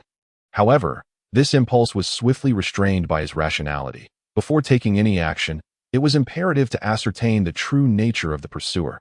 Should he encounter a creature of exquisite or rare caliber, it would be akin to striking gold. Thus, he resolved not to act rashly. Zhang Qi positioned himself at the edge of the sled, glancing back. The fog was still thick, rendering anything beyond 50 meters invisible. Continuing in this manner was untenable. He needed to find an opportunity to probe the situation, as he could not afford to act in darkness while the enemy remained in the light. After traveling another kilometer, a sheer cliff suddenly loomed before him, with a vertical height of at least 20 meters. Zhang Qi scanned the surroundings and discovered a solitary path on the right leading to the top of the slope. Reaching the summit was unavoidable. Upon this realization, Zhang Qi's eyes brightened. Analyzing the terrain, he concluded that the 20-meter slope was nearly vertical, even slightly negative upon closer inspection at such a height. The creature trailing behind could not possibly leap up. If it could, given its strength, it would not have been able to pursue without launching an attack. The side path was narrow, with densely packed trees making the ascent take at least 5 minutes. This interval would provide him the opportunity to observe what kind of creature was following them from the summit. Should it prove too formidable, 5 minutes would suffice for a retreat. Resolute in his decision, Zhang Qi swiftly pointed towards the small path on the right and called out loudly, "Wandishan, one-eyed mountain lord, turn right, turn right, quickly, swiftly ascend the mountain. Our success hinges on how fast we can reach the top." If they ascended too slowly, they might not have the luxury of 5 minutes. For safety's sake, Zhang Qi suppressed his inner turmoil and opted to await a more opportune moment. Below, Wandishan received the command. Fully comprehending Zhang Qi's intention, without the slightest hesitation, it let out a low growl, its muscles tensing instantaneously, and with increasing amplitude, its speed surged at that moment. They were still 50 meters away from the sheer slope, and the pace showed no signs of slowing. However, Zhang Qi began to sense something amiss. Due to inertia, the sled began to tilt gradually to the left. Chapter 27. The ELK.AT such a high speed. Making a sudden turn caused the sled to drift sideways towards the slope as if struck by a heavy hammer. Though it was a slope, the mountain was primarily composed of jagged rocks, devoid of sufficient soil to provide any cushioning. Should Zhang Qi collide with it at his current speed, he would be grievously injured, if not worse. Even with injury spray, there was no guarantee he could continue hunting, and survival itself could become a concern. From the sled, Zhang Qi gazed at the exposed, sharp rocks of the mountain, his eyelids twitching uncontrollably. He looked at Wandishan in disbelief. He had underestimated it. Wandishan was indeed a true tiger. Urging it to accelerate had not meant to suggest it leap from a standstill, but with pursuers behind, jumping from the sled was no longer an option. At this point, he could only place his hope in Wandishan. In the next moment, the rear end of the sled made contact with the rocky terrain, sparking a flurry of sparks as a cacophony of harsh sounds assaulted his ears. Zhang Qi quickly shifted to the right side, sensing impending disaster. While he had evaded death at the hands of the pursuing creature, it seemed he was on the verge of perishing in a crash. Fortunately, in that moment of drifting, Wandishan also recognized the peril. With all 4 legs, it propelled itself with tremendous force, kicking up clouds of snow as it surged forward. Yet, the sled did not immediately detach from the mountain's cliff. On one hand, it was the inertia of the sled, and on the other, the accumulated snow beneath reduced friction, causing the sled to skid and lose power. In that fleeting moment, the sled and Wandishan found themselves locked in a struggle. Wandishan grit its teeth, knowing that if it could withstand this force, Zhang Qi would be entirely safe. It also aimed to buy enough time for Zhang Qi's subsequent plans. Moreover, given the distance and angle, it believed it could control the situation. The two were locked in stalemate, the rear of the sled still grinding against the mountainside. 2 seconds later, Wandishan let out a furious growl, the harness taut to its utmost, and with a sudden burst of strength, the sled was yanked free. The vehicle continued to sway left and right, but ultimately, they escaped the risk of collision and sped rapidly towards the mountain's peak. At the top of the slope, Zhang Qi crouched behind a large rock, cautiously peering through a gap to survey the path he had taken. Ignoring the cold sweat trickling down his brow, he focused intently on the valley below, fearful of missing any sign of the creature tracking him. Meanwhile, Wandishan remained nearby, ready to leap onto the sled the instant Zhang Qi sensed danger, avoiding any confrontation. Although Wandishan's earlier actions had been somewhat reckless, they had bought invaluable time, at least 30 seconds. In many instances, even a second or two could be exceptionally precious. Thus, Zhang Qi bore no resentment towards Wandishan's bold maneuver. Of course, after experiencing such a life-threatening moment, he could not simply brush it aside. His heart raced uncontrollably. As for the one-eyed mountain lord, its position was entirely different from Wandishan's. Though it too had distanced itself from the cliff, it was situated much closer to the path leading up the mountain. Possessing exquisite-grade armor, it was the strongest in the party, ready to take on the rearguard role if necessary. Even though Zhang Qi remained silent, it was evident that even Wandishan would take similar actions when necessary. 2 minutes later, a series of crisp footsteps echoed from a distance. The accumulation of snow significantly amplified the cushioning effect, typically muffling any sounds made by footsteps. However, Zhang Qi could discern the approaching footsteps, a clear indication that the creature tracking him possessed an extraordinarily formidable weight. Upon hearing the sound, Zhang Qi swiftly retrieved his binoculars and pressed himself against a large rock down the slope. Approximately 40 to 50 meters away, an exceptionally large creature was sprinting towards him. Its exterior resembled that of a deer, yet it was unmistakably not a deer. It had a large head, small eyes, and a thick nose, its body cloaked in brownish fur, with a back that rose high, reminiscent of a camel's hump. Its mane was long, and its massive antlers were highly branched with exceptionally sharp tips, all stained with dark red splotches, clearly remnants of oxidized blood. It resembled a deer, yet its appearance was peculiar, as if it had been witnessed in the animal kingdom. If Zhang Qi's assumptions were correct, this creature that had been following him was likely a moose. The stains on its antlers were presumably oxidized blood. Whether it was human or animal blood, he could not ascertain. Nevertheless, judging by the moose's colossal form and its recent behavior of pursuit, it was evident that its aggression was formidable. Upon losing Zhang Qi's trail, the moose reached the foot of the cliff and paused, scanning the surroundings. Clearly, it had yet to detect Zhang Qi, who was observing it from atop the cliff. It continued to wander, eventually stopping at the footprints left by Wan Shan, bending down to sniff, before swiftly raising its head, panting heavily, saliva dripping from its mouth, emitting a remarkably guttural roar. It bore semblance to a creature in rut, but the species seemed incongruous. A thought sparked in Zhang Qi's mind. Could it be a foot fetish? The moose, oblivious to his musings, soon lowered its head again, following the scent of the footprints. Gradually inching closer to Zhang Qi concealed on the mountain. By comparing it to the trees beside it, Zhang Qi estimated that the pursuing moose stood at least 3 meters tall at the shoulder. Including the height of its antlers, it appeared comparable to a 2-story building. Its weight was undoubtedly close to 2 tons, a creature of undeniable prowess, not merely a ruler of the jungle, but a biological entity of the small dominion. Not to mention, even in the presence of an ordinary survivor, it would dwarf a wild boar king, relegating it to the role of a subordinate. Although the creature was slightly smaller than Zhang Qi had anticipated, it was not by much. Given its size, engaging it directly in combat would likely prove unwise. However, employing cunning, that could be worth a try. Zhang Qi initially intended to set traps for a strategic advantage, but a fleeting glance at a nearby grove prompted a change of heart. Opportunities to encounter a creature of such caliber were rare. He was willing to attempt an endeavor to capture it.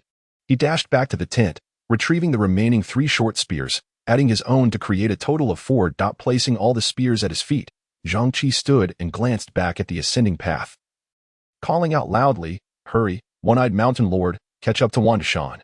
Turning again, he swiftly pointed towards the grove several dozen meters away. "Wan Shan, dash into the woods, avoid obstacles, and stop when I say so." The 2 northeast tigers immediately sprang into action at Zhang Qi's command. Meanwhile, the moose had ascended the slope, all unfolding seamlessly according to Zhang Qi's plan. As the moose reached the cliff, it instantly spotted Zhang Qi and the One-Eyed Mountain Lord ahead. As a herbivore, it exhibited no signs of fear towards the One-Eyed Mountain Lord, instead huffing aggressively and charging towards the tent. On the sled, Zhang Qi maintained control over Wan Shan's speed while glancing back at the moose. Chapter 28. The plan. Zhang Qi's strategy was straightforward. He aimed to utilize the dense trees to impede the moose's speed, with its massive frame and expansive antlers spanning nearly 2 meters. The moose's potential for destruction would be significantly curtailed if it lacked ample space to maneuver and charge. Moreover, with Wan Shan and the One-Eyed Mountain Lord being relatively smaller, their movement within the forest was unaffected. However, the moose was not dull. Having experience in such matters, it recognized the density of the trees ahead would restrict its freedom of movement, causing it to slow down instantly. Despite this, Zhang Qi's expression remained unchanged. After reducing Wan Shan's speed, he plunged 2 spears into the ground, clutching the remaining 2 as he leaped from the sled. Positioned at the boundary between the clearing and the woods, he faced the open space while only a few steps behind him lay the thick forest. Observing Zhang Qi's halt, the moose gradually came to a stop approximately 20 meters away, panting heavily, its eyes bloodshot. Filled with a murderous glare yet retaining a semblance of reason, it hesitated to charge, wary of the woods behind it. While Zhang Qi's current position appeared safe, should the moose decide to approach, it would only take a second. It was clear that Zhang Qi was about to undertake a perilous endeavor. One misstep could be fatal. Despite having Wan Shan and the One-Eyed Mountain Lord as his allies, in such an environment, Zhang Qi had to adopt this method to enhance his chances of hunting the moose. Since the moose clearly had no intention of retreating, he too was unwilling to let it slip away so easily. Zhang Qi watched the moose, waiting for the opportune moment. As for the One-Eyed Mountain Lord, they adhered to his plan, remaining hidden in the depths of the forest, vigilantly observing Zhang Qi. Should the moose succumb to impatience and enter the woods, or should Zhang Qi falter, they would charge forth without hesitation to engage the moose in combat. Outside the dense forest, a silent standoff ensued between Zhang Qi and the moose. A gentle breeze rustled, an intangible contest unfolding between them. The moose panted heavily, its fiery red eyes fixed on Zhang Qi. Its hooves scraping the ground restlessly, exhaling hot breaths through its nostrils. An animal resembling a small mountain loomed before him, its sharp antlers stained with splattered blood. The psychological pressure on Zhang Qi was palpable. Yet he forced himself to remain calm, knowing that panic would only lead to missteps. Another minute passed, and the moose showed no signs of leaving, its gaze unwavering. Its hoofs scraping in the snow intensified. Observing the moose teetering on the brink of agitation, it was clear that a spark was all that was needed to ignite its fury. At that moment, Zhang Qi inhaled deeply and sprinted towards the moose with all his might. Brandishing the short spear as he advanced, the spear, forged entirely of steel, featured a solid tip and a lengthy, robust handle made from thick steel tubing, weighing approximately 7 kilograms. Zhang Qi had no intention of courting death. When he was merely 10 meters from the moose, he abruptly halted. The spear's design and weight rendered it unsuitable for throwing. Although he had consumed numerous ordinary-grade foods and his strength surpassed that of most typical survivors, he could only manage to throw the spear a distance of about 10 meters. At this range, for most animals with tough hides and thick flesh, the spear would only inflict damage through the force of gravity after being thrown. Furthermore, 10 meters was the closest he could approach. Zhang Qi calculated that given the moose's speed, 10 meters would be traversed in less than a second.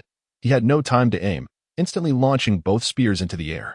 Without a moment's hesitation, he turned and sprinted toward the forest, returning to his previous position. In midair, the two spears traced a smooth arc, aimed at the moose. However, the moose, with its remarkable agility, effortlessly sidestepped both projectiles. Zhang Qi had not anticipated a single, fatal strike. Given his current strength, that was unrealistic. In ancient times, humans hunted large prey using traps and sheer manpower. Often, after wounding their quarry, they would have to wait an extended period for it to succumb to blood loss. With insufficient numbers, if the prey had room to evade, thrown spears would yield minimal results. This was also the reason why few people purchased spear throwers from the system's trading channel, though the moose had evaded the spears. It was now even angrier at the audacious human before it. Snorting hot breaths, it threw back its head, revealing its viscous maw, and a strange roar resonated through the forest once more. Zhang Qi's previous actions were akin to dancing on a tightrope. One misstep could result in being impaled by the moose's sharp antlers. Given its size and Zhang Qi's lack of any protective gear, unless a healing spray could work miracles, a stab would likely leave him lying aside. Awaiting his demise. As the moose prepared to charge once more, Zhang Qi dared not draw too close. Nevertheless, the original plan must continue. He advanced 5 meters, clutching the spear, seizing the moment amidst the moose's chaotic bellowing.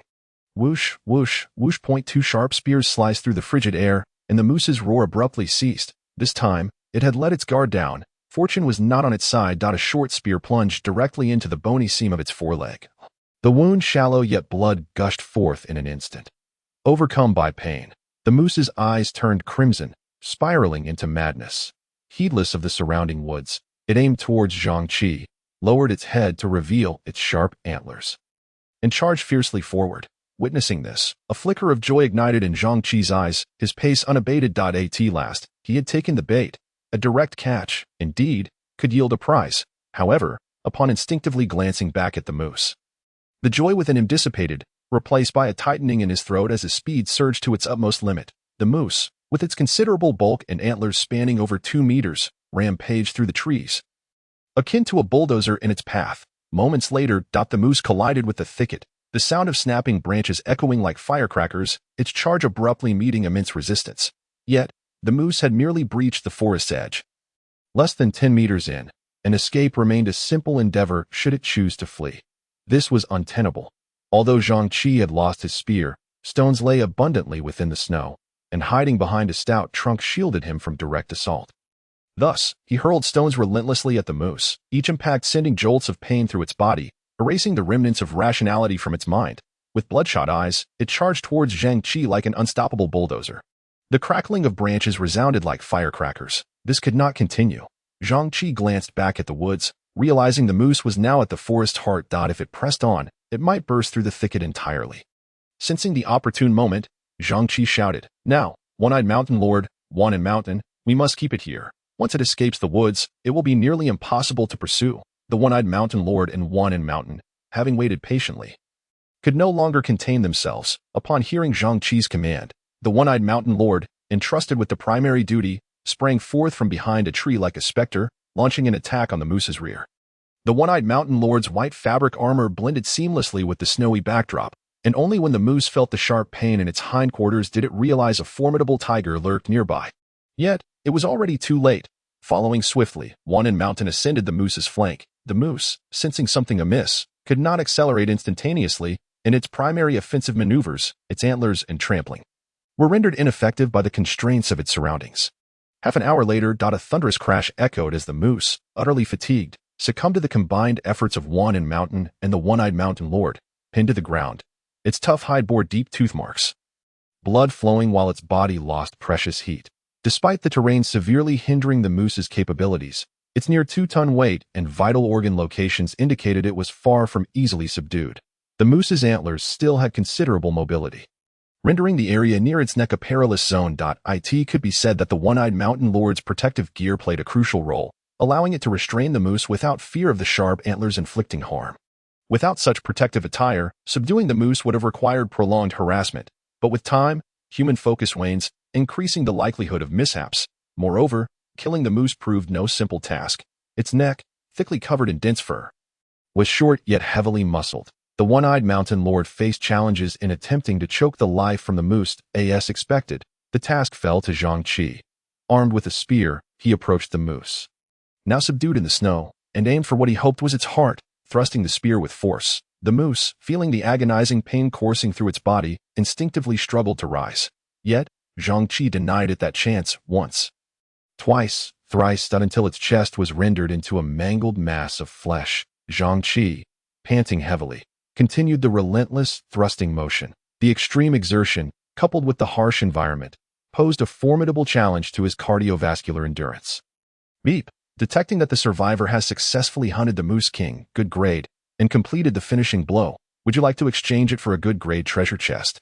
Upon hearing the system's voice, Zhang Qi, now smeared in blood, paused in surprise, then grinned in relief, ceasing his actions. He did not immediately exchange the item, reminiscent of his earlier hunt for the wild boar king. He first opened the moose's chest cavity and examined its brain, but found nothing of interest. Zhang Qi steadied himself, gazing at the moose's lifeless body, murmuring, "It seems my suspicions were correct. These are merely ordinary creatures, albeit larger in size, devoid of anything like crystal demon cores." Reviving the system, he looked at the confirm button on the notification and clicked it, confirming. Beep. Successfully exchanging moose. Good grade. Carcass. Congratulations, survivor. You have obtained good grade treasure chest 3. With a flash of white light, the moose's carcass vanished, replaced by 3 hefty silver treasure chests in his hands. Zhang Qi was taken aback, his lips curling into an involuntary smile. A single moose had yielded 3 treasure chests? He scratched his head, speculating, perhaps the system calculates based on the prey's weight, or the moose possesses greater combat prowess than other good-grade creatures. Zhang Qi was left in the dark regarding these matters. However, one thing was certain, he was on the brink of prosperity. 3 treasure chests meant, statistically, at least 1 good-grade item and 2 ordinary-grade items were likely to be obtained, with a stroke of luck. A premium-grade item was not out of the question. Elated, he did not forget to check on the injuries of the one-eyed mountain lord and One and Mountain. After thorough examination, he discovered that the hunt for the Moose King had inflicted even less damage than the previous encounter with the Wild Boar King. This time, they emerged unscathed, not a single scratch. Reflecting on this, the reasons became apparent. First, the Moose King's attacks primarily stemmed from its antlers, which could not be effectively utilized in the dense woods, where it struggled to leverage its speed advantage. Furthermore, moose inherently possess less offensive power compared to wild boars. Secondly, the one-eyed mountain lord's premium-grade armor absorbed at least 70% of the Moose King's ferocity. Even if the moose's antlers managed to strike, the specialized protection over its body and critical areas rendered it incapable of inflicting significant harm. Given all these advantages, emerging unscathed was hardly surprising. One-eyed mountain lord, One and Mountain, you have both worked hard this time. Rest here, and I shall treat you to some charcoal-grilled rabbit meat. Zhang Qi waved his hand exuberantly and turned to the sled parked nearby. The one-eyed mountain lord had grown accustomed to such gestures, lying quietly in the snow to rest. Meanwhile, One and Mountain ceased licking its blood-stained golden fur, gazing expectantly in the direction Zhang Qi had departed. Outside the sled, the one-eyed mountain lord and One and Mountain feasted on charcoal-grilled rabbit meat. This time, Zhang Qi was exceptionally generous, producing 16 portions out of 20. Of course, he had always been magnanimous. He held a clear understanding of their roles. The two were the primary attackers, while he played support.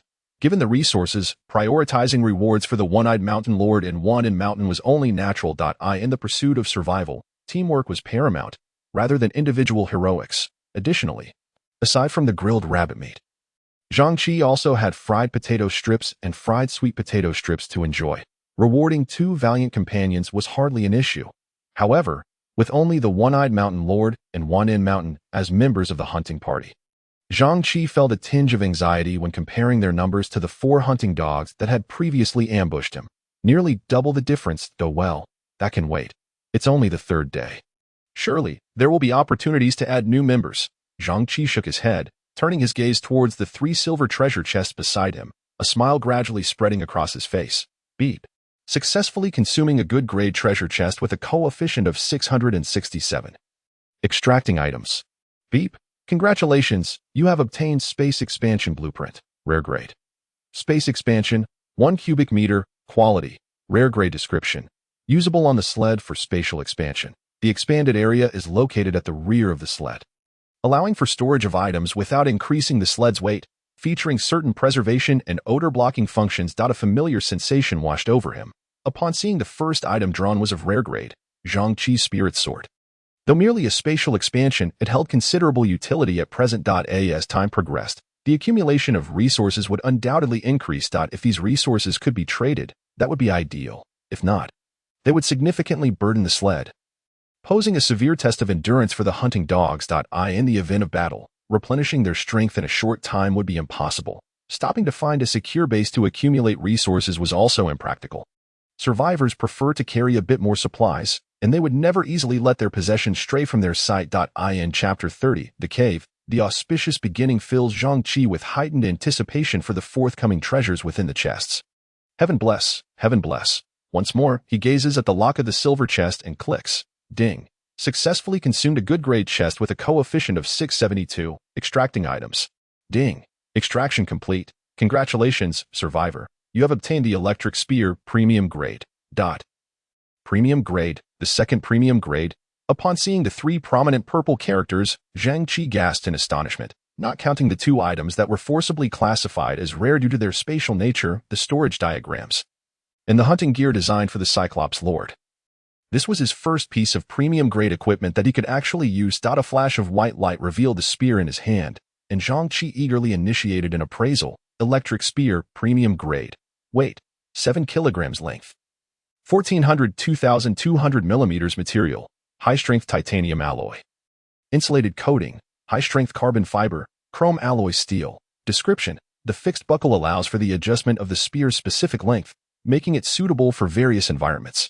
The high-strength composite materials endow the electric spear with exceptional mechanical properties. The spear's tip can release high-intensity, high-voltage electricity, capable of inducing area paralysis in creatures weighing under 1,000 kilograms, causing fainting effects in those under 500 kilograms, and delivering lethal results to beings weighing under 300 kilograms. The spear features a built-in lightning attribute talisman, which can directly kill ordinary-grade evil entities and inflict some repelling and damage effects on good grade ones. It has a certain effect on premium-grade evil entities.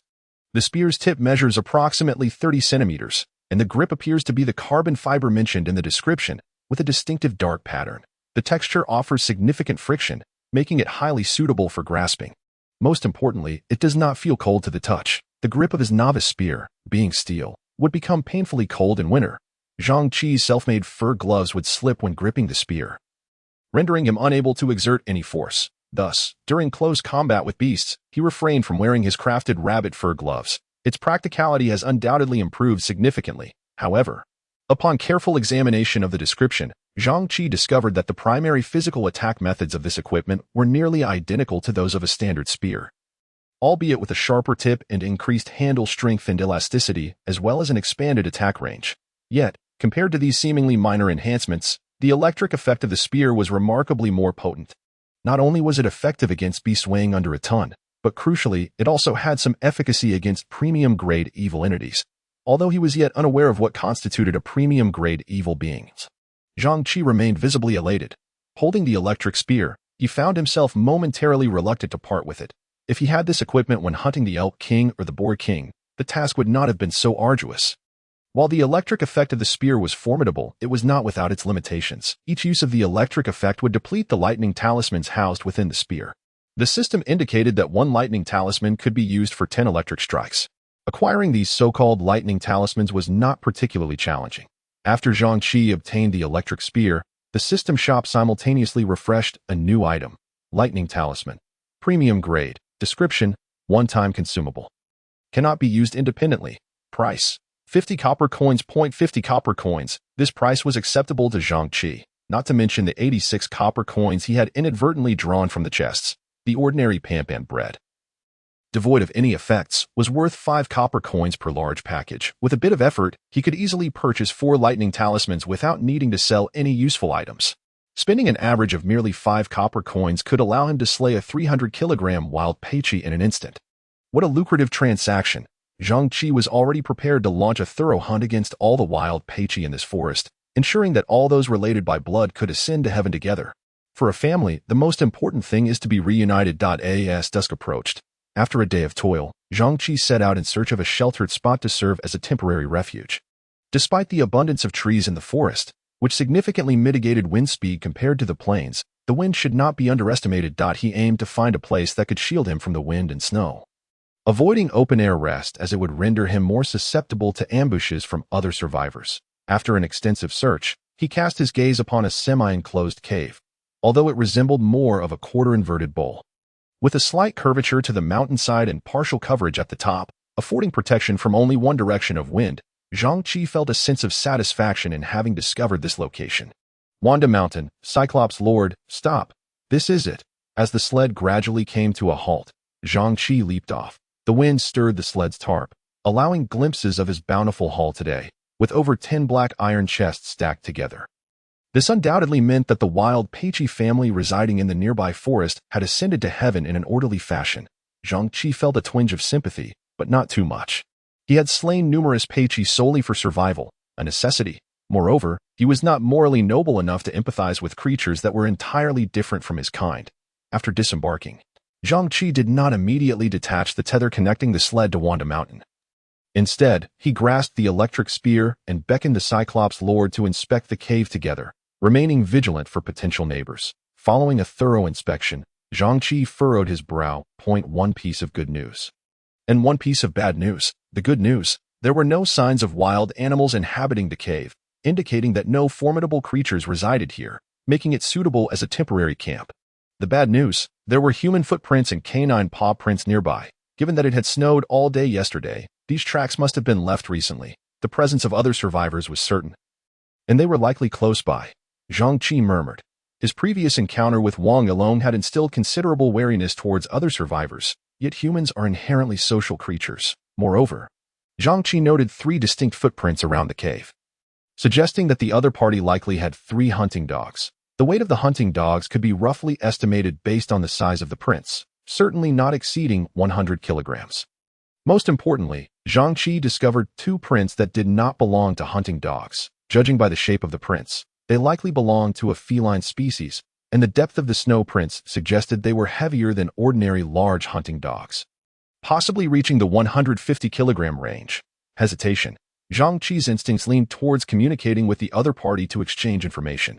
Yet, he was concerned. A fleeting glance at the Cyclops Lord and Wanda Mountain revealed that, indeed, he was not overly worried. Chapter 31.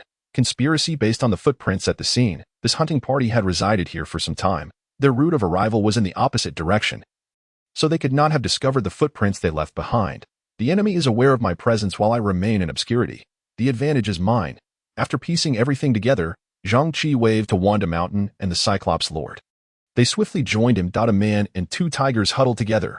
Zhang Qi surveyed the surroundings, ensuring there were no other survivors or wild animals poised to ambush, before commencing his explanation of the plan. In such a desolate environment, his actions were entirely superfluous. Even conspiring loudly would bear no consequence. Nevertheless, he felt that this approach added a certain ceremonial quality. Of course, the conspiracy was predicated on the assumption that the Cyclops Lord and Wanda Mountain were sufficiently intelligent. Otherwise, it would be like casting pearls before swine. If my assumptions are correct, they are likely to return here before nightfall. I have decided to make contact with this hunting party to probe their intentions. Zhang Qi paused, coughed lightly, and nervously glanced at the Cyclops Lord's expression before continuing. But let me make it clear. If the other party does not exhibit hostility, you should refrain from striking until I give the command. Understood. Zhang Qi patted the backs of the Cyclops Lord and Wanda Mountain, looking into their eyes with a serious expression. As hunting dogs and highly intelligent beings, it was not difficult for the Cyclops Lord to grasp Zhang Qi's intent. Simply put, when encountering the hunting party, they should not initiate an attack but wait for his command to decide how to proceed. However, it sensed that matters might not be so simple. Wanda Mountain harbored similar sentiments. Feeling that something was amiss but lacking the intellect to analyze the situation further, unsure of what was wrong, quite strange. After Zhang Qi finished speaking, he kept observing Wanda Mountain and the Cyclops Lord from the corner of his eye, easily noticing that the two hunting dogs regarded him with unusual expressions. In fact, their suspicions were not unfounded. He indeed harbored other thoughts. Zhang Qi casually wiped his nose and then, with a swift motion, as if performing a magic trick, produced two sets of rings from behind him. Come, to prevent the other party from hesitating to approach upon seeing you two, let us first engage in a little disguise. In a short while, just a little longer, do not be anxious. Observing the circular ring in Zhang Qi's hand, the one-eyed mountain lord and Wanda Shan appeared skeptical, yet compliant. They did not refuse, and were highly cooperative. Though they were intensely curious about the objects adorning their necks and limbs, Wanda Shan lowered its head to sniff, detecting no scent. Utterly perplexed about the nature of these items, the one-eyed mountain lord seemed to have formed some conjectures. Gazing at Zhang Qi with an expression devoid of any discernible emotion, noticing that they had come to a standstill, Zhang Qi's eyes gleamed momentarily, his lips curling into a wicked smile as he slowly retrieved a pink remote control from his pocket. 3, 2, 1, cheese, bang. A cloud of white smoke billowed from the bodies of the one-eyed mountain lord and Wanda Shan. Upon closer inspection, two dazed huskies had taken their place. Snow camouflage suit, elite level. Materials, central control chip. Memory metal, electronic components, holographic projection device, mini portable projector, thermal sensing unit, small high-power fan, mini illusion unit. Description: this product is a set of equipment comprising fans located at limb joints, responsible for flattening the snow, ensuring that the footprints left by the user are indistinguishable from those of the simulated creature. Small portable holographic projection situated around the head, responsible for the user's disguise. The fixed simulated creature is a 30-kilogram husky, selection not permitted. Zhang Qi gazed in astonishment at the scene before him. The one-eyed mountain lord and Wanda Shan, now clad in the camouflage suit, were utterly unrecognizable as the original Northeast tigers. Their form bore an uncanny resemblance to huskies, with not a single difference. Even their foolish expressions imitated flawlessly. Most crucially, the footprints they left behind, thanks to the small fan at their feet, had been transformed into petite prints. The elite quality was indeed exceptional. Zhang Qi had not anticipated the camouflage suit to possess such formidable efficacy, achieving an almost indistinguishable effect. It was so lifelike that he couldn't help but step forward to touch the one-eyed mountain lord, only then daring to believe it was a disguise. The realism of the disguise led Zhang Qi to harbor a subtle suspicion that perhaps the system had detected his cheating and had substituted him with two huskies. Otherwise, how could a good quality treasure chest yield two elite-level suits? It defied logic. Fortunately, it was merely a false alarm. Zhang Qi wiped the virtual sweat from his brow, admitting that he had experienced a moment of panic. The only regret was that this camouflage suit could only simulate the husky species. If it could replicate more varieties, it would undoubtedly serve a greater purpose. The one-eyed mountain lord glanced at its dog paws. Unfazed. It merely laid down by the sled, quietly observing Zhang Qi while wearing a peculiar smile. At this moment, it confirmed its suspicion that Zhang Qi was indeed up to something. Transforming both itself and Wanda Shan into huskies was one thing, but doing so in such a diminutive manner was another. Was this not a scheme? However, conversely, the one-eyed mountain lord secretly hoped that Zhang Qi was a cunning old fox. Morality held little value in survival in the wilderness. The ability to endure was what both it and every member of the team needed to contemplate. Zhang Qi's motives were not far from the one-eyed mountain lord's assumptions, although his actions bore a semblance to entrapment. It was not malicious. Should the soon-to-encounter survivors harbor no intentions of plundering others, then whether the others were Northeast tigers or huskies mattered little to him, unless Zhang Qi were to initiate an attack. He would be unlikely to encounter misfortune due to inadequate precautions. Of course, with the combat prowess of the one-eyed mountain lord and Wanda Shan, to put it bluntly, Zhang Qi could determine who would meet their downfall without a second thought. After all, if one were to cheat and still be outmatched, what would be the point of having cheated at all? If the soon-to-encounter survivors bore no ill will, even if they were wary of Zhang Qi, he would understand and refrain from striking first. He would not choose to attack other survivors without provocation. Furthermore, given the hunting team's combat capabilities, the resources they obtained far exceeded those of other survivors. There was no necessity to hunt one's kind. It could be said that after Zhang Qi disguised the One-Eyed Mountain Lord and Wang Dishan as huskies, only those with ulterior motives, those wishing to kill or rob other survivors, would find themselves in misfortune. As for these individuals, Zhang Qi bore no psychological burden in ridding the world of their presence. Additionally, with this suit, future hunts for wild Peiqi would undoubtedly yield unexpected surprises. Chapter 32. I didn't want this either as night descended. A hunting team began to approach Zhang Qi's tent from the mountainside. Zhang Qi was inside the tent, opening a treasure chest, when an unrefined bark jolted him back to reality. They're coming. Zhang Qi's heart raced as he grasped a short spear, pulled back the curtain, and leaped off the sled. Following the gaze of the One-Eyed Mountain Lord, now disguised as a husky, he spotted a hunting team gradually emerging on the horizon. A large hunting dog, accompanied by two leopards, black leopards, which, based on the size comparison in the animal kingdom, could weigh over 150 kilograms. His earlier suspicions had been confirmed.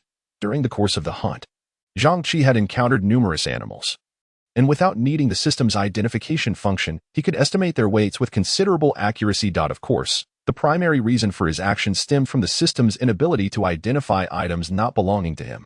Estimating strength had become a necessity.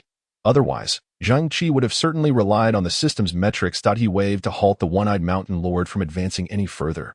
Come back, Mountain Lord. Stay close to me. Do not attack them unless I command it. Meanwhile, as their view drew closer, the hunting team at the base of the mountain also spotted Zhang Qi. Naturally, the two small huskies by his side did not escape their keen sight. In the wilderness, the foremost requirement for hunting was keen eyesight. After days of honing their skills, the dynamic tracking abilities of most survivors had significantly improved. On the sled, a girl in her early 20s was observing everything through binoculars. With an oval face, fair skin, bright eyes, and a playful yet straightforward demeanor, her fluffy short hair gave her a clean and tidy appearance. The moment she caught sight of Zhang Qi's sled, Zhang Qi's heart momentarily skipped a beat. A chance encounter. Her first instinct was to run, to flee. Even with two 150-kilogram black leopards at her command, the experiences of the past few days in the World Channel had exposed her to the darker sides of humanity. When it came to strangers, she wished only to keep her distance. She neither coveted others' gains nor wished to be ensnared by a stranger's schemes. Thus, when encountering other survivors, Zhang Qi would avoid approaching them. Even if the opponent's hunting dogs appeared frail and less aggressive, she remained indifferent. Zhang Qi's mood was rather bleak as her mind fixated on a singular thought. It was over. It was over. Her home had been stolen, and she would be left to wander. She quickly commanded her 3 hunting dogs, Big Black, Second Black, Little Black. Someone is ahead. Turn around. Do not engage with them. Big Black and Second Black were the 2 black leopards, while Little Black was a black wolf dog. The names were hastily chosen but had stuck with her. Simple and easy to remember. Yet now was not the time for other thoughts. Zhang Qi hastily drew the short spear she had stored in the tent. Turning her gaze fixedly toward Zhang Qi's sled, she was not particularly panicked, for Big Black and Second Black were scouting ahead. Logically, if the opposing party was not blind, they could not possibly overlook the 2 black leopards, as anyone would think twice before confronting 2 150-kilogram beasts. However, since they had already seen Big Black and Second Black, it would be wise for them to avoid confrontation. Zhang Qi's expression darkened. She was prepared to welcome a battle at any moment. Despite the opposing hunting dogs appearing to be just 2 huskies, the strength of the oil-handed was still a dominant factor within the hunting team. If the opposing party was a burly man over 2 meters tall, a conflict could arise that would not be easily resolved without incurring some costs. But in the next moment, through the binoculars, Zhang Qi seemed to have made a new discovery. This person seems familiar. After scrutinizing his features, the more she looked, the more familiar he appeared. It was Zhang Qi. Zhang Qi furrowed her brow, certain of her recognition. It had only been a year since graduating high school. Surely she could not forget him so soon. She took another look, confirming her certainty. Yes, it was undoubtedly Zhang Qi, in her previous haste to observe the 2 huskies. She had completely overlooked the identity of the other party's oil-handed. A spark of astonishment flashed in Zhang Qi's eyes, and after a moment of contemplation, she commanded, Big Black, Second Black, Little Black, halt for a moment. Turn around, and return. On the other side, Zhang Qi was also observing through his binoculars. Even though Zhang Qi's sled swiftly turned around and began moving away in the opposite direction, that brief moment allowed him to capture her features with precision. Zhang Qi. The moment the name escaped her lips, an unpleasant memory flickered to life in her mind. Beside the cave, Zhang Qi stood with her arms crossed. casting a disdainful gaze at Zhang Qi. Well, let me see who we have here. Is this not the stalwart of our class, Zhang Qi? It seems that not only have you failed to ascend to greatness, but you have also fallen into such disarray. Still clad in novice garb, observing Zhang Qi's current attire, Jiangshi wore an expression that suggested even a dog would shake its head in disapproval, sensing her previous remarks lacked sufficient sting. She turned her attention to the one-eyed mountain lord and added, "TSK, TSK, TSK, those two dogs of yours appear foolish enough, but why are they so emaciated? Have you been pilfering their rations?" While Jiangshi was busy lobbing her barbs at Zhang Qi, two black panthers, known as Dehei and Erhei, sensed that something was amiss. Their noses twitched furiously. How peculiar. Why is there the scent of a tiger here? There are no other creatures around. How could that be? Their gaze gradually shifted to the husky standing beside Zhang Qi. At that moment, the one-eyed mountain lord raised its head. Their eyes locked. 1 second. 2 seconds, 3 seconds, an almost tangible aura of pressure emanated from their gaze, causing the two black panthers to feel as though they were being scrutinized by a formidable beast, despite being beasts themselves. They could not shake off the sensation of being prey. It was evident that their opponent was someone they could not afford to provoke. A chill coursed through their bodies, their fur standing on end. Although the one-eyed mountain lord had disguised itself as a husky, the raw intent to kill was palpable to other predators. Its gaze was not that of a mere dog.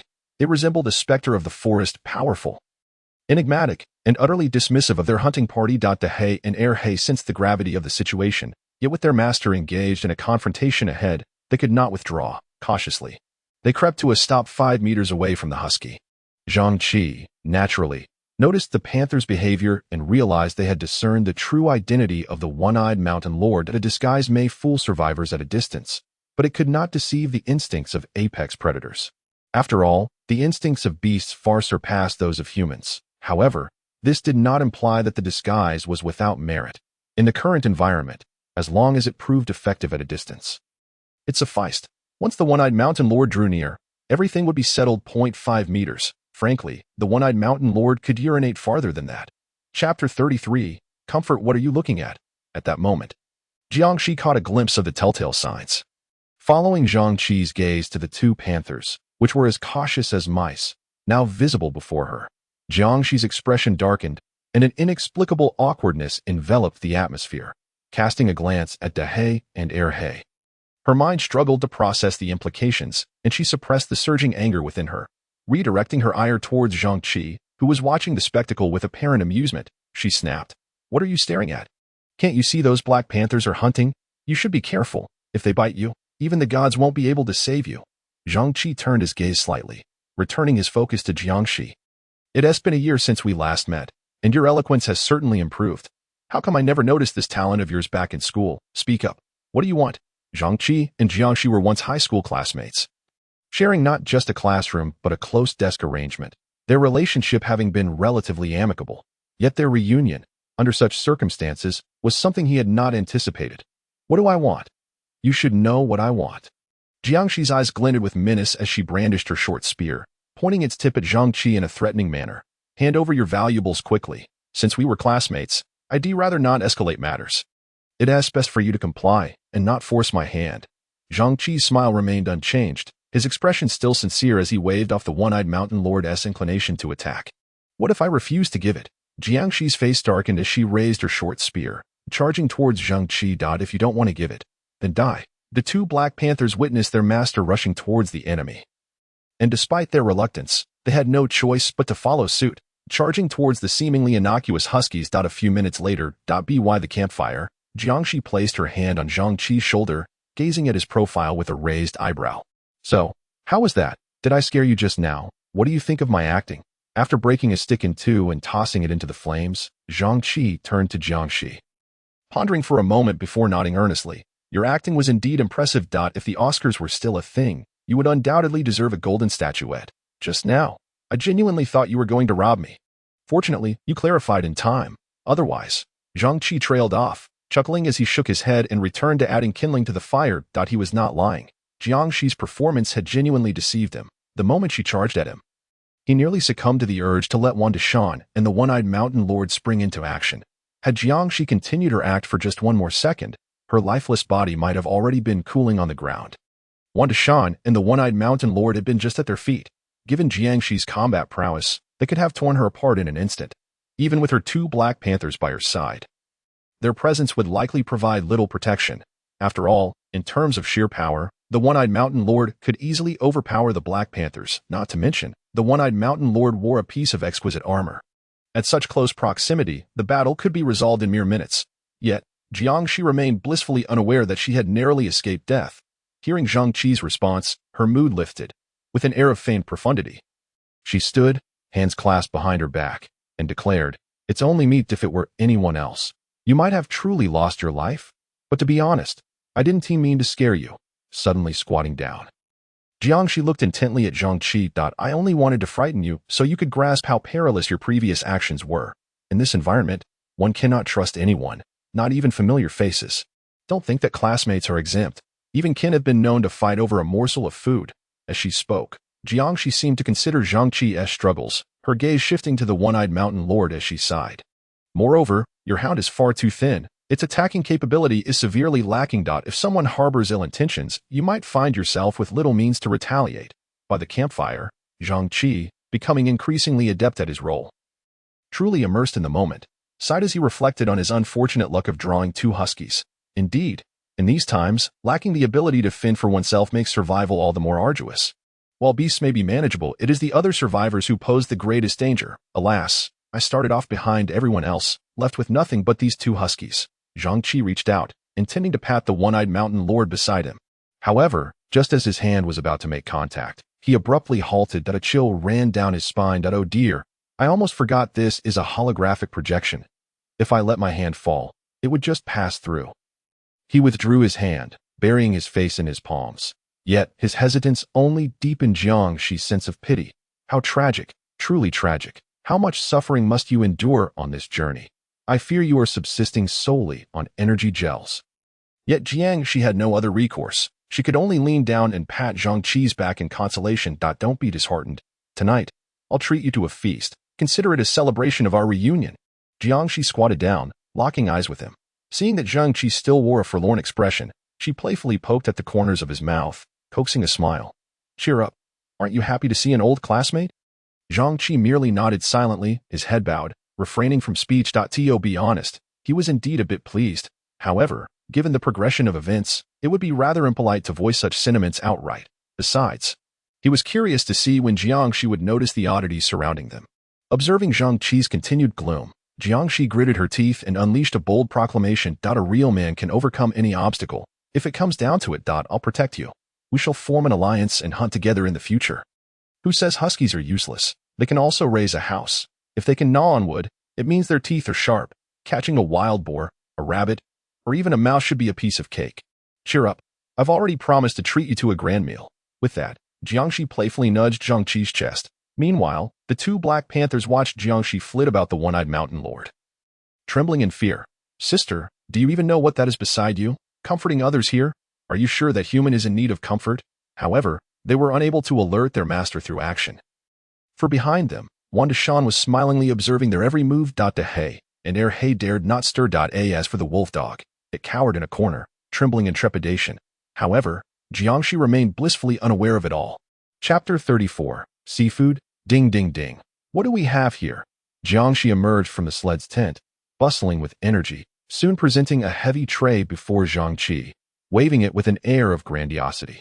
"What is this?" Zhang Qi focused his gaze upon the tray, which was bulging with contents yet concealed beneath a layer of white cloth, obscuring its true nature. Observing Zhang Qi's curiosity, Jiang Qi smiled mysteriously, gradually unveiling the white cloth to reveal seafood. "Don't say I haven't looked after you. I'm treating you to a feast. Are you feeling better now?" Jiang Qi blinked, her eyes sparkling with anticipation as she awaited Zhang Qi's appraisal of her carefully prepared bounty. Upon the iron tray lay a colossal crab, nestled among a medley of blueberries and strawberries, exuding transparent bubbles. It appeared to weigh 3 to 4 pounds, larger than a human face. Additionally, 7 or 8 palm-sized shrimp were arranged beside it. Seafood? Zhang Qi looked at Jiang Qi in confusion. How could seafood possibly appear in the forest? Moreover, given the quantity, it seemed unlikely that it had been procured from a treasure chest. Witnessing Zhang Qi's astonished expression, Jiang Qi felt a surge of satisfaction, nodding with delight. Of course, it's seafood, all of ordinary grade, incomparable to those subpar items. Even if it can't be exchanged for treasure, consuming it is immensely beneficial for the body. This is the entirety of my harvest over the past 2 days. I couldn't bring myself to eat it, as I intended to trade it for supplies, but now it's yours." Jiangshi seemed to have suddenly remembered something, placing the tray down and returning to the tent for another round of rummaging. Before long, she emerged with 2 hefty otter rabbits, 2 large bags of small bread, and a bag of silver packaging. "This is otter rabbit, weighing about 10 pounds each, 1 for each of us.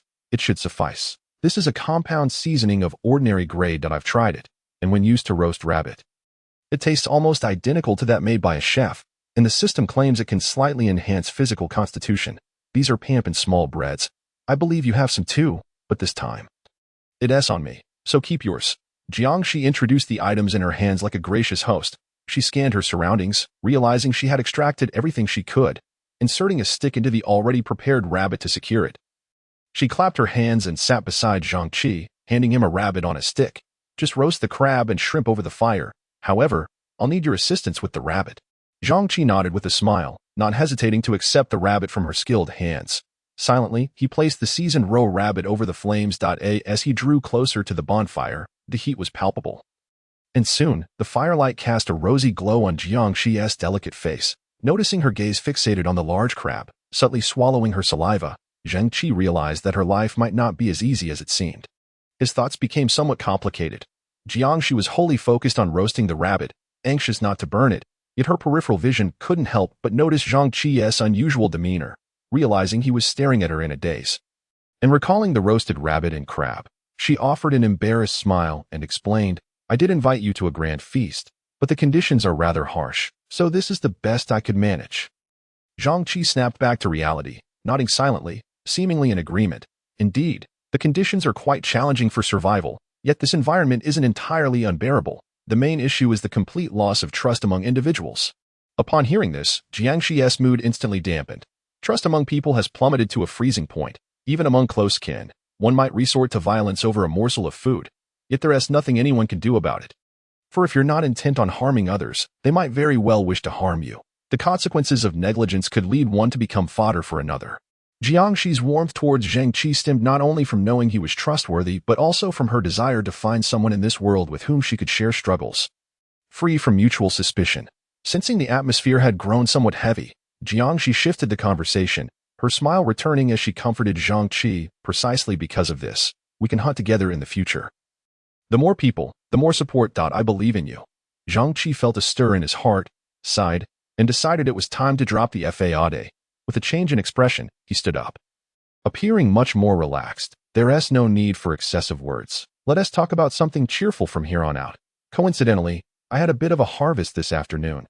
It's better to share joy than to enjoy it alone." "Just a moment, I'll fetch it." Zhang Qi returned to the tent. Jiangshi was taken aback, momentarily bewildered as she held the raw rabbit skewer he had passed her. What little harvest could he possibly have? Given his 2 scrawny huskies resembling stalks of sorghum, what could he possibly bring? Perhaps just some potatoes, sweet potatoes, small breads, or dried rabbit and mouse meat. How pitiful Zhang Qi must be. Yet he is undoubtedly a good person. My discernment has proven correct. With just a few words from Zhang Qi, Jiangshi had already concocted an image in her mind of a man living on meager rations, barely scraping by, yet still generously willing to share with friends. It was truly touching. This mirrored her own experience. Jiangshi wiped the moisture from the corners of her eyes, momentarily forgetting to praise herself in her heart. She intended to call out to Zhang Qi, urging him not to be so courteous, but upon recalling his earlier enthusiasm, she couldn't bring herself to refuse. Jiangshi resolved that even if Zhang Qi brought out dried mouse meat, she would happily partake. No, dried mouse meat? Jiangshi snapped back to reality, suddenly feeling that her earlier thoughts were a tad hasty. She had a deep-seated fear of mice, although both mice and rabbits belonged to the rodent family. They evoked entirely different sensations. Rabbits were adorable and delectable, while mice were filthy and disgusting. Nonetheless, to avoid dampening Zhang Qi's enthusiasm, she gritted her teeth and reaffirmed her earlier decision. Dried mouse meat is still a token of goodwill. Half an hour later, Jiangshi gazed at the mountain of hot pot ingredients before her, plunged into deep skepticism. Excellent grade crab legs, excellent grade fatty beef rolls, excellent grade freshly sliced lamb rolls, excellent grade tripe, excellent grade large assorted platter, excellent grade fresh shrimp, excellent grade various semi-finished meats. In total, there were over 30 varieties, and as if that weren't enough, she could tolerate it. But what truly sent her over the edge was the fact that even the hot pot base and dipping sauces were of excellent grade. This was intolerable. However, wise individuals recognized the situation, and she chose to endure. Jiangshi inhaled the fragrant steam of the hot pot, her mouth watering uncontrollably as she discreetly swallowed. Chapter 35. Detective Conan Mini said at that moment. Zhang Qi finally emerged from the tent, carrying 8 bottles of excellent-grade fruit wine, placing them on the table. Observing Jiangshi's eager gaze fixed on the heap of hot pot ingredients, Zhang Qi looked puzzled. Waving a hand before her, "Don't just stand there. Hurry and add things to the hot pot. Aren't you hungry?" Jiangshi snapped back to reality, patting her rumbling stomach, and smiled sheepishly. "I am indeed hungry." The last meal was ages ago. Zhang Qi, having finally completed his tasks, sat down, opened a bottle of fruit wine, and handed it to Jiangshi before picking up his chopsticks. "Let us dig in." Jiangshi could hardly contain her excitement, her appetite having been whetted during the wait. She had been consuming barbecued meats for days, which was acceptable occasionally but had grown tiresome. Now, with hot pot in front of her, nothing else seemed appealing. In truth, she had nearly succumbed to the temptation to sneak a taste earlier, but deemed it impolite. With Zhang Qi's invitation, she finally let go, casting aside any lingering doubts, seizing her chopsticks.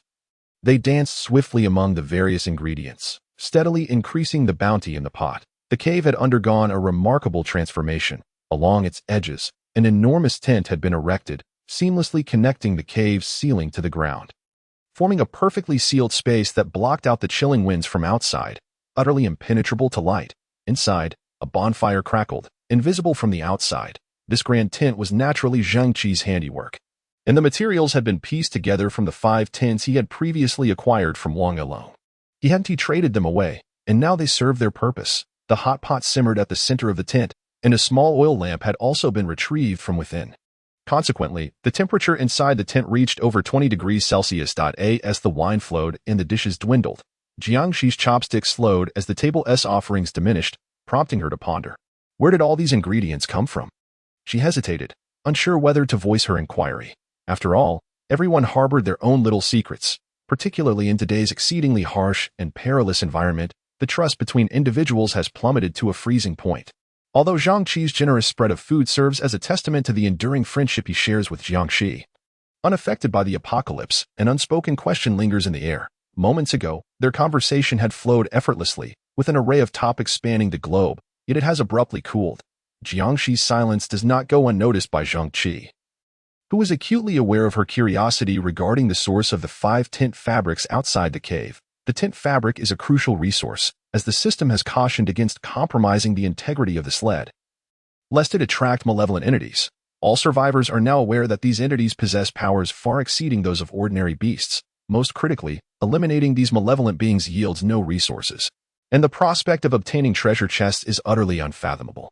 Consequently, survivors generally refrain from altering their sleds. Zhang Qi has never encountered anyone trading sled fabric in the transaction channel, implying that each piece of fabric represents a life. Having 5 pieces suggests he has likely taken the lives of 5 individuals. While Zhang Qi is oblivious to Jiangshi's vastly different thoughts, he feels no guilt, and thus fears no repercussions. He places his chopsticks down, gazing at Jiangshi, who appears hesitant to speak, and decides to be forthright, encouraging her to ask whatever she wishes. He will provide answers. Jiangshi's heart leaps with joy as she meets Zhang Qi's gaze, blinking in excitement.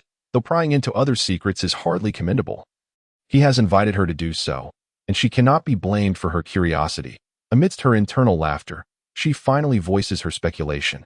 "Zhang Qi, you haven't awakened another system besides ours, have you?"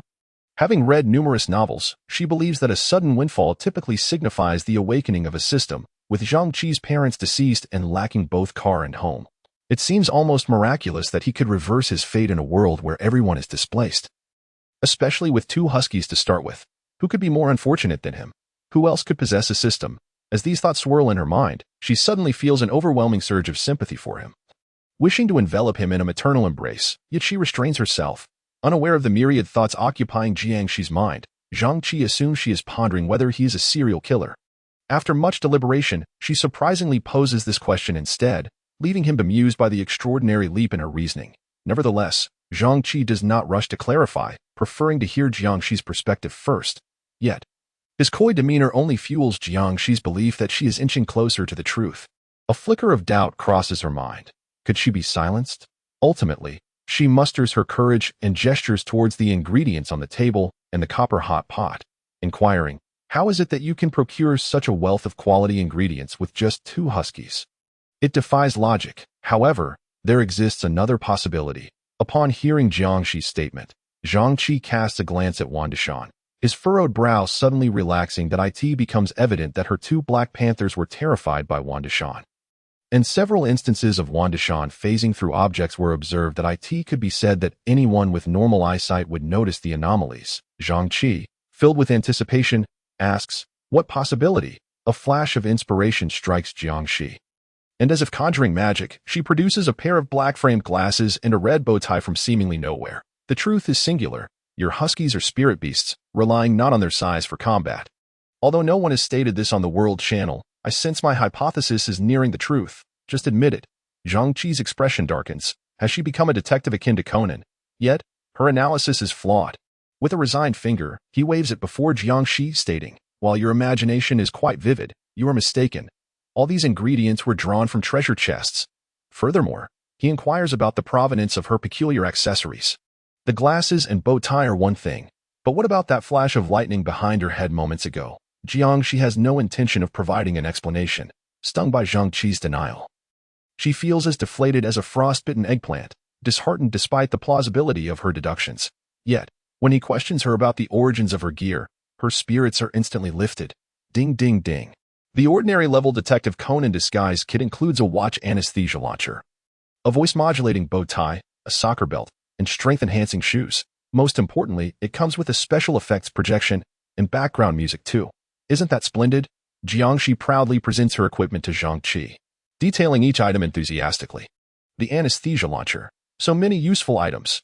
Zhang Qi picks up a watch from the table, perplexed as he inquires, "Does this device actually launch anesthesia needles?" Jiangxi's face stiffens momentarily as she scratches her head, sheepishly responding, "No, it can't. It's just a prop. A prop. And the soccer belt. Just a prop.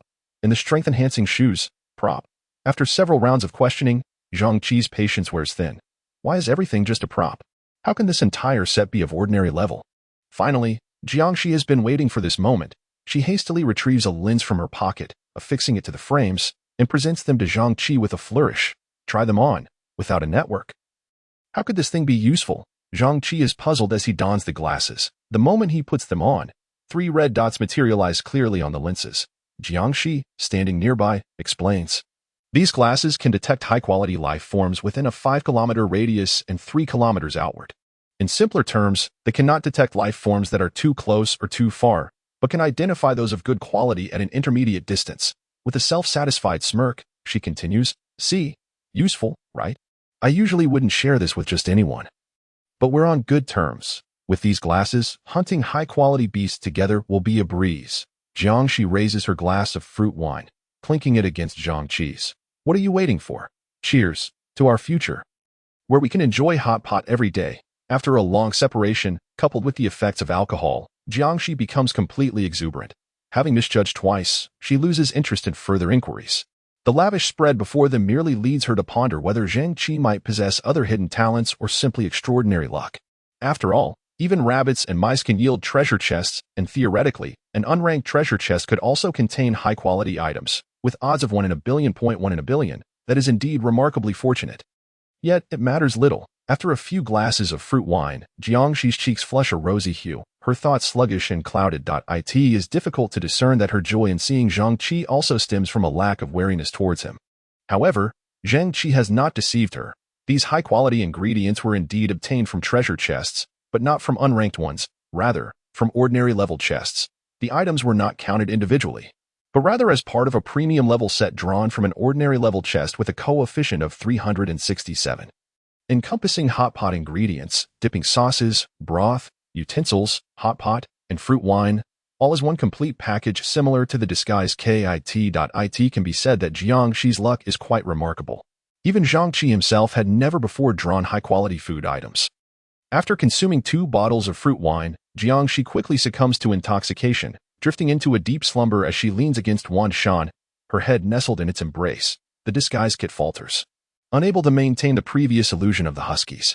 Dahe and Arai watch in trepidation as Wandishan's true form is revealed, breaking into a cold sweat for their master. They dare not approach, while Jiangshi, on the other hand, cozily wraps her arms around Wandishan as if it were a pillow. Yet, they can sense that both Jiangshi and Wandishan harbor no ill intentions towards their master, and it is evident that Jiangshi is familiar with them, ensuring her safety. Otherwise, even at the cost of their lives. Dahe and Arai would carve a path through any danger to protect her, such as the duty of every hunting dog. Upon seeing Jiangshi inebriated, Jiangshi shakes his head in resignation and begins to tidy up the remnants of their meal. While it may be deemed a mess, most of the food has already been consumed by the two of them. Food of ordinary level or above can enhance satiety without burdening the body when consumed in large quantities. Thus, Jiangshi and Jiangshi effortlessly devour the entire hot pot and seafood spread that I in the cave. Thanks to the shelter provided by the tent fabric, the warmth from the campfire and the small oil lamp had not completely dissipated. However, the ground temperature in the cave was nearly identical to that of the outside world, a condition that could not be remedied within just an hour or two. Jiangshi gazed at Jiangshi, who lay intoxicated on Wandishan, and let out a sigh. He turned and retrieved a blanket from her tent, clearing a space and placing it beneath her. The ground was too cold, and a single night of sleep could easily lead to a chill. Having taken these precautions, Jiangshi stepped outside the tent. He could discern that Jiangshi's current circumstances were rather dire, although she had the advantage of two Black Panthers, Dahe and Erhe. Her inherent disadvantage as a girl rendered her physical capabilities significantly weaker than those of her male counterparts. In every hunting team, the primary responsibility of the oil-handed individual was to deliver the fatal blow to the prey. Most of the damage was inflicted by them. Whether it was hunting dogs or Black Panthers, they found it nearly impossible to breach the defenses of a heavily built wild boar, let alone deliver a lethal strike. Thus, in situations where the number of hunting dogs was limited, the oil-handed individual's strength accounted for at least 70% of the overall output. Consequently, Jiangshi's initial advantage of having two 150-kilogram Black Panthers was cleverly undermined by her physical limitations. This resulted in her inability to hunt even moderately formidable beasts, let alone the more common high-index prey, which she had to avoid. Attempting to hunt recklessly could very well lead to fatalities within the hunting team. Indeed, it was not merely about sustaining injuries. Death was a very real possibility. Given how poor Jiangshi's survival conditions were, one could only imagine how much harsher the environments must be for other women. Authors aside, I feel my writing is rather good. Please click to add to your bookshelf. Thank you. Chapter 37. A formidable foe outside the tent. The night was a blend of darkness and light. Jiangshi extended his hand to catch a snowflake drifting from the sky and sighed. It's snowing again. He opened the system interface, and indeed, the temperature had plummeted to over -30 degrees. Approaching 40. They say a heavy snow heralds a bountiful year, yet with the way it was falling, Jiangshi felt that one day this planet would be completely blanketed in snow. The one-eyed mountain lord noticed Jiangxi's emergence and sauntered over from the shadows. Having patrolled the vicinity without straying far from the main tent. In the darkness, it silently safeguarded the two hunting teams. After all, night was the domain of most animals, who typically chose this time to hunt. This was when survivalist hunting teams were most vulnerable to attacks, not to mention the so-called malevolent entities that lurked in the night like phantoms, waiting for the slightest lapse in vigilance to strike, leading to complete annihilation. The night on the snowy plains was exceptionally frigid. Most survivalists found it difficult to sleep in such conditions, often besieged by wild animal raids, battling hunger and cold, sleep-deprived, and ever on guard against potential crises, an arduous test for both body and spirit. In this place, the struggle for survival was no mere platitude. Fortunately, Jiangshi had the presence of the one-eyed mountain lord and Wandishan to help him avoid unnecessary troubles. The one-eyed mountain lord stood guard against external foes while Wandishan protected him from potential harm from Jiangshi and her two panthers. The division of labor between the two was clear, and everything was under control. Jiangshi stood at the edge of the tent, his gaze calm as he surveyed the distant forest. The clouds obscured all traces of starlight, and the forest lay beneath the mountain, dark and cavernous, as if it were a gaping maw waiting to engulf any creature that dared approach. In the depths of his intuition, Jiangshi sensed countless eyes lurking in the shadows of the inky woods, silently watching him. The moment he let down his guard, they would rush forth, drawn by the scent of blood, ready to tear apart anything in their path. This was no mere figment of his imagination. The number of beasts in the forest far exceeded those on the snowy plains, and the oddities found there were even more numerous. Just before the sky fell into complete darkness, Jiangshi had glimpsed a bat. Taller than a person, its white fur hanging limply from a tree branch, regarding him with an unsettling, almost human-like gaze. That sensation was disquieting. Such bizarre, oversized creatures were plentiful in the forest. This marked Zhang Qi's first night spent in the woods. Yet he felt little trepidation. He had consumed some fruit wine, but his mind remained clear. Moreover, Jiangxi was aware of her limited tolerance for alcohol as she gradually regained her senses. She had entrusted command over her 3 hunting dogs to him. Thus, on the surface, it appeared that this was the weakest moment for the 2 hunting teams. Yet, in truth, it was merely Jiangxi who was less formidable than the hunting dogs, who was incapacitated. The other members remained unaffected. Retrieving his gaze, Zhang Qi patted the one-eyed mountain lord's head and turned to enter the main tent. Since he needed to keep watch to avert any potential troubles, Zhang Qi had lifted the one-eyed mountain lord's disguise. Otherwise, other creatures might mistake the husky's presence at the entrance as an opportunity to pounce like a soft fruit, seeking to squeeze it. While such an action might yield certain benefits, it could easily attract unnecessary trouble. Upon returning to the tent, he found Jiangxi still soundly asleep beside Wan Shan, one leg draped over the panther in a rather audacious manner, as if attempting to crush its majestic head with a scissor-like leg. Observing this, Zhang Qi felt a sudden throbbing at his temples. While he was somewhat touched that she truly trusted him, it seemed there was indeed a complication at hand. Zhang Qi reached up to rub his temples. Previously, he had harbored doubts about whether Jiangxi was truly oblivious to the identities of the one-eyed mountain lord and Wan Shan. Now, it seemed unlikely. Furthermore, he recalled that she had never been a scheming girl in high school. Her personality was rather straightforward. Otherwise, she wouldn't have made the rather foolish decision to startle an old classmate upon their reunion. If she intended to cling to someone for support, she could have simply done so without all the unnecessary theatrics, which greatly increased the chances of failure. The sounds Zhang Qi made were minimal, yet within the serene confines of the main tent, they were distinctly noticeable, especially to the highly alert beasts, whose emerald eyes instantly turned toward him. However, upon realizing that the source of the disturbance was Zhang Qi, they resumed their rest. Remarkably, this scene exuded a warm, familial atmosphere. Wan Shan, however, did not close its eyes, fixating its gaze on Zhang Qi, seemingly unaccustomed to such close contact with a human. Jiangxi lay beside it, necessitating that it remain vigilant, lest it inadvertently stretch and cause irreversible harm to the girl beside it. This was akin to punishment for the active creature. Naturally, had Zhang Qi been beside it, Wan Shan would have willingly accepted the proximity. Alas, it was not. Through their shared gaze, Zhang Qi discerned Wan Shan's thoughts. On one hand, they were classmates, but on the other, they were comrades, true comrades, despite her being a female classmate. Without hesitation, he made a decision in his heart. With a resigned shake of his head, he approached and gently moved Jiangxi's leg from Wan Shan's neck, granting the panther relief, however, adhering to the principle of assisting others to the end. He summoned Dehei. His previous orders to his pet had been to obey the commands of the human before him. Although Dehei was unsure of Zhang Qi's intentions, it complied without question. Once it lay down in cooperation, Zhang Qi repositioned Jiangxi's leg back onto Wan Shan. With everything restored to its original state, both parties seemed satisfied, and Zhang Qi let out a gentle sigh of relief. Perfect. He then turned and returned to his own tent, tucked himself under the covers, and soon drifted into slumber. This night was anything but tranquil. At the stroke of midnight, when sleep was at its deepest, Zhang Qi felt a tremor beneath him, jolting him upright as he slowly opened his eyes. Parting the curtain, he saw Wan Shan repeatedly crashing against the sled, seemingly trying to alert him to some situation. It appeared urgent, yet not overly so. Nighttime was prone to unforeseen events, and Zhang Qi had mentally prepared himself for such occurrences, skillfully donning his clothing. He grasped the electric spear that had been kept close at hand and followed Wan Shan's lead out of the tent. Thoughts raced through his mind as he pondered what might have transpired. Had wild boars launched a nocturnal assault on the mountain lord? Or was a malevolent spirit seeking vengeance for its father? Daring to infiltrate the tiger's den, perhaps survivalists were torching the forest, yearning for roasted piglets? All possibilities loomed. Turning back, Zhang Qi glanced at Jiangxi, who seemed entirely unaware, soundly asleep on her bedding, her posture still bold. However, her once present Dehei had vanished, as had her He. Only Xiao He, the wolf dog, remained faithfully by her side, acting as a makeshift pillow. Zhang Qi frowned slightly but said nothing. Given the current circumstances, it seemed unlikely that Jiangxi had caused the disturbance. He simply did not know what had truly occurred. As he passed through the tent, the truth finally came to light. The missing Dehei and He were huddled together, encircling a massive creature.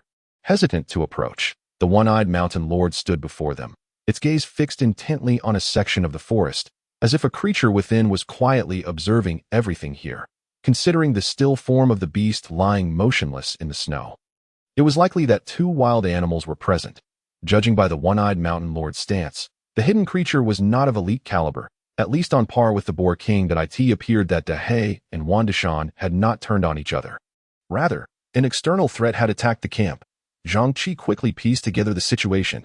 With a gentle flick of his wrist, the hand holding the short spear activated, causing the electric spear to extend to its full length with a resounding click.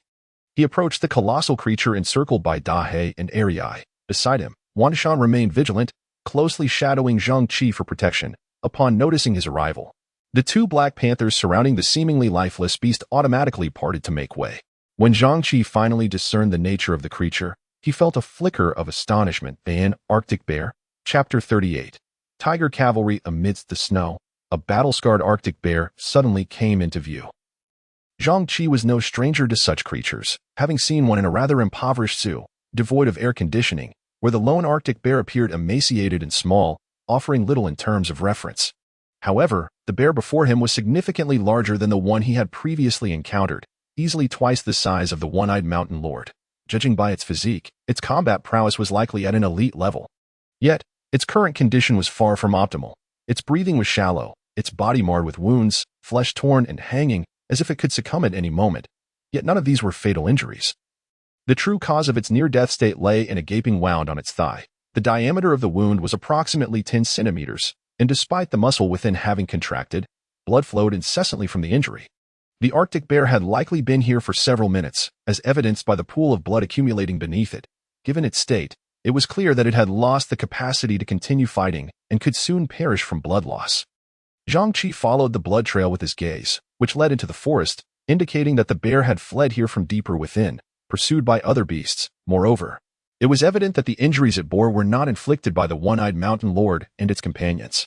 The perpetrator of such grievous wounds was undoubtedly a formidable adversary. Realizing that Zhang Qi remained asleep in the tent and that Xiaohei's combat capability was nearly non-existent, Zhang Qi decided to take precautions. After a brief assessment, he straightened up, waved his hand, and called out, "Ariai, go back to the tent and protect your master. Dahe, Wandishan, follow me." Upon receiving the command, Ariai glanced at Zhang Qi and, without hesitation, swiftly raced back to the tent. Dahe and Wandishan promptly followed Zhang Qi, drawing closer to the one-eyed mountain lord. Zhang Qi understood that the one-eyed mountain lord had not moved, a clear indication that the predator responsible for the Arctic bear's injuries was still nearby. The creature capable of inflicting such wounds likely possessed elite-level prowess. Armed with a spear, Zhang Qi scrutinized the forest before him, the flickering arcs of electricity reflecting his and the one-eyed mountain lord's figures in a dance of light and shadow. The adversary had not retreated. In fact, it was likely concealed within the depths of the forest, quietly observing him. This was both a crisis and a remarkable opportunity. Zhang Qi hesitated, torn between the impulse to seize the moment for a substantial gain or to settle for the Arctic bear. Two elite-level beasts, such a prospect was an undeniable temptation for anyone, promising two elite-level treasure chests, with a 70% chance of acquiring high-quality items. Should fortune favor him, elite-level rewards were not out of the question. Before the allure of treasure, no one could remain indifferent, Zhang Qi included. However, the entity capable of injuring the Arctic bear, even if it had sustained injuries in its confrontation with the bear, would likely not be easily subdued without consequence. His dark eyes flickered in the reflection of the electric spear, betraying the turmoil within. High risk, high reward. Life necessitates daring ventures. Were he another survivor, he would eagerly hunt an elite creature that might be wounded. This world was never short of gamblers. After a lengthy contemplation, gazing into the forest that seemed poised to engulf everything, he finally resolved to call out to his companions, One-Eyed Mountain Lord, Wandishan, come with me. Dahe, you may return. Your presence is no longer required. Adventurous as it was, Zhang Qi's safety was equally paramount. Should the enemy be employing a strategy to lure him away, she was utterly defenseless at this moment. Zhang Qi scorned the thought of placing his own recklessness upon others, but returning to fetch the sled was no longer feasible. He opted for a contingency plan. Long ago, he had considered a strategy he had yet to employ. Perfect for this occasion, the spear-wielding armored tiger knight form. Zhang Qi had previously tested the one-eyed mountain lord's strength and weight, which would enable it to carry him with ease. Additionally, its height would prevent his legs from dragging on the ground. Although riding it could be a tad jolting, Such discomfort could be endured in dire times. Gripping the electric spear, he mounted the one-eyed mountain lord's back. Casting a glance back at the still-present Dahe, he urged, "Hurry back and protect your master. Your presence is no longer required here. Wandishan, let us proceed." Without concern for whether it understood, he brandished his spear and gently urged the one-eyed mountain lord forward. The creature, heeding the signal, surged into the forest, stirring up a flurry of snow. One man and one tiger, accompanied by Wandishan, charged into the darkness, embodying a warrior's indomitable spirit. At the forest's edge, a shadow, unaware of why the trio of creatures had suddenly united, was taken aback to see them rapidly approaching. The figure seated upon the tiger wielded a staff that shimmered with blinding lightning. Having never witnessed such a spectacle, the already wounded creature found its condition insufficient to continue fighting. Before it could retreat and claim its rightful spoils, it was astonished to realize that the attackers had turned their attention toward it. This revelation extinguished its previously burning rage, with no pride to uphold. And devoid of the concept of honor, the beast, adhering to the natural order of survival of the fittest, quickly resolved to flee. As Zhang Qi rode atop the one-eyed mountain lord's back, he finally discerned the true identity of their quarry, a robust rhinoceros. It too bore wounds, its skin marred with scars, appearing only slightly better than the state of the Arctic bear. Zhang Qi's spirits lifted. However, his elation was short-lived when he noticed that the rhinoceros displayed no intention of engaging in combat and instead hastily fled. He urged, "One-eyed mountain lord, faster, we must catch up to that rhinoceros." Zhang Qi nearly shouted in desperation. 5 minutes later, Zhang Qi returned, having found nothing, his expression neutral. He felt neither joy nor sorrow, only a hint of regret. Just moments ago, he had indeed struck the rhinoceros with his spear, unleashing a jolt of electricity, yet the creature's speed remained unabated, as if awakening some latent ability, its short legs propelling it away in a flash. In the dead of night, with numerous considerations weighing heavily on him, Zhang Qi dared not allow Wandishan to pursue alone, nor could he chase too far, lest he provoke something far more dangerous. Thus, he made a decisive choice, to refrain from pursuing a cornered FOEAS for why he felt no disappointment over the missed opportunity to hunt the rhinoceros, even experiencing a flicker of joy. It was simply because not far from the tent lay a nearly unconscious Arctic bear, an elite-level creature. His time spent braving the cold was not entirely in vain. He had not returned empty-handed. While appearing calm on the outside, Zhang Qi's heart was aflame with excitement. Such fortuitous occurrences were rare. He felt elated. The one-eyed mountain lord and Wandishan tightened their defenses, gathering beside the large tent. Yet, when it came to handling this colossal beast, Zhang Qi found himself in a quandary. Exchanging it for treasure might be feasible, yet the cost-to-benefit ratio was less than favorable. A living elite creature should possess greater value. However, sparing its life and nurturing it raised concerns. Could he even keep it alive? And if so, would it turn against him later? Wild creatures operate outside the bounds of morality. The tale of the farmer and the snake could easily apply to them.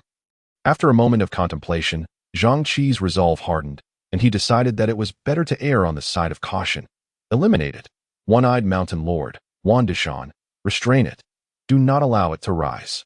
He waved his hand, having grown adept at such matters. The one-eyed mountain lord obeyed immediately, leaping onto the Arctic bear's chest, using its weight to pin it down. Wandishan secured its hind legs from behind. Once the two tigers had subdued their prey, their sheer mass ensured that escape would be a formidable challenge. Had it been the Arctic bear in its prime, it might have easily broken free. But in its current state, gasping for breath, a desperate retaliation was unlikely. Zhang Qi approached the Arctic bear, swiftly drawing back his spear. He raised it slowly at that moment. The two Black Panthers, tasked with guarding Jiangxi, quietly approached, seemingly ready to witness the fall of a once mighty beast. Chapter 39. The spear now poised, ready to descend.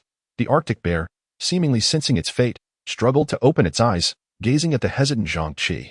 Its look was one of helplessness and pleading, as if begging for its life. Alas, it could not speak, and its condition precluded any further action. Zhang Qi could feel its silent plea, yet there was little room for mercy in this world governed by the law of the jungle. Compassion had no place here. He closed his eyes, aiming the electric spear at the bear's chest, and let it fall with great speed. In the fleeting moment, the anticipated splatter of blood failed to materialize. Zhang Qi's hand, gripping the short spear, halted midair, the sharp tip poised perilously close to the polar bear.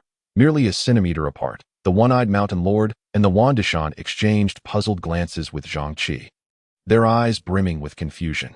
However, Zhang Qi was not prepared to relinquish his hold. In the instant the spear was about to descend, he reconsidered. The polar bear's recent gaze had unveiled a glimmer of possibility for taming it. Since it bore no overt hostility towards him, why not extend it an opportunity? Of course, if it failed to cherish this chance, eliminating it later would merely amount to a trifling expenditure of time. No significant loss would ensue. After weighing the potential gains and losses in his mind, Zhang Qi, feeling resolute, drew forth a parchment from his waist. Pet taming license, quality, good usage instructions, aim at the animal you wish to tame. And click the confirm option on the parchment to proceed. Level unrestricted. Success rate contingent upon the target's fondness for the user. Description: the pet taming license differs from that of hunting dogs. Pets within a hunting party are not tasked with combat, serving instead for ornamental and other purposes. Hence, animals tamed with this license may not comprehend their owner's commands, necessitating subsequent training to execute the desired directives. Loyalty is fixed at 60. This parchment was extracted from several ordinary treasure chests. Its efficacy is undoubtedly far inferior to that of the hunting dog taming license. The very fact that pets cannot understand their owner's commands signifies a near-zero probability of integrating into the hunting party's combat sequence. Should the target be somewhat dim-witted, it would be a stroke of luck if it did not complicate the hunt. Nevertheless, given its elite status, Zhang Qi was inclined to grant the polar bear a chance. If its intelligence proved remarkable, it would indeed be a tremendous gain. The prerequisite, of course, was that it survive the night. Holding the parchment, Zhang Qi positioned himself before the polar bear and spoke in a calm tone. Your life or death is not for me to decide. It hinges on whether you are willing to cooperate. It seems fate has intertwined our paths. Had it been another survivor, your fate might have been sealed in death. He continued, do not resist. If successful, I shall endeavor to save you. Zhang Qi's words were not spoken lightly. The polar bear appeared to possess the advantage of timing, location, and circumstance. Had he obtained this parchment a day or two earlier, his only choice might have been to kill it. Furthermore, he still had 2 bottles of ordinary healing potions at his disposal. After delivering his speech, Zhang Qi activated the parchment before the creature. Whether it comprehended his intentions was left to fate. The polar bear's breathing grew heavy, its eyelids growing increasingly weighted. Upon hearing the human's words, its consciousness momentarily sharpened. In a mysterious manner, it sensed a warm circular aura gradually approaching. It did not resist, allowing the warm ring to envelop its head. In that instant, a soothing warmth spread throughout its being, as if flesh and blood began to regenerate. The polar bear could no longer withstand the sensation and succumbed to slumber. A night devoid of incident passed. As dawn broke, Jiangshi slowly opened her eyes, stretching languidly as usual, her consciousness gradually returning. The quality of the fruit wine was commendable, with a relatively low alcohol content. And upon awakening, she found no trace of a headache. Jiangshi couldn't help but feel a sense of pride in her drinking capacity. The sensation on her legs was fuzzy. Upon closer inspection, it was indeed her loyal companion, Dehei. Everything unfolded as per routine. However, upon glancing down, she felt indignation towards Zhang Qi, lamenting, how infuriating. I fell asleep, and you didn't even help me into the tent. I spent the night on a rock and now feel utterly sore. She rubbed her back, unable to suppress her complaints. That moment, Zhang Qi emerged from his tent, catching her mutterings, don't speak ill of me behind my back. I can't hear you. Moreover, the blanket you're wrapped in is the one I provided, so do not wrongfully accuse a good person. Jiangshi, caught off guard, hadn't expected her whispered criticisms to reach Zhang Qi's ears. Yet, refusing to concede, she continued to grumble softly, I appreciate the blanket, but I'm not pleased that you didn't help me into the tent. Fortunately, the temperature inside the large tent was quite warm, alleviating concerns of catching a cold.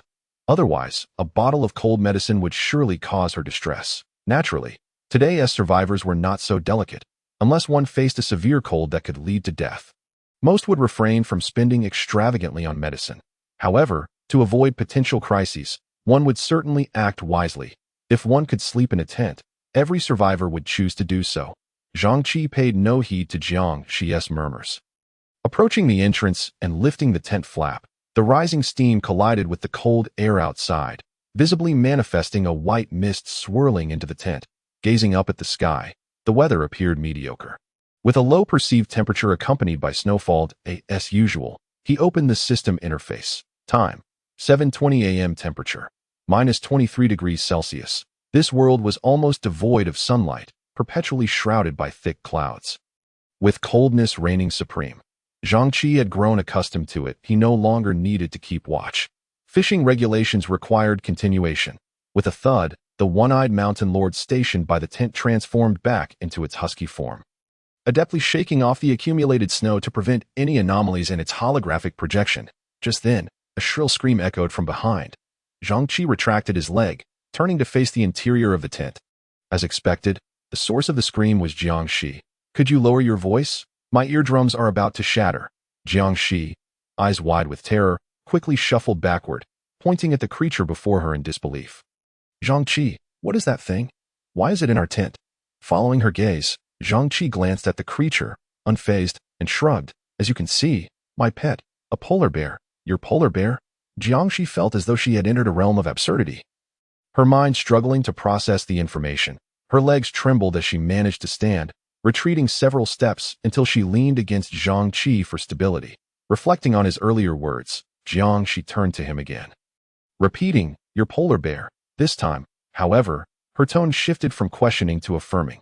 "Yes." Zhang Qi, wary of Jiang Shi's disbelief, made a gesture towards the polar bear. "Beijing Xing. Lie down." Beijing Xing was the name Zhang Qi had bestowed upon the bear, and its intelligence was indeed commendable. He had only repeated the command 2 or 3 times, and it had already been etched in its memory. Initially seated, the polar bear, upon observing his gesture, did not hesitate and gradually lowered itself to the ground. Jiang Shi could hardly comprehend the unfolding scene. Her eyes widened like saucers, darting between Zhang Qi and Beijing Xing. After all, an ordinary person would find it hard to believe that this creature, weighing nearly a ton, was indeed a pet.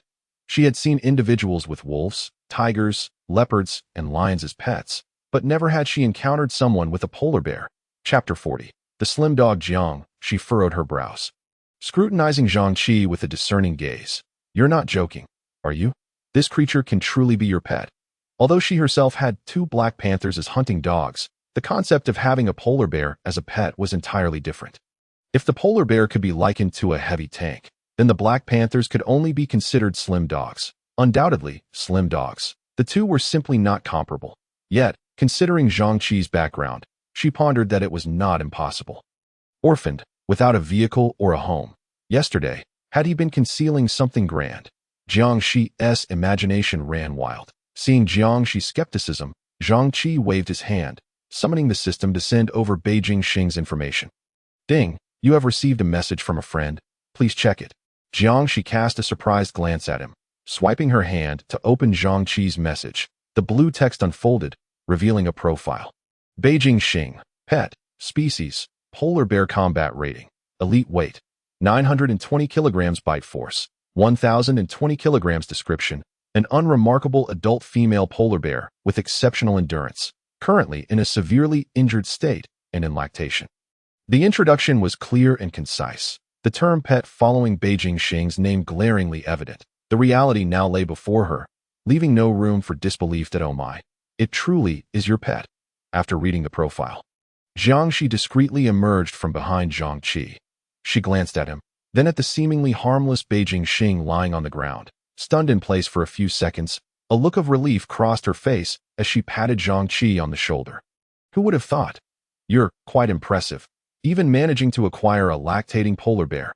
Our generation truly is filled with talent." Jiang Shi no longer exhibited her previous fear, shaking her head in disbelief, marveling at the situation. Yet, while her words seemed like praise, Zhang Qi keenly detected a hint of mischief behind them. Maintaining his expression, he twirled the electric spear in his hand. "Are you implying that I have an inappropriate relationship with this polar bear?" Jiang Shi sensed the threat in his words, yet remained unfazed. Instead, she shot back, lightly poking Zhang Qi. "How could that be? It's your mind that is filthy. I certainly meant no such thing." Zhang Qi remained silent, simply observing her. Seeing Jiang Shi's slight embarrassment, she chuckled awkwardly and said, "Just a joke, just a joke. You aren't angry, are you?" "However," Zhang Qi countered, However, what?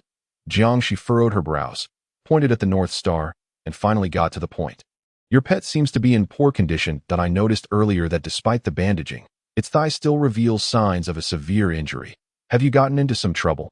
In her previous haste to escape, she had not thoroughly observed the polar bear.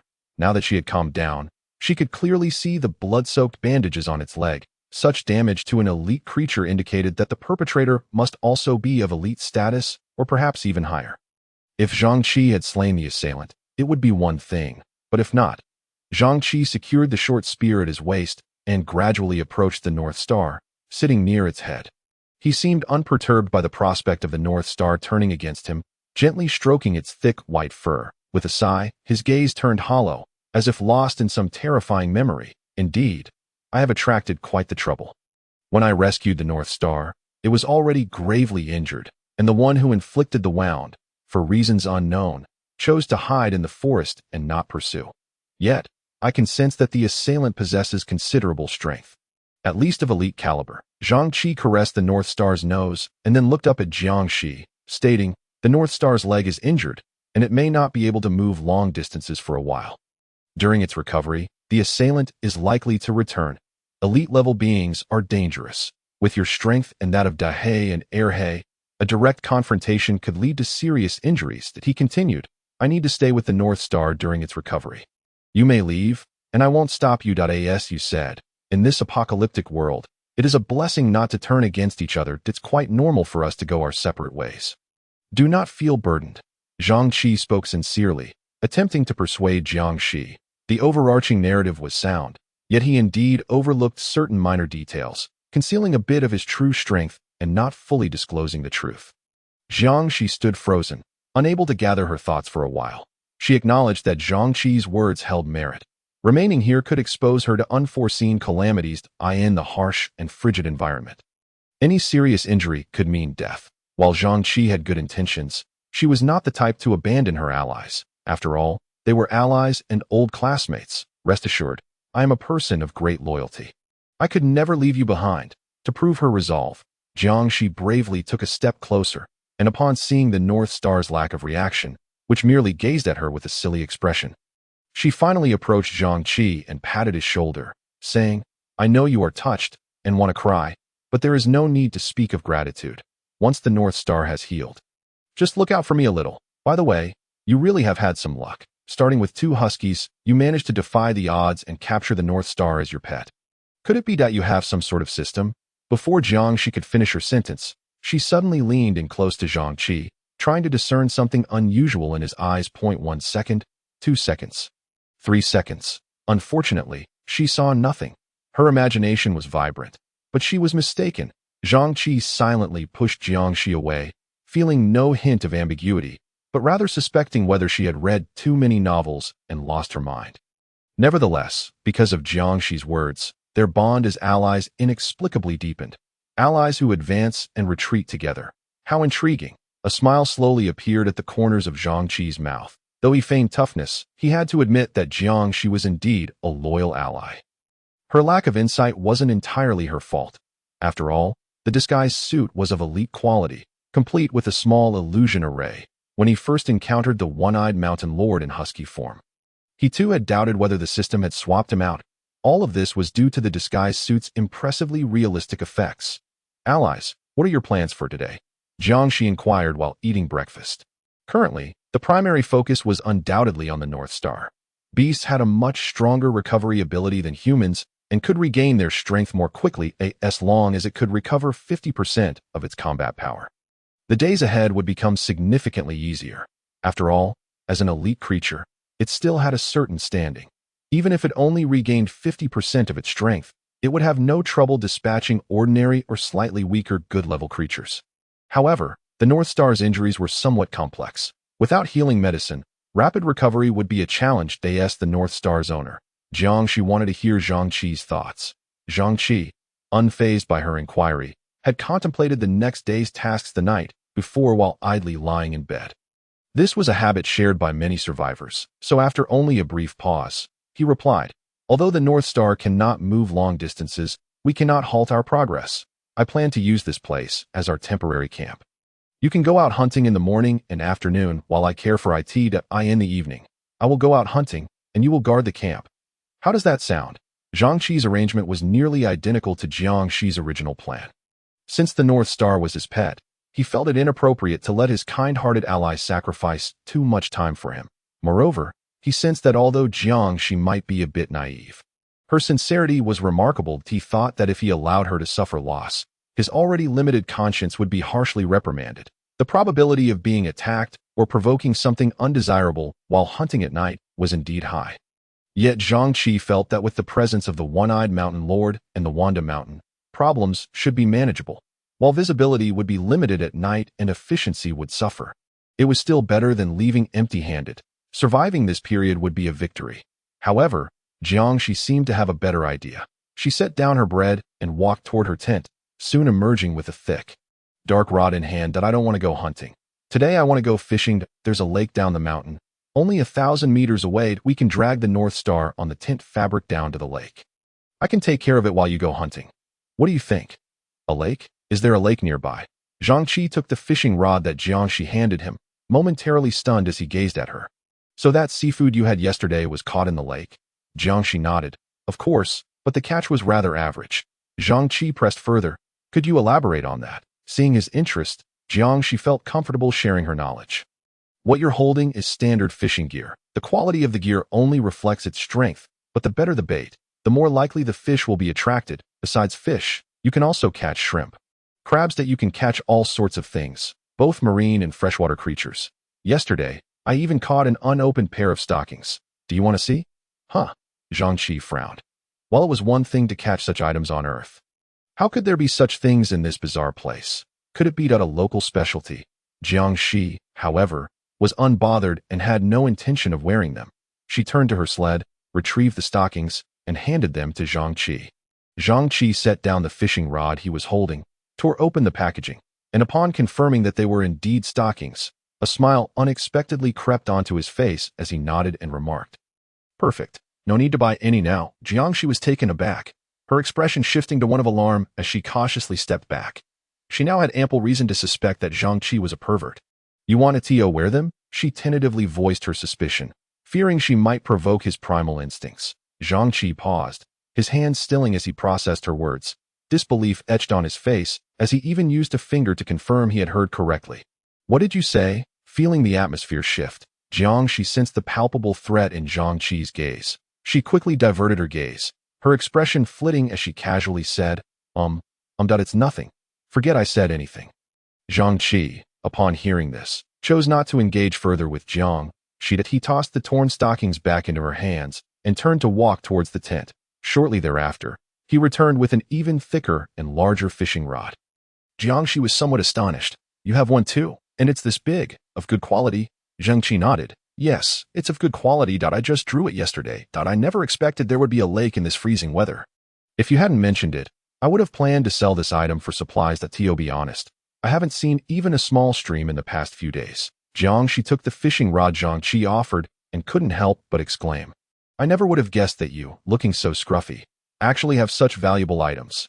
You're quite the hidden wealthy individual." With a casual click, I opened the introduction he had just sent regarding the fishing rod in hand. 3A fishing rod, good quality. Usage: attach a lure, cast the bait, and when the float sinks beneath the water's surface, it indicates a catch. One may then choose to exert considerable force for a miraculous outcome. Introduction: this fishing rod is capable of supporting catches of up to 500 kilograms. However, instances of rod breakage may occur, which are considered normal low-probability events.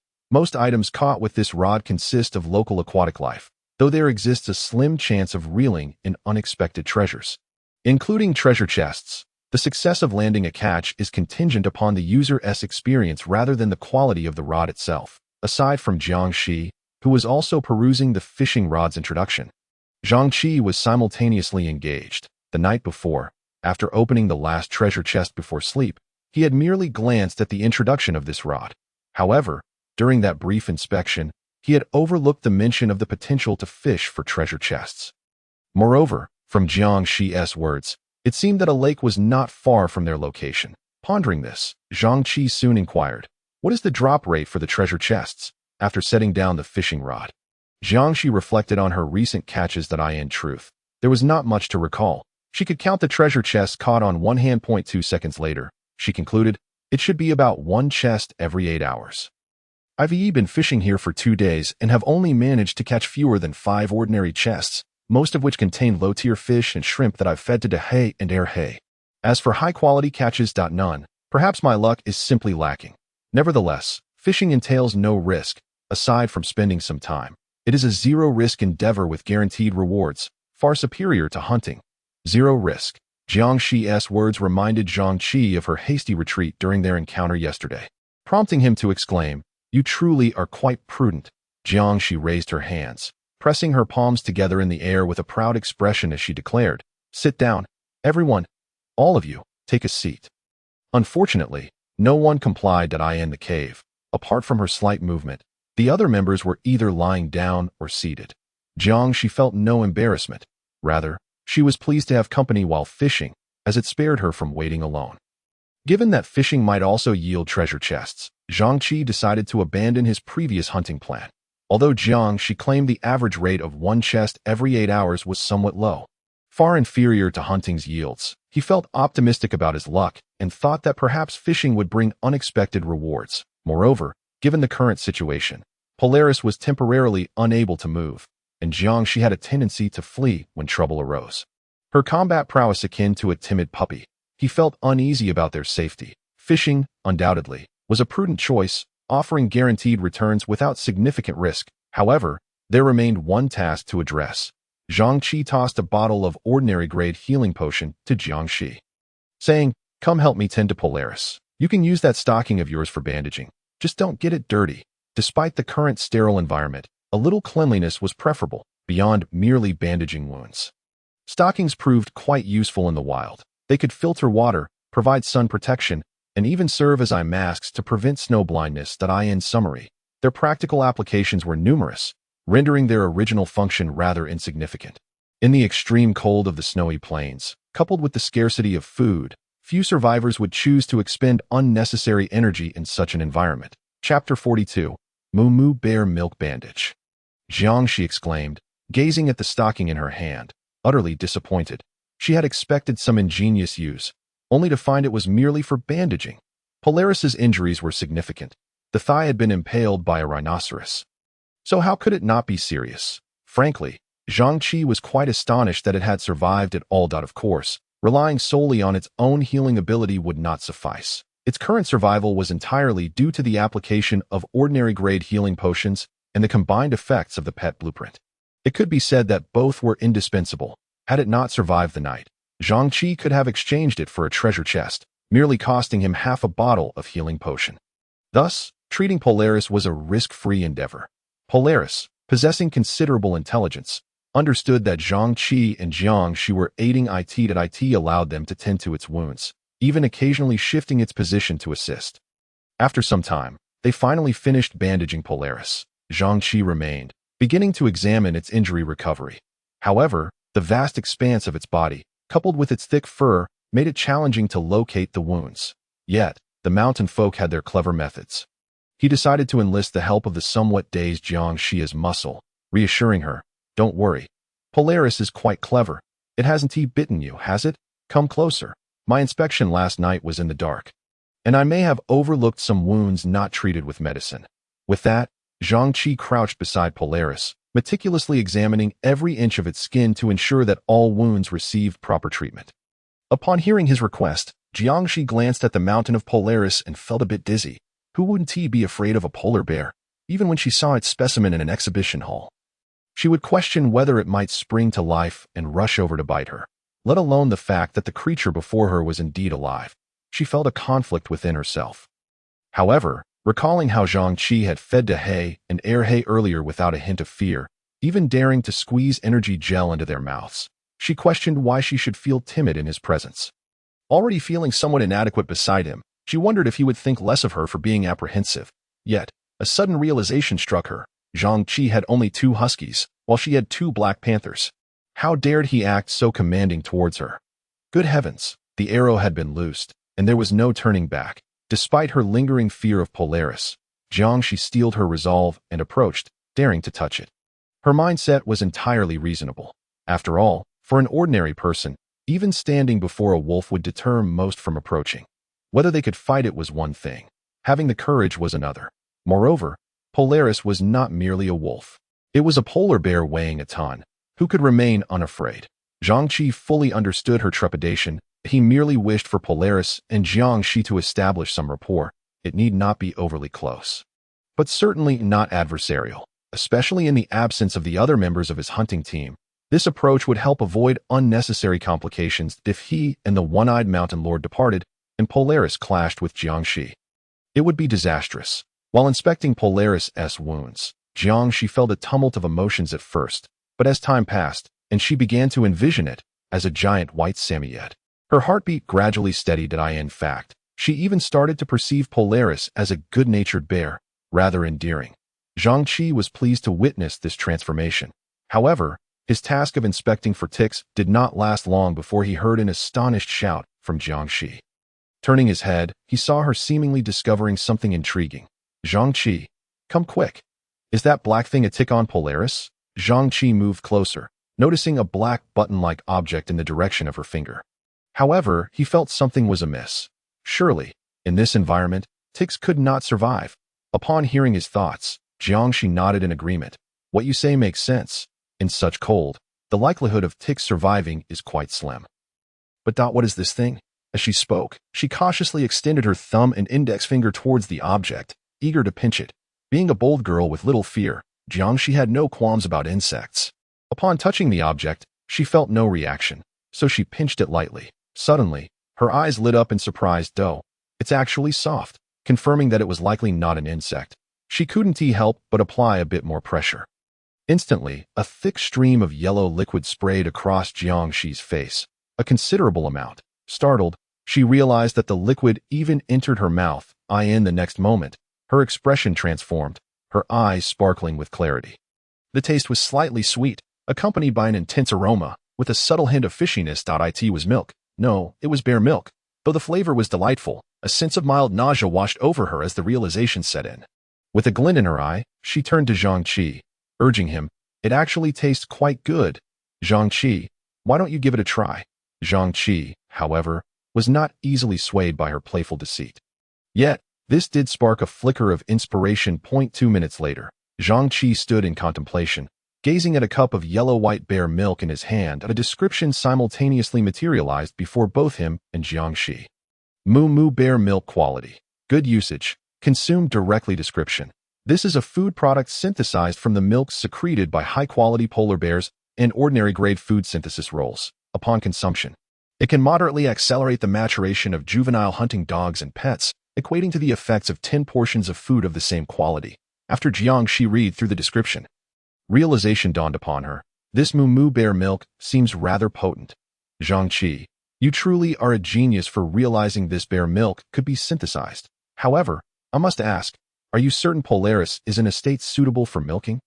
Through a brief overview of the system, it is not difficult to ascertain that the Moo Moo bear milk is undoubtedly a remarkable item. The treasure chest can yield hunting dogs, though most are in their juvenile stage, with adult specimens being exceedingly rare, while an adult hunting dog can gain approximately 0.4 kilograms from a standard grade meal.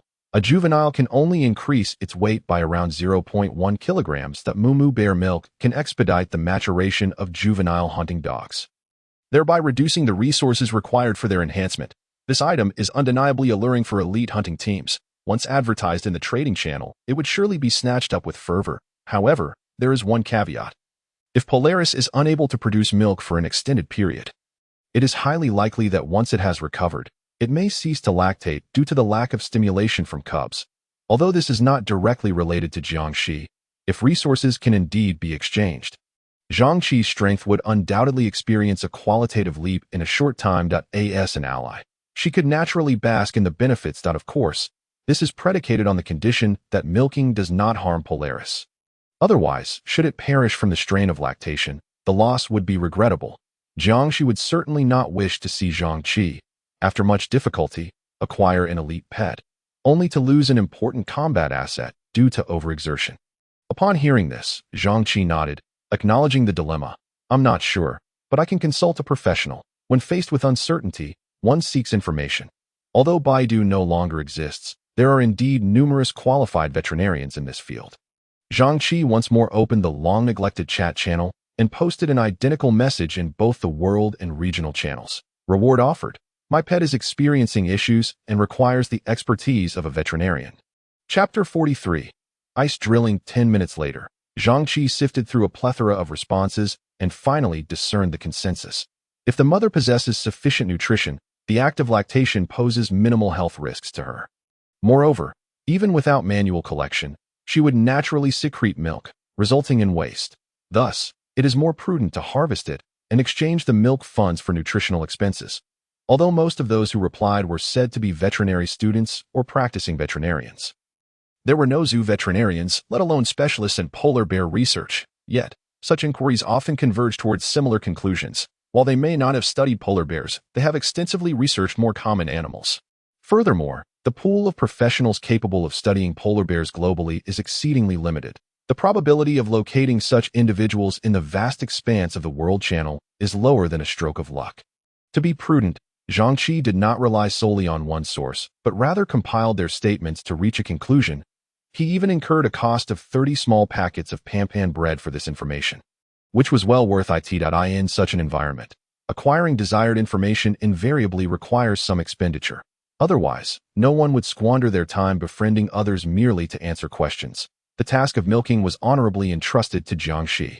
As fate had bestowed this great responsibility upon her, everything rests upon you, Comrade Xiao Jiang. For our glorious tomorrow, let us commence the milking. He casually handed her 4 1-liter plastic bottles.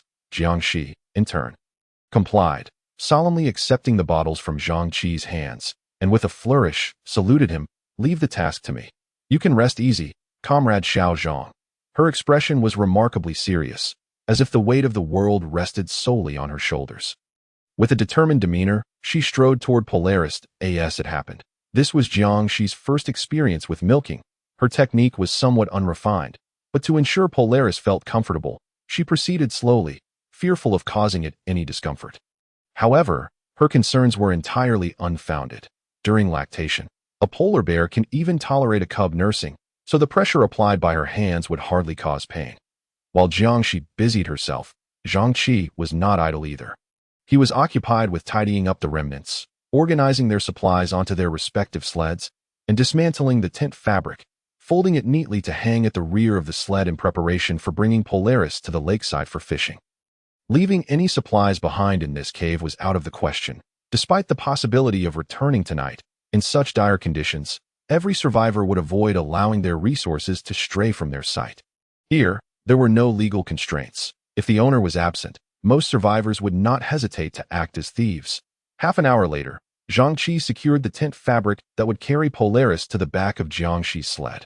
Seeing that everything was in order, he called out to Jiang Qi, who was seated on the sled, ready to go. Jiang Qi glanced back, confirming Polaris was secure, then shouted to the team of sled dogs, Big Black, Second Black, and Little Black, let's set off. The trio of black dogs, with their 12 legs, began to exert themselves as the 2 hunting teams gradually commenced their slow descent down the mountain. Zhang Qi took up the rear, constantly checking on Polaris. Pulling his own sled was, unsurprisingly, Wanda Mountain. The one-eyed mountain lord maintained his Siberian husky facade, patrolling near the group. The fishing enforcement, ING. The effects of the disguise were remarkably potent. Even Jiang Qi was unaware of the true identities of the one-eyed mountain lord and his companion. Otherwise, she would not have entrusted the task of transporting Polaris to Big Black and Second Black.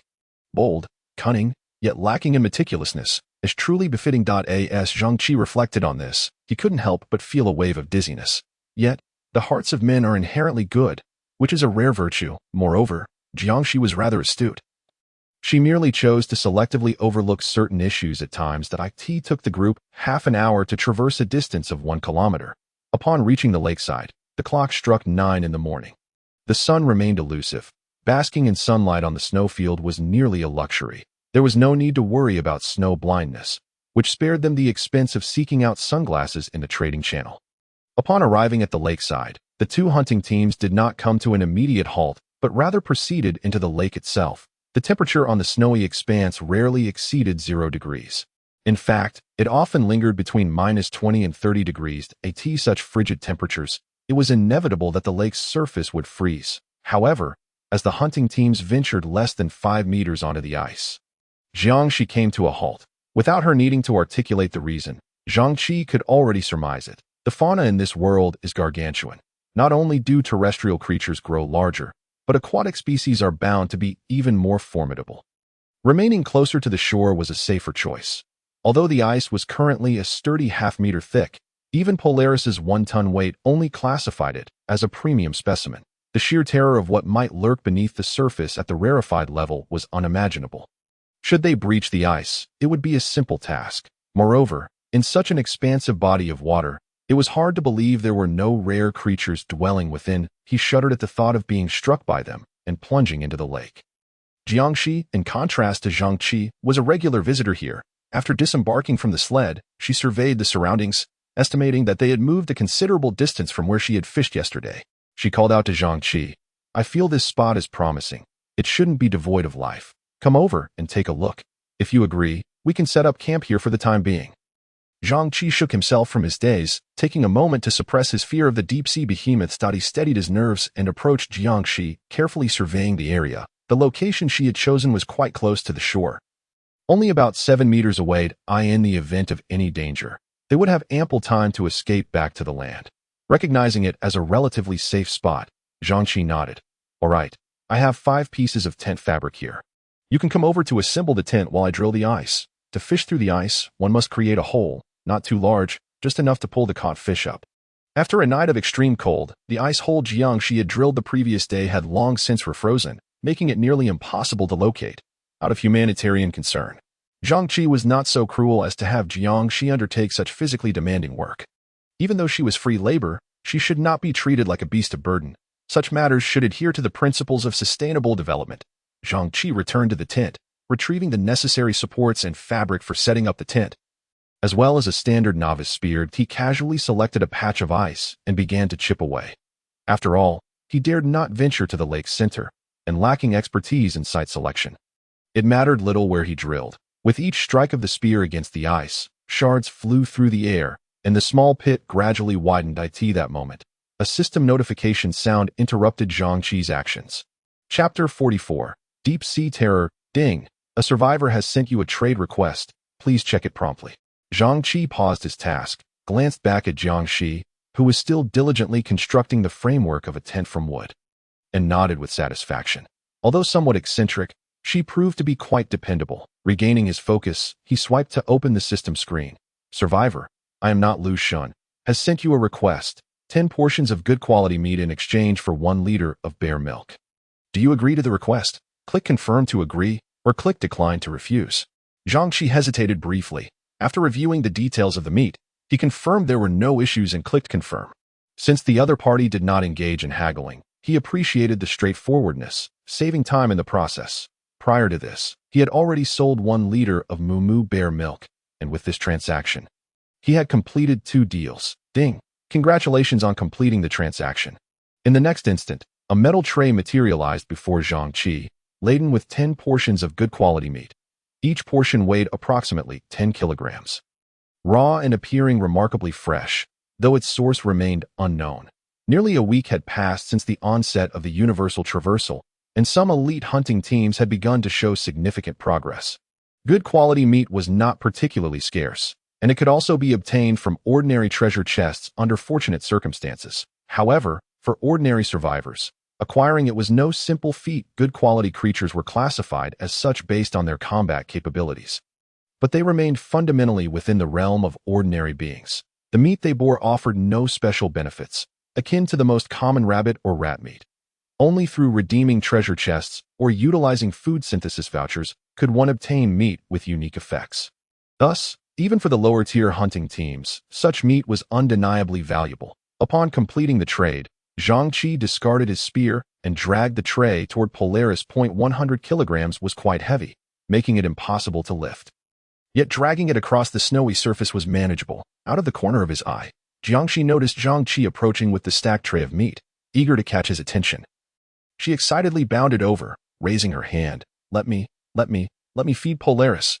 Zhang Qi glanced up at her, choosing not to dampen her enthusiasm. Then you can help feed it.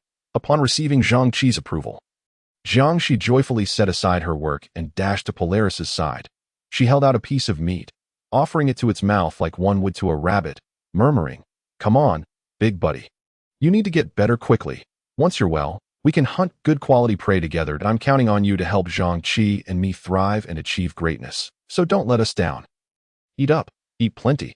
Even before Polaris finished chewing one piece, another was thrust into its mouth. As Zhang Qi and Jiang Shi fed Polaris, they resembled a harmonious family unit.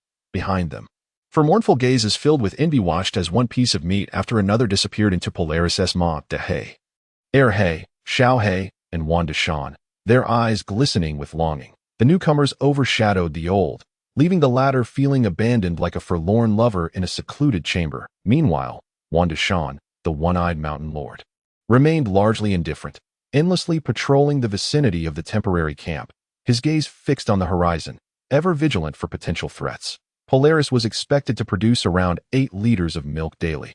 In the morning, Jiang Shi had extracted 4 liters, selling 2, leaving another 2 liters pending in the system marketplace for a fortunate buyer. The roughly 200 kilograms of good quality meat acquired in exchange had all been consumed by Polaris.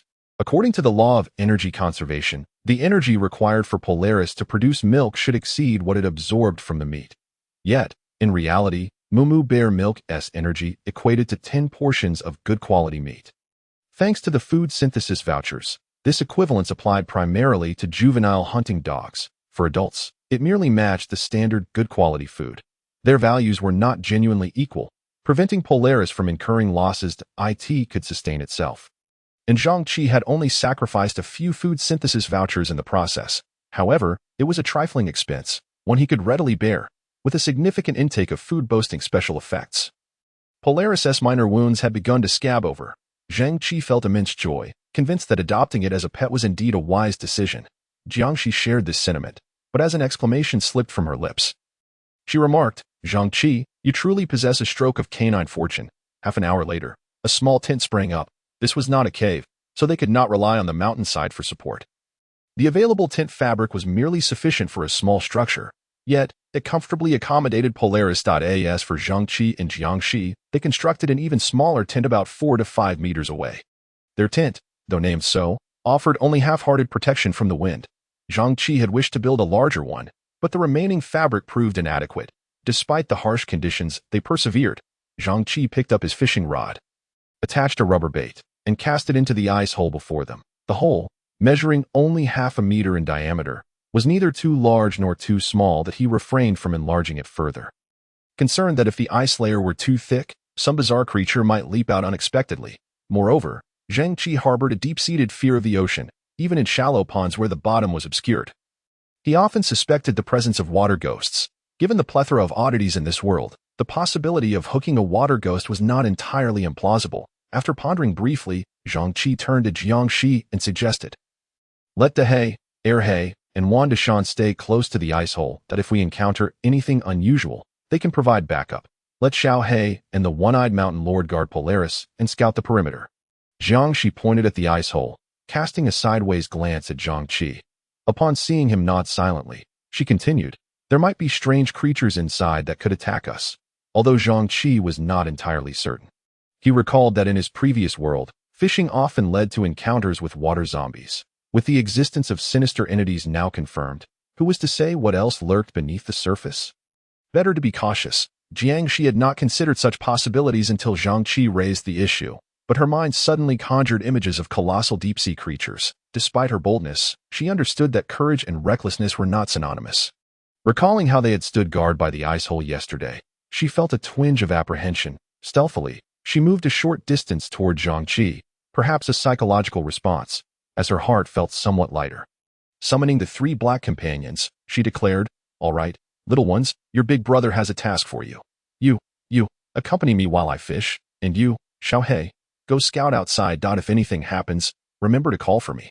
Jiang Shi took on the role of a commanding elder sister, delegating tasks to her 3 little subordinates, who complied with precision. Shortly after the bait hit the water, Zhang Qi's fishing rod finally began to tremble. Chapter 45. The Headless Octopus. Zhang Qi's rod was devoid of a float. And he could tell he had hooked a fish solely because he felt a tugging force pulling him down into the water. This force was not significant, likely indicating a fish weighing less than 10 pounds. In truth, the weight of the catch mattered little to him. Zhang Qi was not particularly invested in fishing. His primary focus remained hunting wild boars, and today's fishing venture was merely a means to ensure Polaris's protection. Thus, should he fail to land a catch today, he would simply return to hunting. It was a pity, however, to waste the good quality fishing rod. Zhang Qi speculated about the creature on the other end of the line. Not wasting any time in the process, regardless of whether he could tire it out, he was open to reeling it in or even losing the hook. He preferred to act swiftly, exerting great force in a bid for a miraculous catch. Muscles tensed, he furiously cranked the rod, the fishing line humming as it rapidly retracted. The titanium alloy hook and rod could withstand up to 500 kilograms of pressure. Zhang Qi was confident that nothing below could escape. "Wow, you've actually caught a fish," Jiangxi exclaimed, surprising herself as she witnessed Zhang Qi reeling in the line. Fishing could be rather dull, but with the excitement brewing, she gleefully settled in to watch.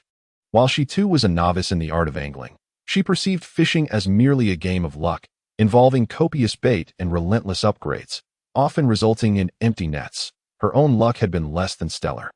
Though she hadn't gone entirely empty-handed, her yields had been modest. Compared to hunting, however, fishing was undoubtedly superior, as it came with far fewer risks. Indeed, hunting was a perilous endeavor with mediocre returns. A moment's slip could lead to disastrous losses. Jiangxi had previously thought that being as carefree as her was delightful, free from any threats. Yet now, her perspective shifted, especially after Zhang Qi mentioned the potential presence of water zombies lurking in the depths. It seemed the waters were fraught with danger as well. Jiangxi felt utterly exasperated, only wishing to discern how Zhang Qi's good-quality fishing rod differed from her ordinary one, while simultaneously speculating on what kind of creature he might catch this time.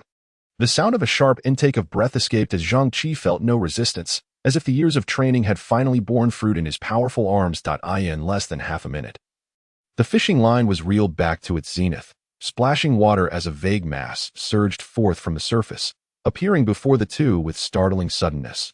Time seemed to freeze, and the pair exchanged silent glances, transfixed by the creature beneath their feet. After a moment, Jiangxi broke the silence, curiously prodding at the being with her short spear. "What on earth is this? Is it edible?" as she felt the thrill of the unknown. The creature's many tentacles, adorned with suckers, recoiled instantaneously, curling tightly together. The surface of its appendages glistened with a viscous slime, appearing exceptionally slippery. Despite its multitude of tentacles, it bore no resemblance to an octopus whatsoever. Upon hearing Jiangxi's words, Zhang Qi regarded her with a rare look of astonishment, as if to say, "Are you implying that you wish to consume this grotesque creature with a human head and an octopus-like lower half?" In the center of their gaze lay a human head, bloodied and mangled, yet the eyes retained their lifelike quality. Where it should have been connected to a neck, thick tentacles with suckers sprouted abundantly, writhing and pulsating as if to breathe, with tiny teeth peeking out from within the suckers, causing Zhang Qi, who ordinarily harbored no fear of the grotesque, to feel his sanity waning, his mouth agape in disbelief. His brows knitted tightly together. He felt that if he gazed at this abomination any longer, his mind would surely unravel. Jiangxi, equally horrified, grimaced and emitted sounds of disgust, nearly retching as she covered her mouth and waved her hands dismissively. No, I merely wish to ascertain whether such an unsightly creature could possibly serve a purpose. It cannot exist solely to offend the senses." As they conversed, the head octopus continued its unsettling squirming, its multitude of tentacles twisting and contorting. Seemingly attempting to return to the icy depths, Zhang Qi, unable to bear it any longer, made a decisive choice. With a swift thrust of his spear, he ended its life, disregarding the splatter of green ichor that stained the snow. Summoning the system, he accessed the trading channel, setting an exorbitant price before directing his attention to the writhing creature. In a flash of white light, it was listed for trade. The entire motion was executed fluidly. Without a hint of hesitation, Zhang Qi was resolute in not wanting to gaze upon the creature again. Jiangxi shared his sentiments, feeling relieved as she saw the head octopus consigned to Zhang Qi's system. Taking deep breaths of the frigid air, she finally felt a semblance of comfort in her stomach. "Quickly, send me the description. What on earth is this thing?" Having fished for 2 days without success aside from a few shrimp, some fish, and a solitary large crab. It was astonishing that Zhang Qi managed to catch such a Lovecraftian entity. She was eager to discover its properties. It couldn't merely exist to repulse, could it? The creature, having been killed with the spear, qualified as prey, allowing Zhang Qi to retrieve its description. Without delay, he waved his hand, sending a message. Head octopus. Good quality. Category. Food nourishment method of use. Raw. Consume after death. Efficacy halved. Description. A common octopus tainted by malevolent spirits, named for its resemblance to a human head. Consuming it raw grants immense energy capable of healing the user's injuries, with no side effects. However, once dead, its efficacy is halved. Dead, half efficacy. Zhang Qi read each word, his expression shifting to one of utter bewilderment. Who would have anticipated that this grotesque creature could be beneficial, and it must be consumed alive? What a ridiculous stipulation. After all, wouldn't he consuming it dead mean certain demise? How careless of me. He looked up to find Zhang Qi watching him, her expression peculiarly nuanced. Neither spoke, and once again, the air thickened with an oppressive silence. Truth be told, Zhang Qi had also contemplated simply kicking the creature into the icy abyss, regardless of its potential utility. Merely gazing upon it made her skin crawl, as though every fiber of her being itched. When Zhang Qi's spear had plunged into the creature, she couldn't help but admire his bravery. Had it been her, she certainly wouldn't have acted with such resolve. But who would have guessed? It's not your fault. The system has set a trap too deep for us to fathom. Just feed the octopus to Polaris. Jiang Shi consoled Zhang Qi, while internally offering a moment of silence for the pitiful creature. Such a minor blunder. Yet life must go on to in the fleeting moment of Zhang Qi's regret. He quickly regained his composure. Even feeling a hint of joy that it was akin to purchasing a scratch-off lottery ticket. Spending 10 minutes blindly selecting one, only to win 5,000 instead of the potential 10,000 due to a poor choice. After all, isn't that better than winning nothing at all? I'll go feed the head octopus to Polaris. You take my fishing rod and try your luck? Zhang Qi instructed Jiang Shi before turning to leave. However, just as he took a step, Jiang Shi called out to him, excitement bubbling within her. Really? You're truly letting me use it? A good quality fishing rod? Zhang Shi nodded, though a tinge of reluctance lingered. Her enthusiasm made it seem as though he were gifting her the rod. While he would gladly lend it to her, use it for 2 hours, but no payment required. After several confirmations, Zhang Qi sincerely offered his fishing rod, and only then did Jiang Shi relent, allowing him to depart. Thank you for your generosity, Comrade Zhang. Rest assured, I will remain diligent and fish with great care. She clutched the fishing rod tightly, her expression akin to a bear that had stolen a monk's robe. Her fingers caressed the rod's every inch of carbon fiber, murmuring to herself about the quality of the fishing rod and the battles that lay ahead. Chapter 46. Li Yanan and Luna. 2 hours swiftly passed. And Jiang Shi glared furiously at the fishing rod in her hands, her eyes ablaze with indignation. What is this? I can't catch anything. After venting her frustrations, she turned her gaze to Zhang Qi, who sat calmly fishing with a pile of fish beside him. You, using my ordinary quality fishing rod, managed to catch 5 ordinary quality shad in 2 ordinary quality treasure chests. What is this if not a conspiracy? I will report this to the authorities. Zhang Qi, having grown accustomed to her neuroses, simply glanced at her and replied calmly, You just have bad luck. Who can you blame? Shall we switch? I could use my rod. At his words, Jiang Shi's anger evaporated in an instant, her expression shifting to one of ingratiating delight as she handed her rod to Zhang Qi. Once he grasped it, she reclaimed her ordinary quality fishing rod, saying, No need for you to trouble yourself, I'll handle it. Yet, the moment Zhang Qi took hold of what was once hers, he felt a surge of energy coursing through the water. His powerful arms activated instinctively, the line racing through the rod's guides, emitting a hissing sound of friction. Jiang Shi, still stabilizing her rod, watched in dismay as Zhang Qi hooked another fish, her countenance darkening. This is not fair. After a minute of struggle, the catch was finally hauled ashore. A large lobster, over half a meter long, its deep red body adorned with massive pincers that waved frantically in the air, its tail thrashing energetically. The classification of food differs from that of beasts. While beasts are rated by combat power, food is rated by its effects post-consumption. Clearly, this lobster belonged to the latter category. Zhang Qi, having learned from past mistakes, refrained from killing it. Instead, he rolled it out of the tent like a bowling ball, ensuring it remained alive. The lobster's formidable pincers appeared anything but ornamental. A single pinch could easily sever a finger. He felt mildly intrigued, but prioritized feeding Polaris over his own interest in the creature. Inside the tent, Zhang Qi kicked the lobster towards Polaris, gesturing emphatically, "Stun it before eating. Don't kill it. Just stun it. Then eat it. Understand?" He repeated his instructions several times, ensuring Polaris might grasp the concept before placing the lobster before it. Whether Polaris truly understood was left to chance. Surprisingly, Polaris exhibited more intelligence than Zhang Qi anticipated, mimicking his actions and stunning the lobster with a swift strike before finally opening its mouth to consume it. Observing Polaris's remarkable understanding, Zhang Qi couldn't help but wonder. Had he found a license for taming hunting dogs in the trading channel, he would have considered purchasing it, even if it meant selling himself to do so.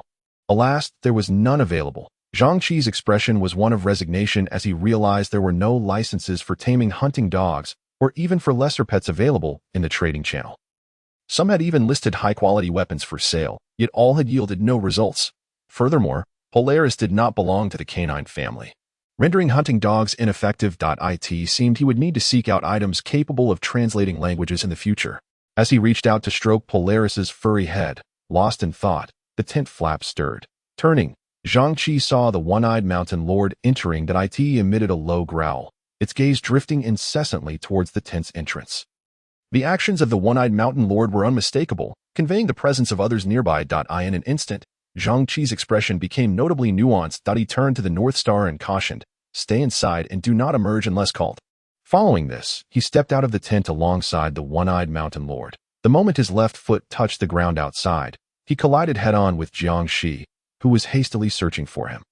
She held a short spear, her face resembling a winter frost, while the small black tail trailing behind her drooped, evidently alert to the anomaly. Upon seeing Zhang Qi swiftly handed him a pair of binoculars. Her words tumbling out rapidly. "Just now, the little black alerted me that I looked in that direction with the binoculars, and to our due south, there are individuals approaching us, likely within 600 meters. They must have discovered our presence." Zhang Qi took the binoculars from her, scanning the horizon, and beheld a sizable hunting party racing towards them. 1, 2, 3, 4.5 sleds, signifying 5 survivors. Quite a considerable number. It appeared that they were indeed heading in their direction. Zhang Qi counted them slowly, maintaining a composed demeanor, his expression betraying no signs of alarm.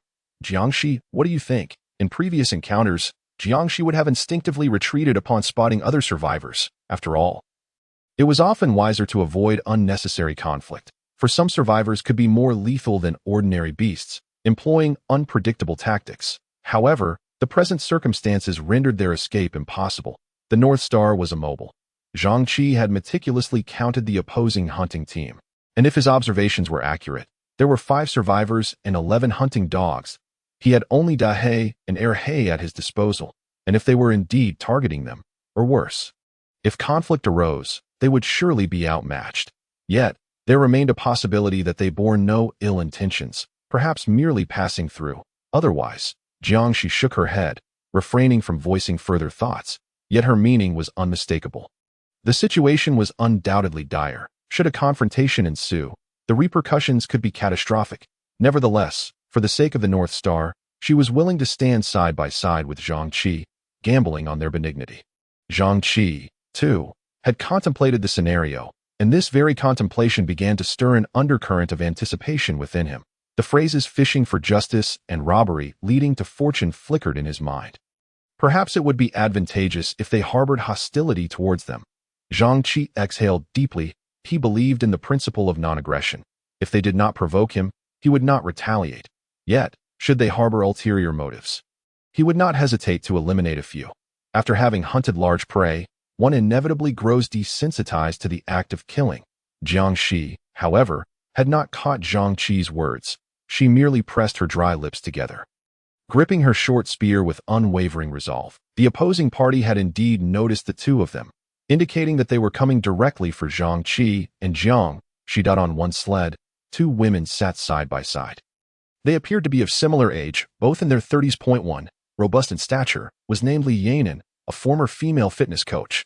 Due to her long-standing dedication to fitness and rigorous training, her muscularity and strength far surpassed that of the average adult female. Coupled with the acquisition of two 70-kilogram mixed-breed pit bulls at the outset, her formidable combat prowess rapidly established her as the leader of this hunting team. The other woman, slightly more slender and darker-skinned, was named Luna, a freelancer whose boldness and decisiveness earned her the role of second-in-command, responsible for strategizing alongside Li Yanin. The two women exchanged subtle glances, clearly engaged in some form of conspiracy.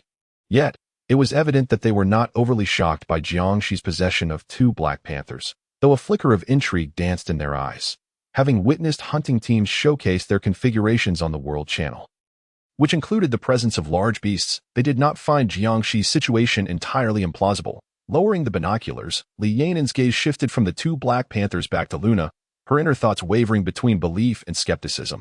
Are you certain we can recruit that girl? From what I observe, they seem to have known each other for some time, and I doubt she would abandon her boyfriend to join us. Chapter 47.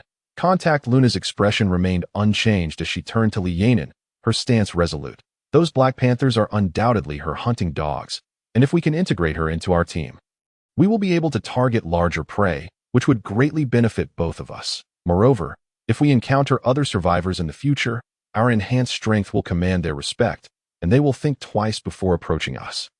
Luna's reasoning was compelling, yet Li Yanin remained skeptical. But why would she forsake her familiar allies to join our group of strangers? Furthermore, you mentioned we cannot recruit male survivors. How could she possibly agree to join us alone?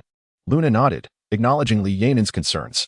You raise valid points. However, my earlier suggestion implies I have already contemplated this. We need not entirely reject the male survivor. We could feign acceptance of him initially, only to later employ tactics to oust him. Li Yanin's interest piqued as she inquired, how would we manage that? A confident smile graced Luna's face, as if she held all the answers. We can leverage Mei Qi's appealing appearance. She embodies the sweet girl archetype, which typically captivates men. We will have Mei Qi feign interest in him, creating opportunities for them to be alone together. Initially, he may harbor suspicions. However, over time, as they lower their guards, we can fabricate a scenario where he attempts to force himself on Mei Qi. With the majority of our team present, he will find it difficult to refute our claims, allowing us to seize the opportunity to expel him. The girl will undoubtedly believe us and willingly remain. Li Yanin pondered the logic behind this scheme for a moment, then voiced another concern. Your idea is clever, but what if they truly know each other or are in a relationship? What then? Luna smiled enigmatically. If they are indeed a couple, that would work to our advantage. Romantic relationships are the most contentious of all. With a man amidst a group of women, opportunities abound. I really need to elaborate further? Upon hearing this, Li Yanin released her lingering doubts. Her spirits buoyed in her and Luna's eyes. Men were unreliable and untrustworthy. Moreover, the man was accompanied only by two huskies, rendering him an unworthy adversary. The girl would be better off joining their larger, more formidable family. As they approached the large tent, their party gradually came to a halt. From the center of the group, two individuals dismounted from a sled, one robust, the other lean. Upon seeing the leader step down, several others followed suit, all women, totaling 7 in number. The apparent leader showed no fear as she gripped her short spear and strode towards Jiangxi. Curiously, however, only 4 women bore short spears, while the remaining 2, younger in age, cowered in the sled, unwilling to disembark. Jiangxi, possessing normal vision, could clearly discern the swelling on the faces of the 2 girls, both under 20. What was this? An internal strife, or perhaps a ruse? He pondered silently as the group halted a short distance away. Jiangxi initiated the conversation. What brings you here? His tone was measured, devoid of any discernible emotion. Standing beside Li Yanin, Luna felt a shiver of apprehension. She sensed the wariness emanating from the boy before her. Most notably, the girl with the 2 Black Panthers had not spoken first, indicating that they were indeed united under this boy's leadership. Yet, Luna remained unperturbed, casting a discreet glance at Li Yanin before stepping forward. We are all seeking a way to survive in this place. There is strength in numbers. As you can see, we are all women here and lack combat prowess. So we aim to band together for mutual support. I do not perceive you as a threat, so I propose that you join us. What do you think? Fearing an outright rejection, she hurried to elaborate. Moreover, we possess an item that can ward off malevolent entities, ensuring that we will not be attacked at night. Should you choose to join us, you need not worry about nocturnal ambushes at this juncture. Li Yanin chimed in with her support, signaling to her companions to ease their tension. She then addressed Jiangxi. I understand that you may harbor suspicions towards us, but that is perfectly all right. Take your time to consider our offer, and feel free to respond when you have made a decision. We will not obstruct your departure. The struggle for survival is already arduous enough, and an additional ally could provide hope. Her words rang sincere, imbued with goodwill and clarity of thought. The prospect of possessing an item that could deter malevolent forces, coupled with the presence of an all-female team, two of whom were quite attractive, would likely appeal to any normal male survivor. In accordance with Luna's reasoning, however, the reality stands in stark contrast. In such circumstances, the majority of male survivors are generally disinclined to accept this narrative. It is rather obvious, is it not?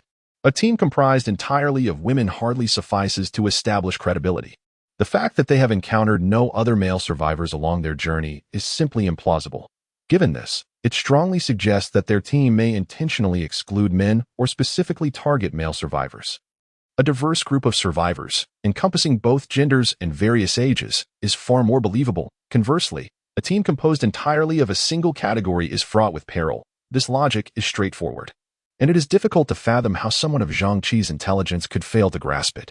Furthermore, the two female university students at the rear, bearing scars upon their faces, make it exceedingly challenging for him to accept their narrative. On the other hand, Jiangxi shares this sentiment. She possesses eyes and is certainly not blind. Moreover, beyond what Zhang Qi has observed, she discerns the leader of the group casting glances her way, alongside the unabashed stares of De He and Er He. Joining their team would undoubtedly relegates her to the role of mere cannon fodder. Additionally, Jiangxi harbors significant wariness towards outsiders. Thus, upon perceiving Zhang Qi's reluctance to agree, she took the initiative to step forward and proclaimed, "I appreciate your kindness, but I believe we do not need to join another team.